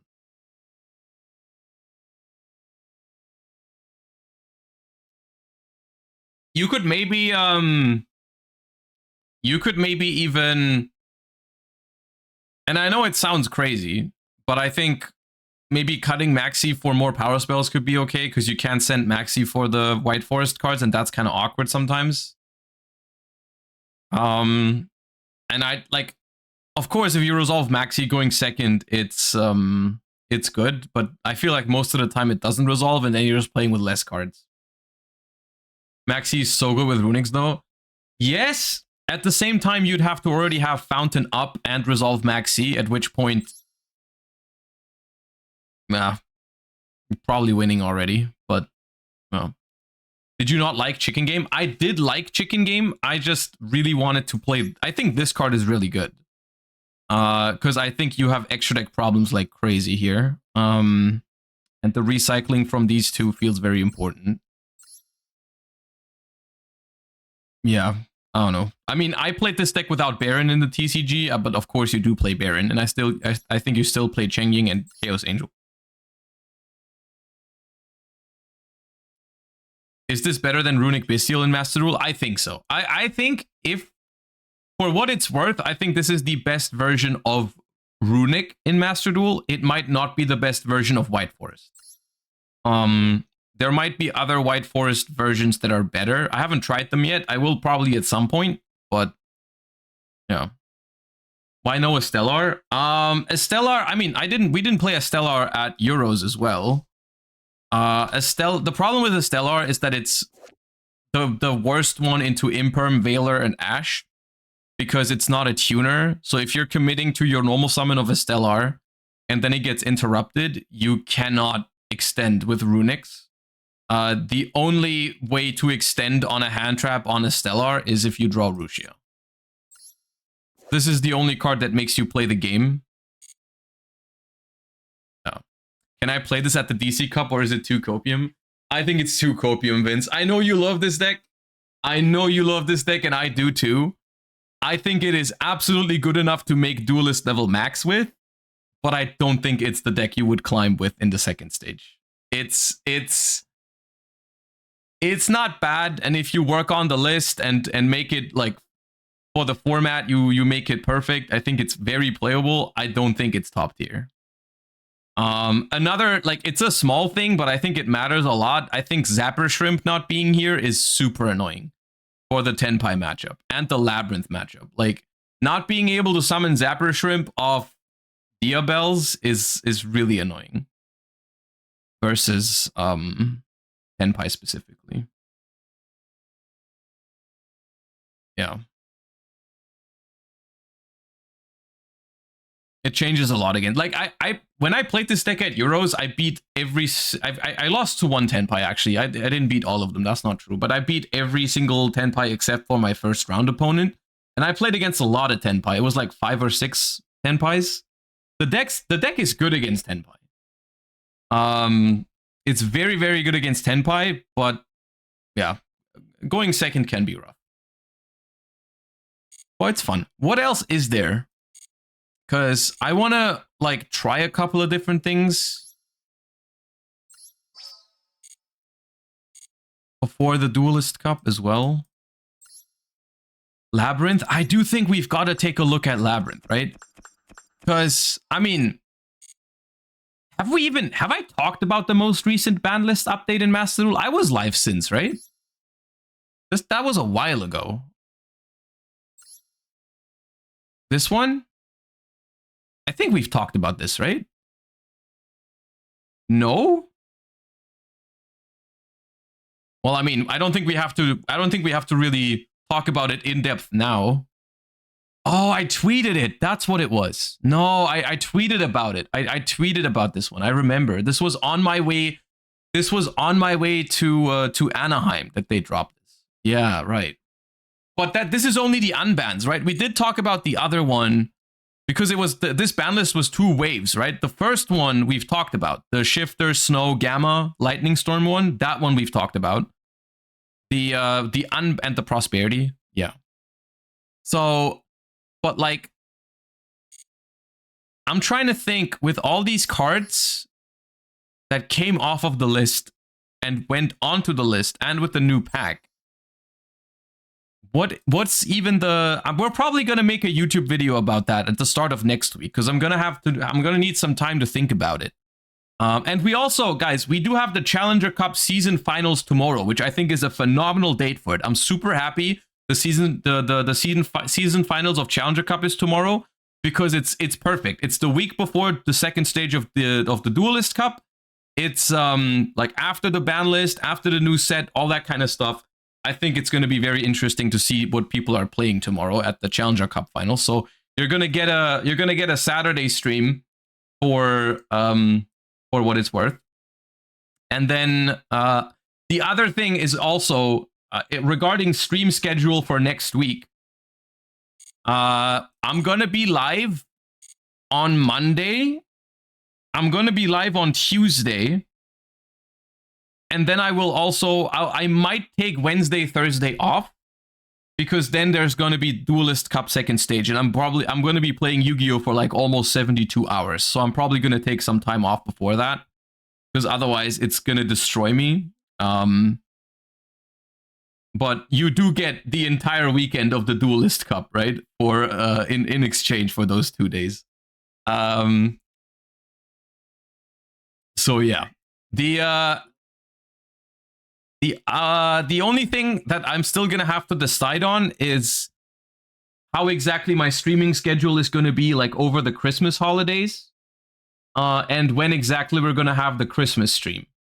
I was thinking about doing the Christmas stream next week on Wednesday, so like a couple days before Christmas, or we'll do it like a couple of days after Christmas throughout the holiday season at some point. I'm not sure exactly when, but I'll announce that. Either way, so you guys are saying Labrynth. Hold up. Let me check real quick. So, Cannon. Trap.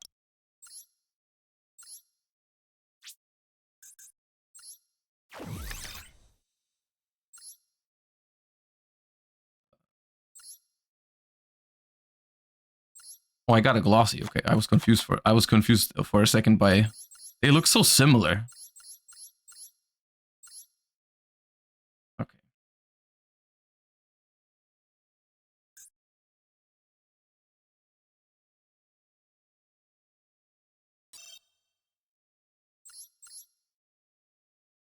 So let's play some Math Lab. The question is, do you play this as like full traps? Because you could. Like, are we just doing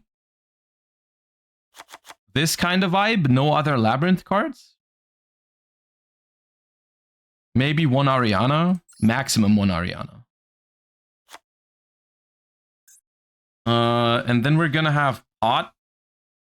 Actually, you can play Pot of Duality. You can't play Prosp. You can't play Extravagance. There might not be any pots.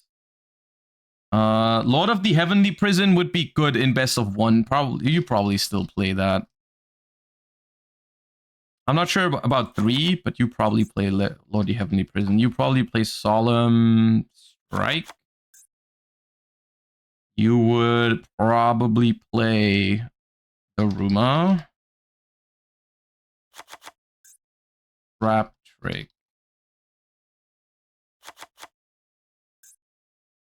Judgment. Judgment is really good if you play against Tenpai. Against other decks, Judgment is terrible going second. How close can you get to your YCS Little list? What, like in Master Rule or like in terms of remembering it? I think I'd remember most of it.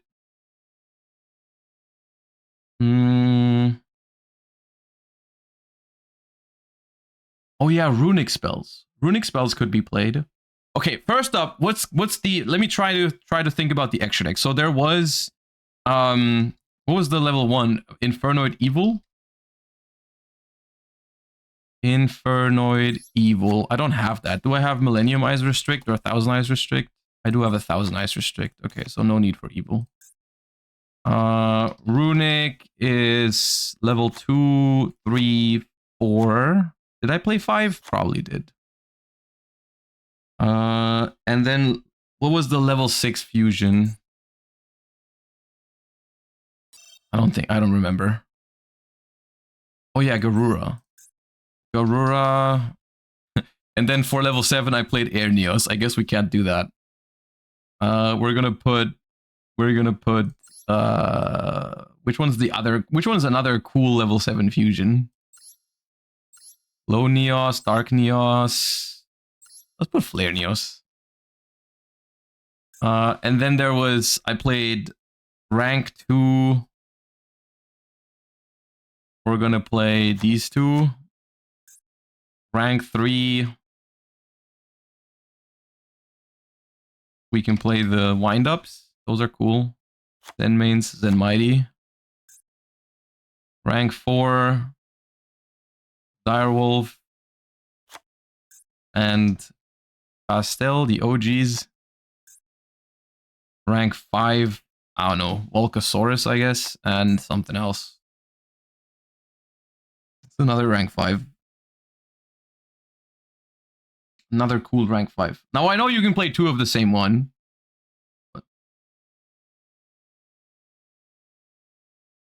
Tiras? Oh, you can play Tiras and Adrius. That's way cooler than Volcasaurus. That's dope. Okay, if only I could spell Adrius. That's nice. Okay. Play all of your royal rares. You could check, yeah, for royal rares. It doesn't really matter, of course. Okay, what else do we have? 2 to 3 Arias seems nice if you play the trap heavy version. I don't think so. I don't think Arias is very good in here. We could play some Runicks. Destruction. Freezing Curses. Flashing Fire. Is what I played, I think. And then... Is Torrential good enough in best of one? Because I know I play. Like, I guess you'd have to think of the format right now. What's the format? Tenpai against Tenpai, you would definitely play Solemn Judgment. Against what else is there? D-Barrier? I don't think D-Barrier is that good, is it? I mean, against Tenpai, you don't need D-Barrier, guys. Against Tenpai, you can just win by setting 5 cards. It's not that important against Tenpai.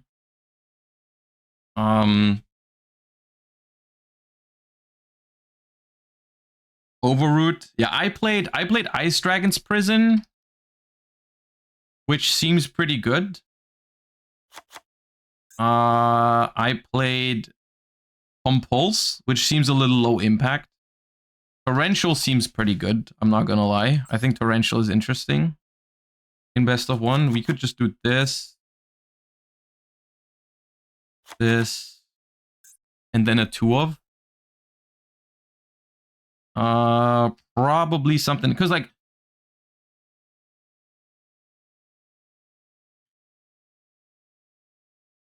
it's probably Compulse or Overroot at this point. It's probably Compulse or Overroot. I don't think I did not like Skill Drain when I played it in this deck. Let's try Overroot.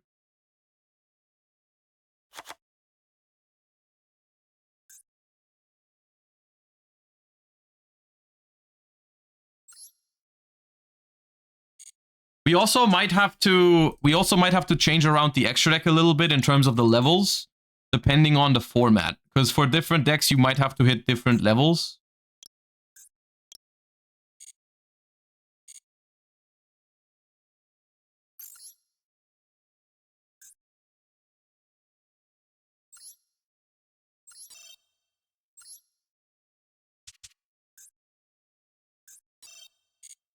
Why is Arias not worth?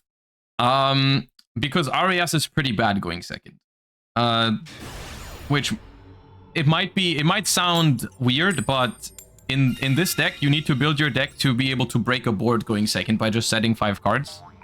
Arias to activate a trap from your hand is very, very mediocre. Usually.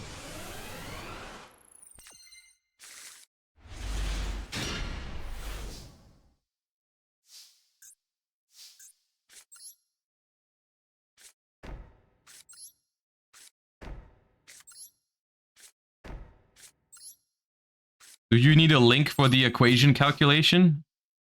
No, I can do math.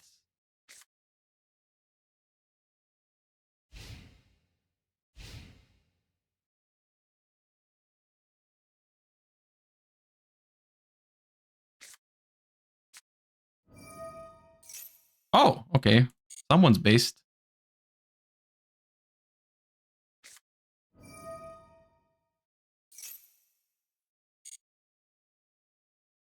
Okay. Now, it's annoying they hard drew Fountain because they would never get it against this hand. They would never be able to search Fountain. But, alright. Runick Slumbers, fine. This matchup is probably very dangerous because I'm not playing a lot of monsters.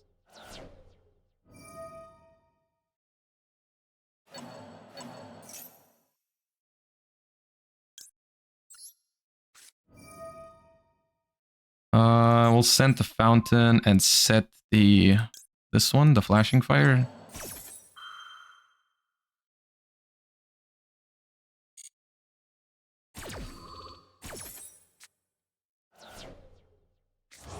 And we will simply not allow them to get the Fountain back.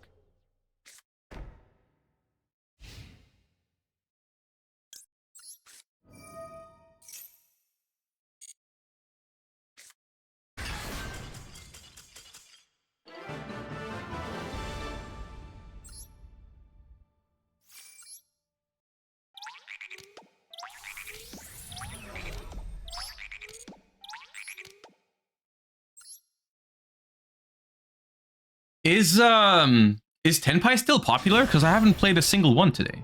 Have I?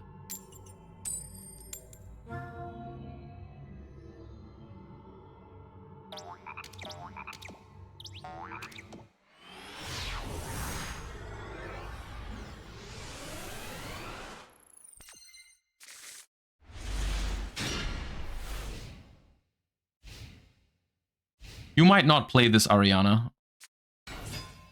You might not want to play this card. Because it just walks into Imperm, which is usually dead against this deck. So I don't know if you want to use it.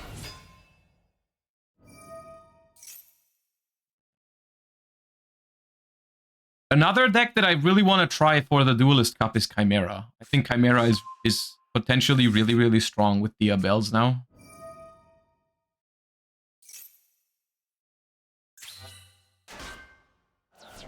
Add Wake Up with this. How does this deck win? Labrynth? Labrynth just runs your opponent out of cards, usually. And is very efficient at doing that. The control deck.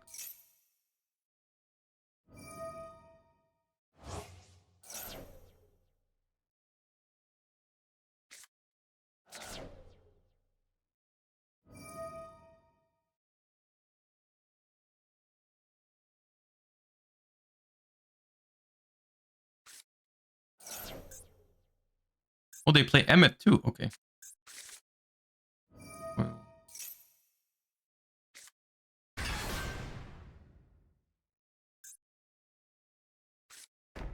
Okay, just pass on. That's fine. That is a pretty strong opener, and the Cosmic is a really big problem for this deck. So we'll see.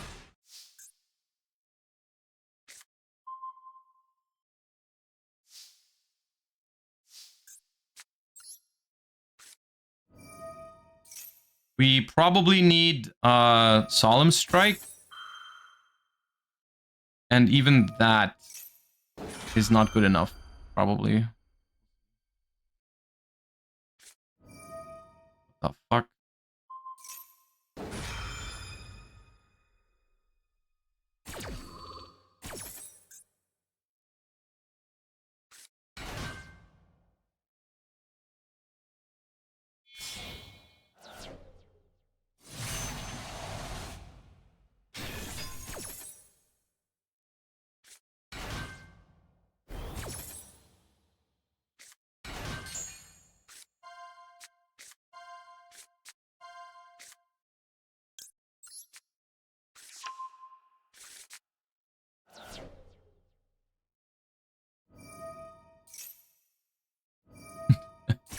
Hoop and Beyond, thank you for the 5 gifties. Thank you so much.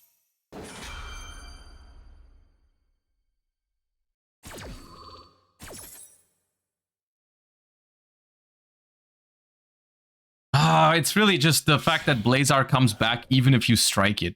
That's the problem. Like, yeah.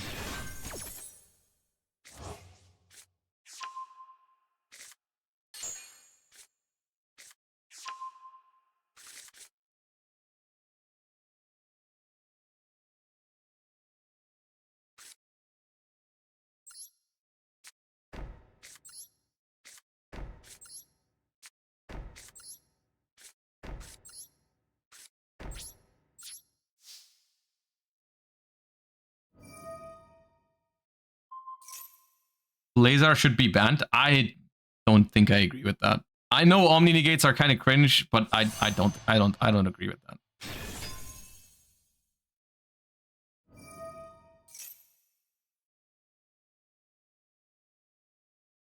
Torrential and Prey Day Baron. I mean, that'd be crazy. That'd be a crazy thing to happen. Yeah, I guess that would work.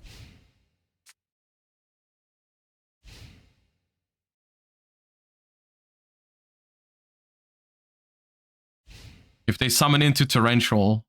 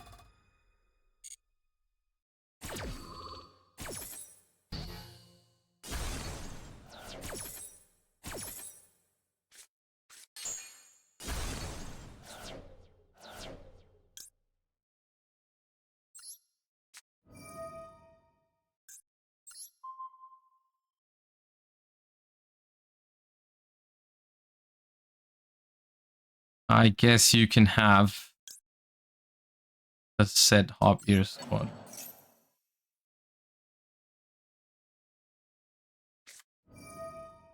Sure.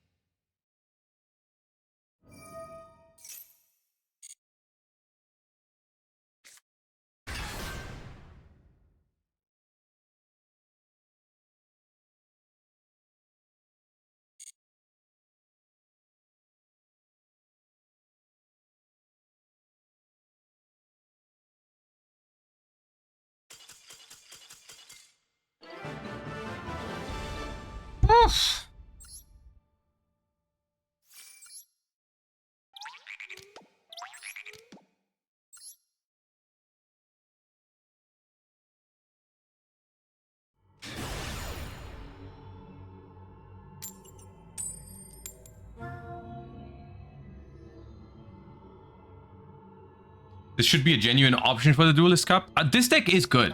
I do think it's a good deck for sure.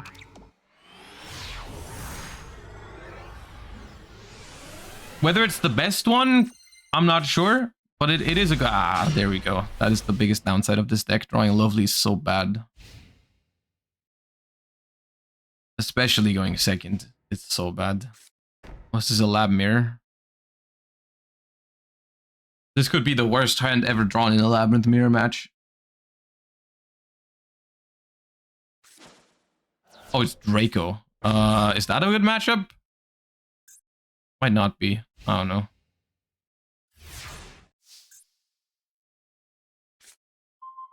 It'd be nice if I had Engine. I think then it'd probably be a good matchup, but I do not.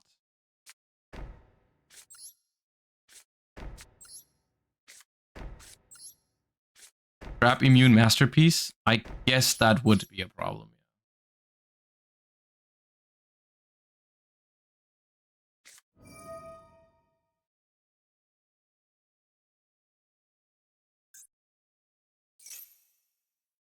It's not a problem. I guess the Ruma beats it, yeah.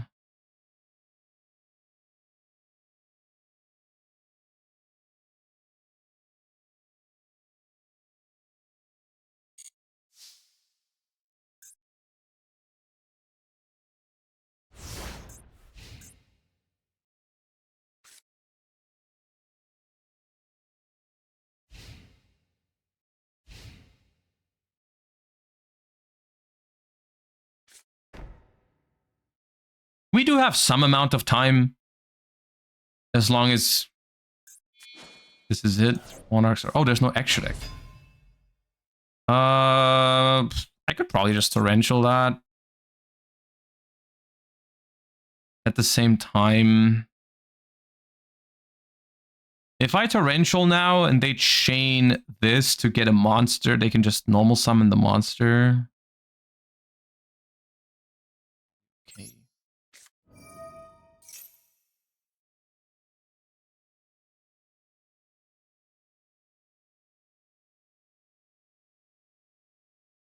Because I'm the only thing is I have to do this here, I think, because otherwise it'll just be too many attacks. Like I'm not living long enough.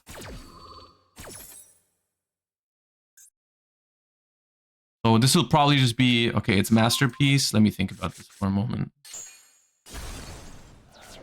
They're probably gonna try to normal summon the masterpiece now over this, and then it's just masterpiece. That's annoying. I can't prevent that. Oh no, they keep it. Okay. Come on, give me engine. You eat this deck alive with engine. That's not engine, but I guess it's not bad either.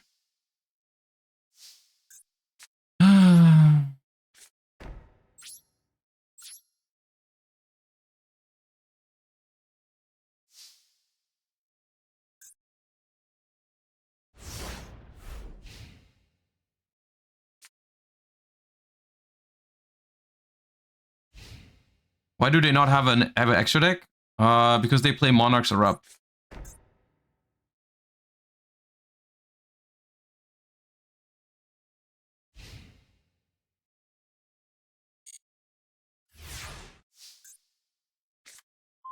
Song is messed up.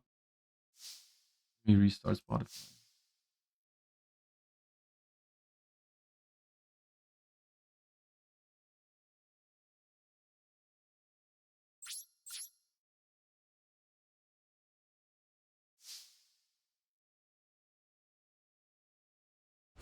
Is it better now?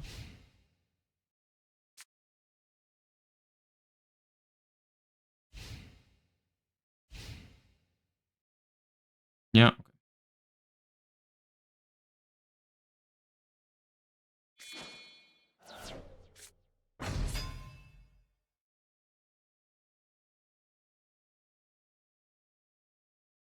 Sure.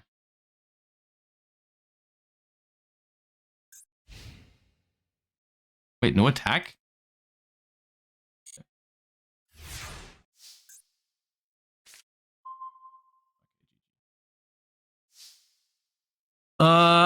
Can I hit this with cannon? I need 3. It's level 5, so I'd need Hugin plus 2 rank 3s. Hugin plus 2 rank 3s would hit it. But there needs to be 8 cards for that. 4, that's way too many right now. There's way too many cards.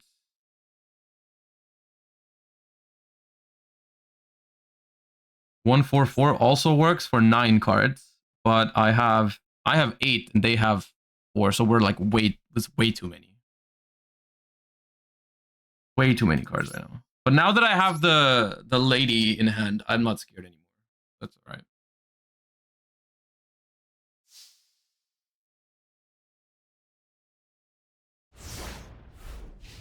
Guys, you can activate this card even if you can't banish with it. The second part of this card is optional. You can always activate this to just banish stuff from your extra deck.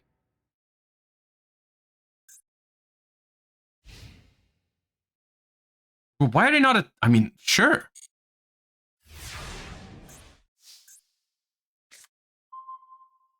Yeah, Ice Dragon's Prison is really good. I might start now. What level is Masterpiece? Is Masterpiece 8 or 9? 8. Okay. Masterpiece is 8, so I can hit it with 355, or I don't have 6-6, but I can hit it with 355, so on 13 cards.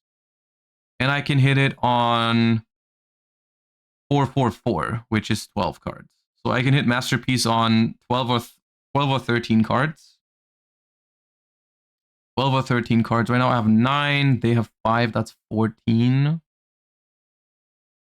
11. Does 11 works with 335? Yeah. Masterpiece will be trapping me. Yeah, Masterpiece would be immune, but I can still banish everything else, and then it doesn't matter. Let's begin.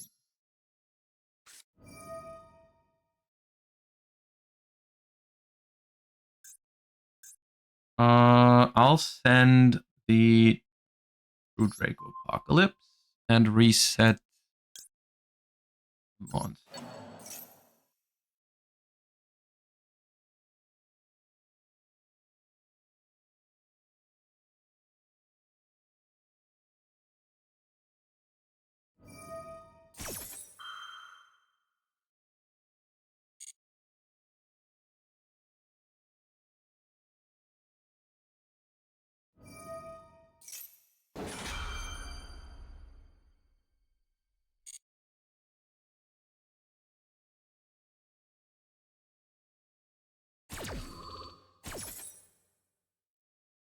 So they're gonna summon Masterpiece, which puts them to 4 cards on the field with this, whatever this places. Plus what this they're gonna have 5 cards total.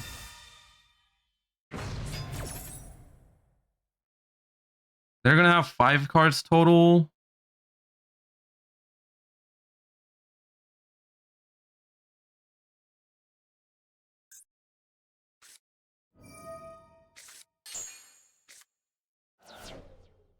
Oh no, we don't set because the thing is gone. So 4 cards, 13 cards. Can I hit it on 13? I cannot. Because I don't play 5-5. No, 5-5-3. I can. Oh no, it is 13, yeah. 4, 8. No, 12. It's 12 right now. I can hit it on 12, which is 12 would be 4-4-4. They change the effect to pop one of my cards. It'll be 11, but 11 I can still do 3-3-5. Yeah. If they chain Masterpiece, it's 11, and that still works.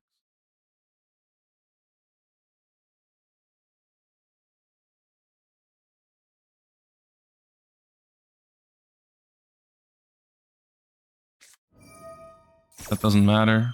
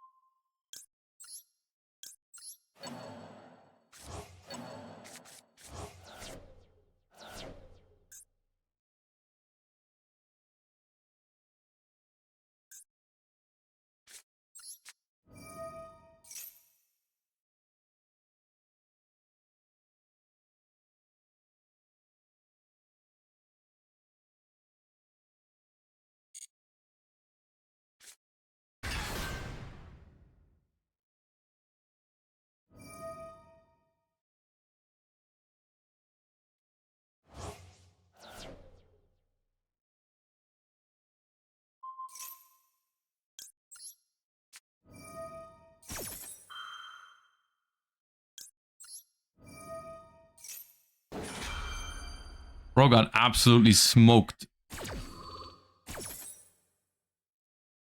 Bro got absolutely smoked by mathematics.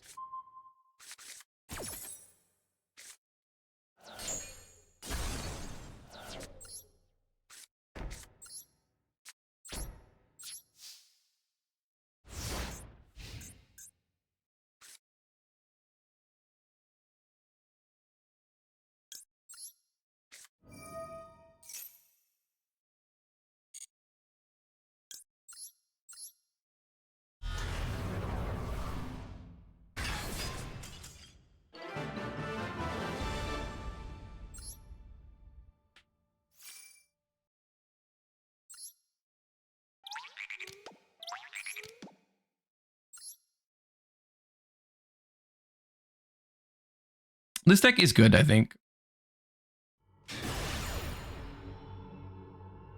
I'm pretty sure it's good. I mean, the thing about this deck is it always depends on its ability to win going second with just set 5 and pass. Because going first, it's a monster.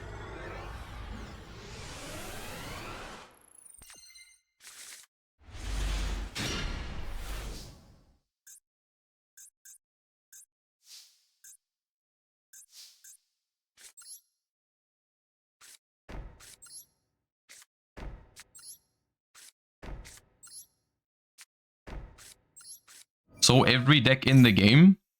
No. No. Absolutely not.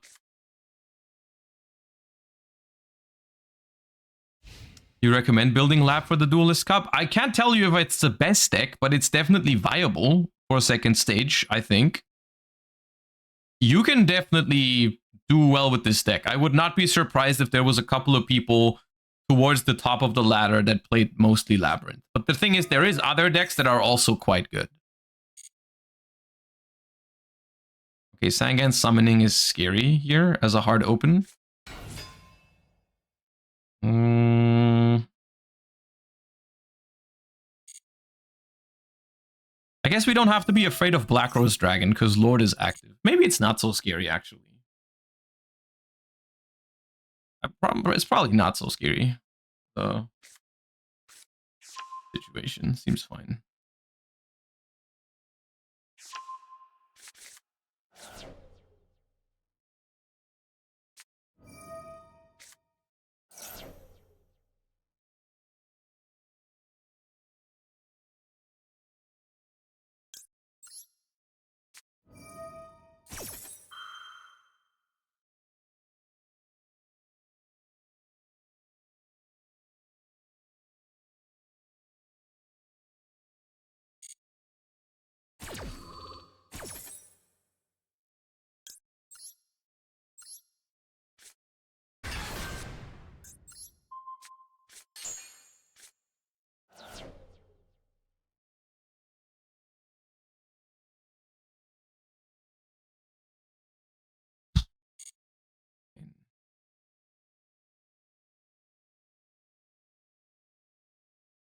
My hand is actually quite bad into the Sangan Summoning specifically.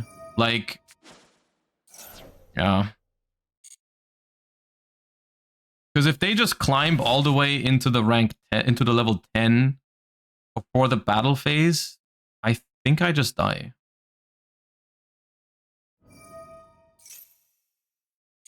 Because I can't save my Daruma for the battle phase either.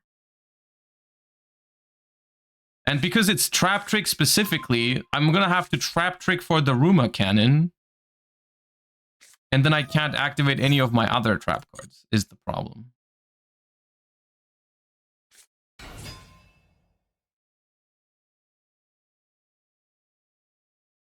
D-Barrier would save me here, yeah, probably.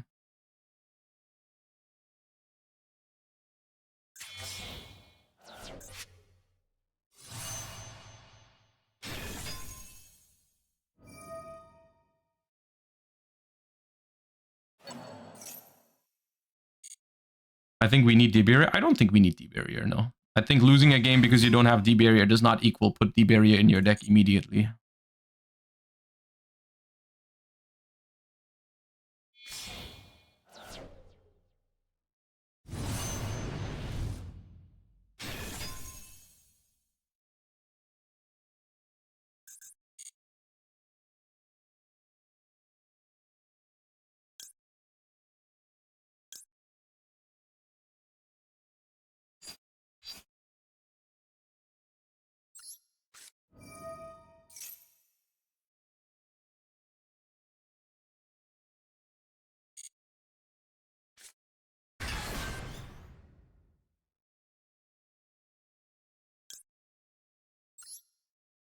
They do have Kaimin, yeah.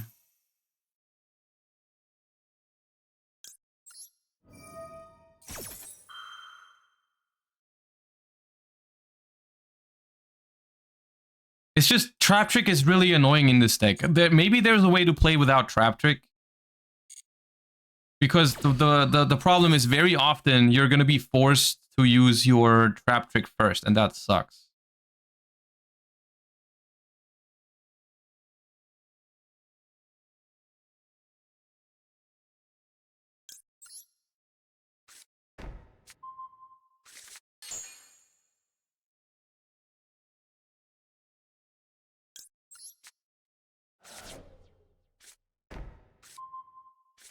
Lilith over Ariana. I think cutting Ariana is fine. I don't think I would cut it for Lilith.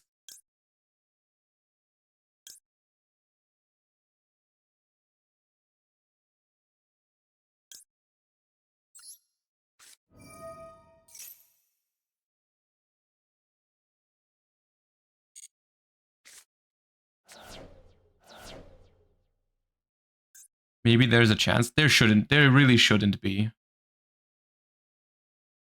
I mean, they go Kaiman into Chundra, Chundra into Fadra, Fadra into another. That's already Trident Dragion, and these two can come back from the graveyard. There really shouldn't be a chance. I should be dead here.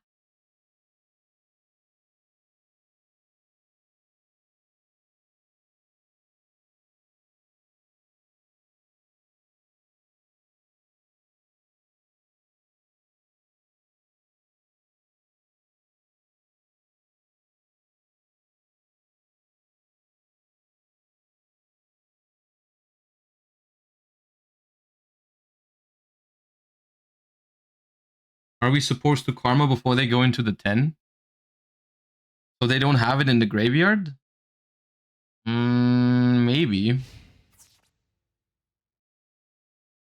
Maybe, yeah.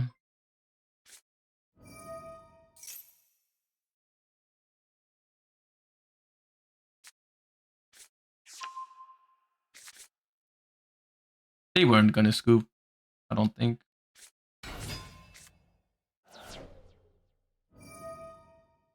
How about running Waboku? Guys, how about we just lose some games where our opponent's hands are really good against our hand, okay? How about we just accept the fact that not every deck wins every single game and we don't start adding cards into the deck right after a game that we lost that would have won us that game, all right? It's all right. It doesn't beat every single deck in the game every single time. Maybe you play 2D barrier in this if Tenpai is very popular in the Duelist Cup. The problem is that D barrier seems very bad in all other matchups right now. And the Tenpai matchup, even though we lose here, is still really, really favored, even if you don't play D barrier. If we have a Solemn Strike here, we cook the shit out of them because you can Solemn Strike the Synchro monsters even under Sangan Summoning because they're not on the field yet. If we have one Solemn Strike, they will never win this game. I think with this hand, you have to pop the field spell to get value out of it. How am I supposed to pop the field spell?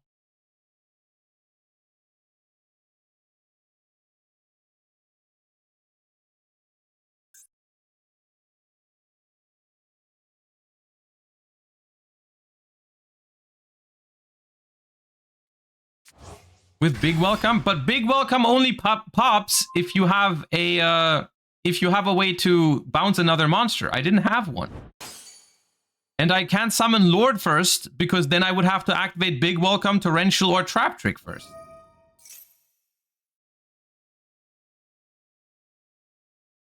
Chain Lady to Big Welcome? I didn't have Lady!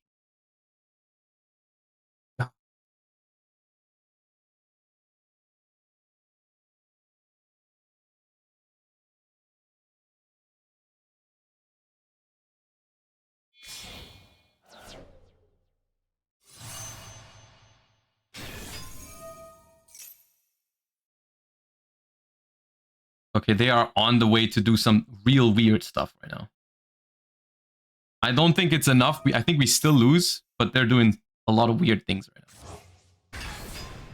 now. And we still die, even though they're messing up badly, but it doesn't matter.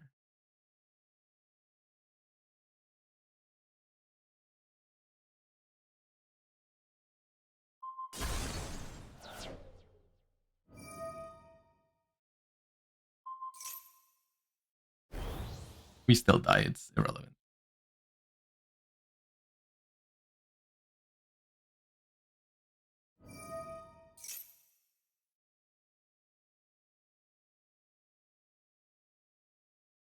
They did try their best.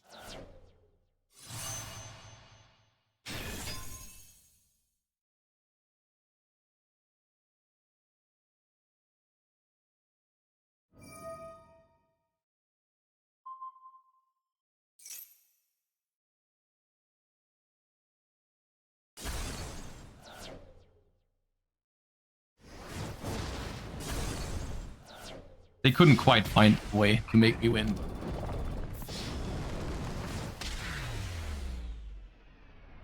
I don't think this means we should be taking out the we should be adding the barrier to the deck. I think in most hands we just beat the shit out of Tenpai. Like we need one strike there, one overroot. Like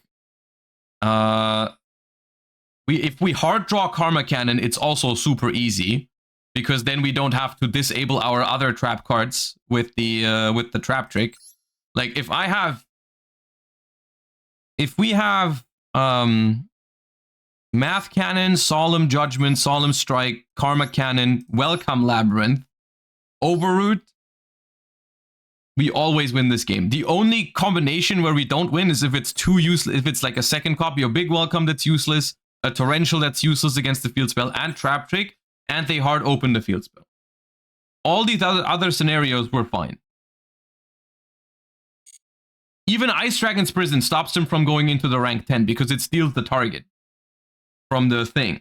So it's, yeah, it's whatever. Sometimes you just have a bad hand and they have the perfect answers. But I don't think this deck needs D-Barrier against Tenpai. Most of the time you just win without it. What about wasting Torrential then summon Lovely? You can do that, but you'd still have to give them multiple draws with the Maxi. You would be vulnerable to Duster after, and you wouldn't really unlock a trap card. Because the reason why we want to get rid of the field spell is so that the Torrential Tribute is live. If we use the Torrential Tribute to pop the field spell, then what's the point? We don't have any other trap card after.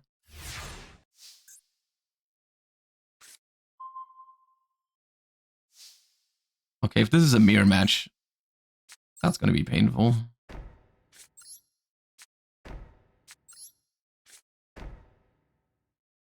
I might keep Freezing Curses in hand and leave one spot open.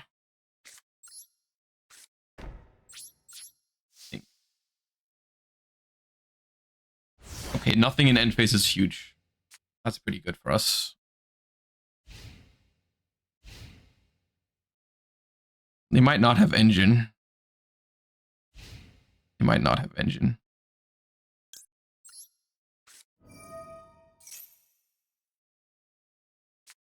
Yeah. Okay. You got two of those? You don't. Alright, sick.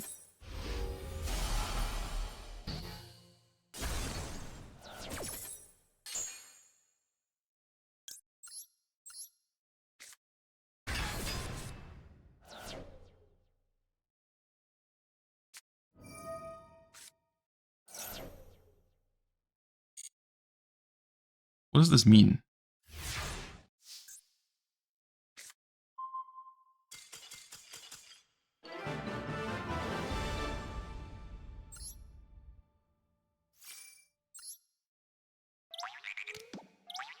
I was thinking maybe they were setting up for some better math behind the cannon, but...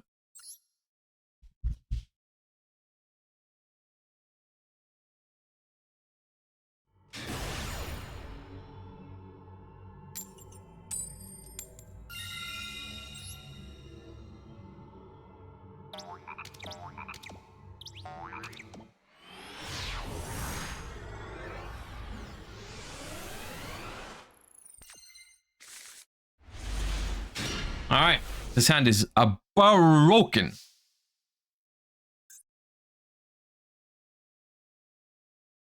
I don't know. Trap Trick is a really, really good card. but it makes it very awkward sometimes to use your trap cards. So maybe the solution is to just not play Trap Trick. It's kind of a crazy thing to think about because how good the card is, but...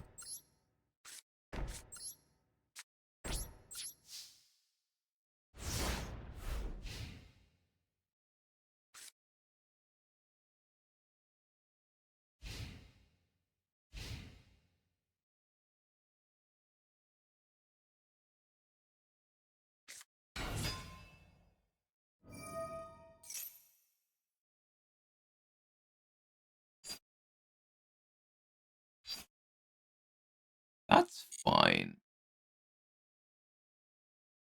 Nabi, thank you for the 23 months. Thank you. Appreciate you. Which deck do you think is better, Pure Centurion or White Forest Centurion? I haven't played White Forest Centurion at all yet. Not even in the TCG.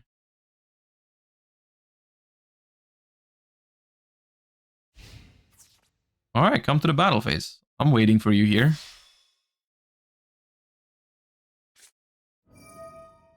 I'll be waiting for you in the battle phase.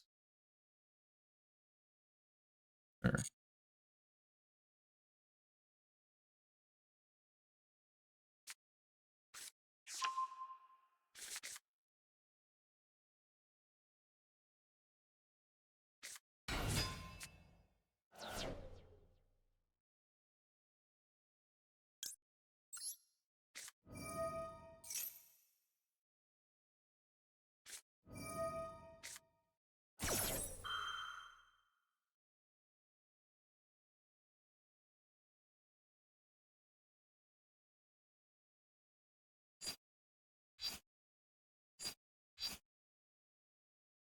If I strike their Ash, and then oh,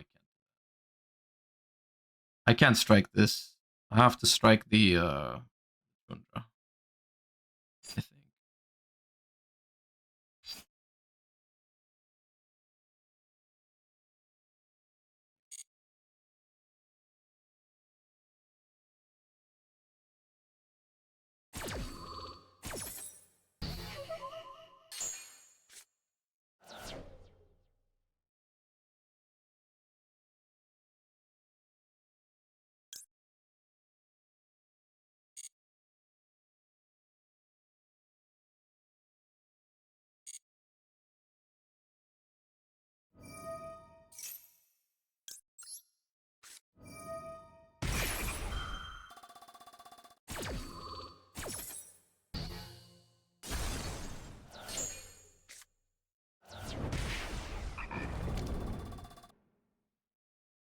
Go home, Chundra.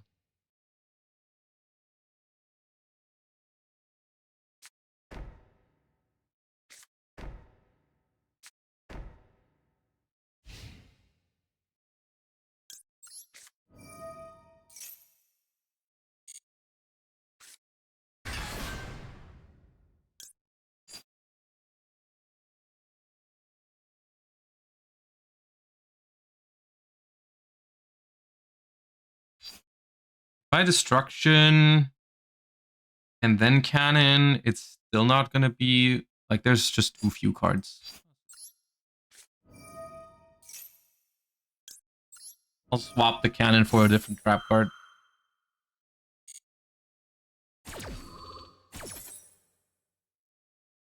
And it'll probably be a welcome Labrynth.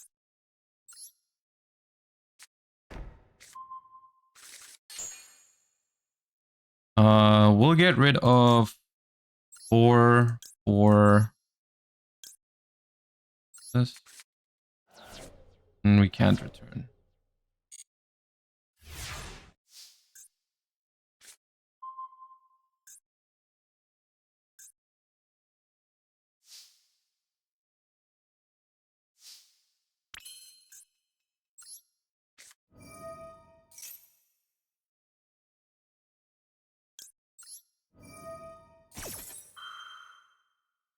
Math miss? I didn't want to... It's not possible to resolve it with this few cards. That's irrelevant, I think, for the most part.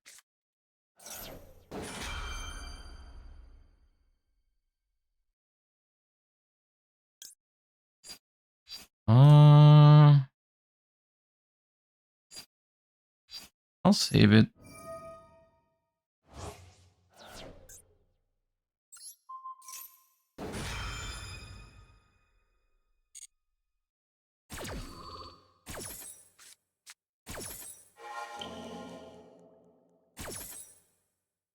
And I'll set Ice Dragon's Prison. Karma Cannon is also very good. I'll set Karma Cannon.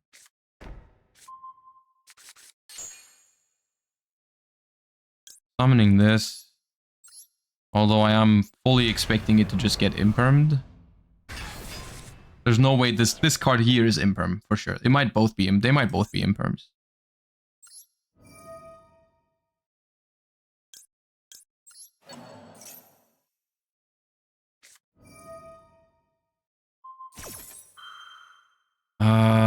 Is it safe to go battle phase here? If the set is another Kaiman. If the set is another Kaiman, how bad is it?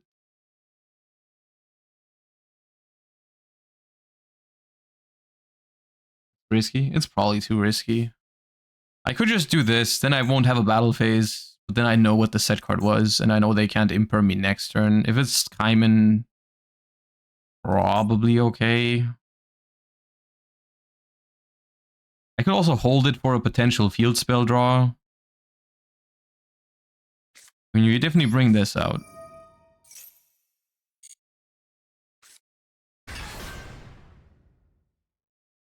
Not Kaiman because they would have searched the field spell last turn. You know what? That's a good point.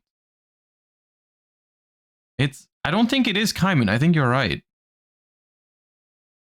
There's no way they go Hydra search. Yeah, I think we can risk it. It's a free kill. We'll take it. It's not Kaiman. You're right.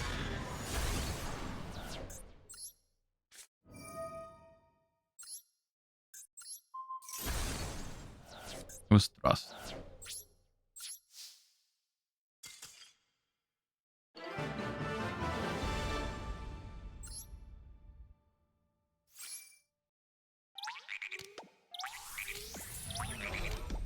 Okay.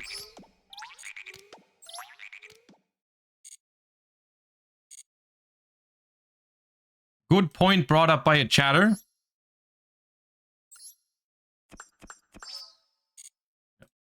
That deck is good. The Math Lab, that's a good deck, I think. All right. You guys, it's already a little past 5, which is where we normally end. It's been a pleasure to be back. Thank you guys so much for everyone who supported today. We will be back tomorrow. Not even going to be a long break. We're going to be back tomorrow for the Challenger Cup season finals, which I am very excited for because I'm interested to see what kind of decks people play at the moment in Master Duel before we get the second stage of the Duelist Cup next week. So I will see you guys tomorrow. I'll send you guys over to Mr. Farfa today. And I just hope you guys have a great rest of your day. It feels good to be back. Hope you enjoyed the stream. Thank you for all the support. And I will see you guys tomorrow. Bye, everybody. Thank you for watching. Say hello to Farfa for me.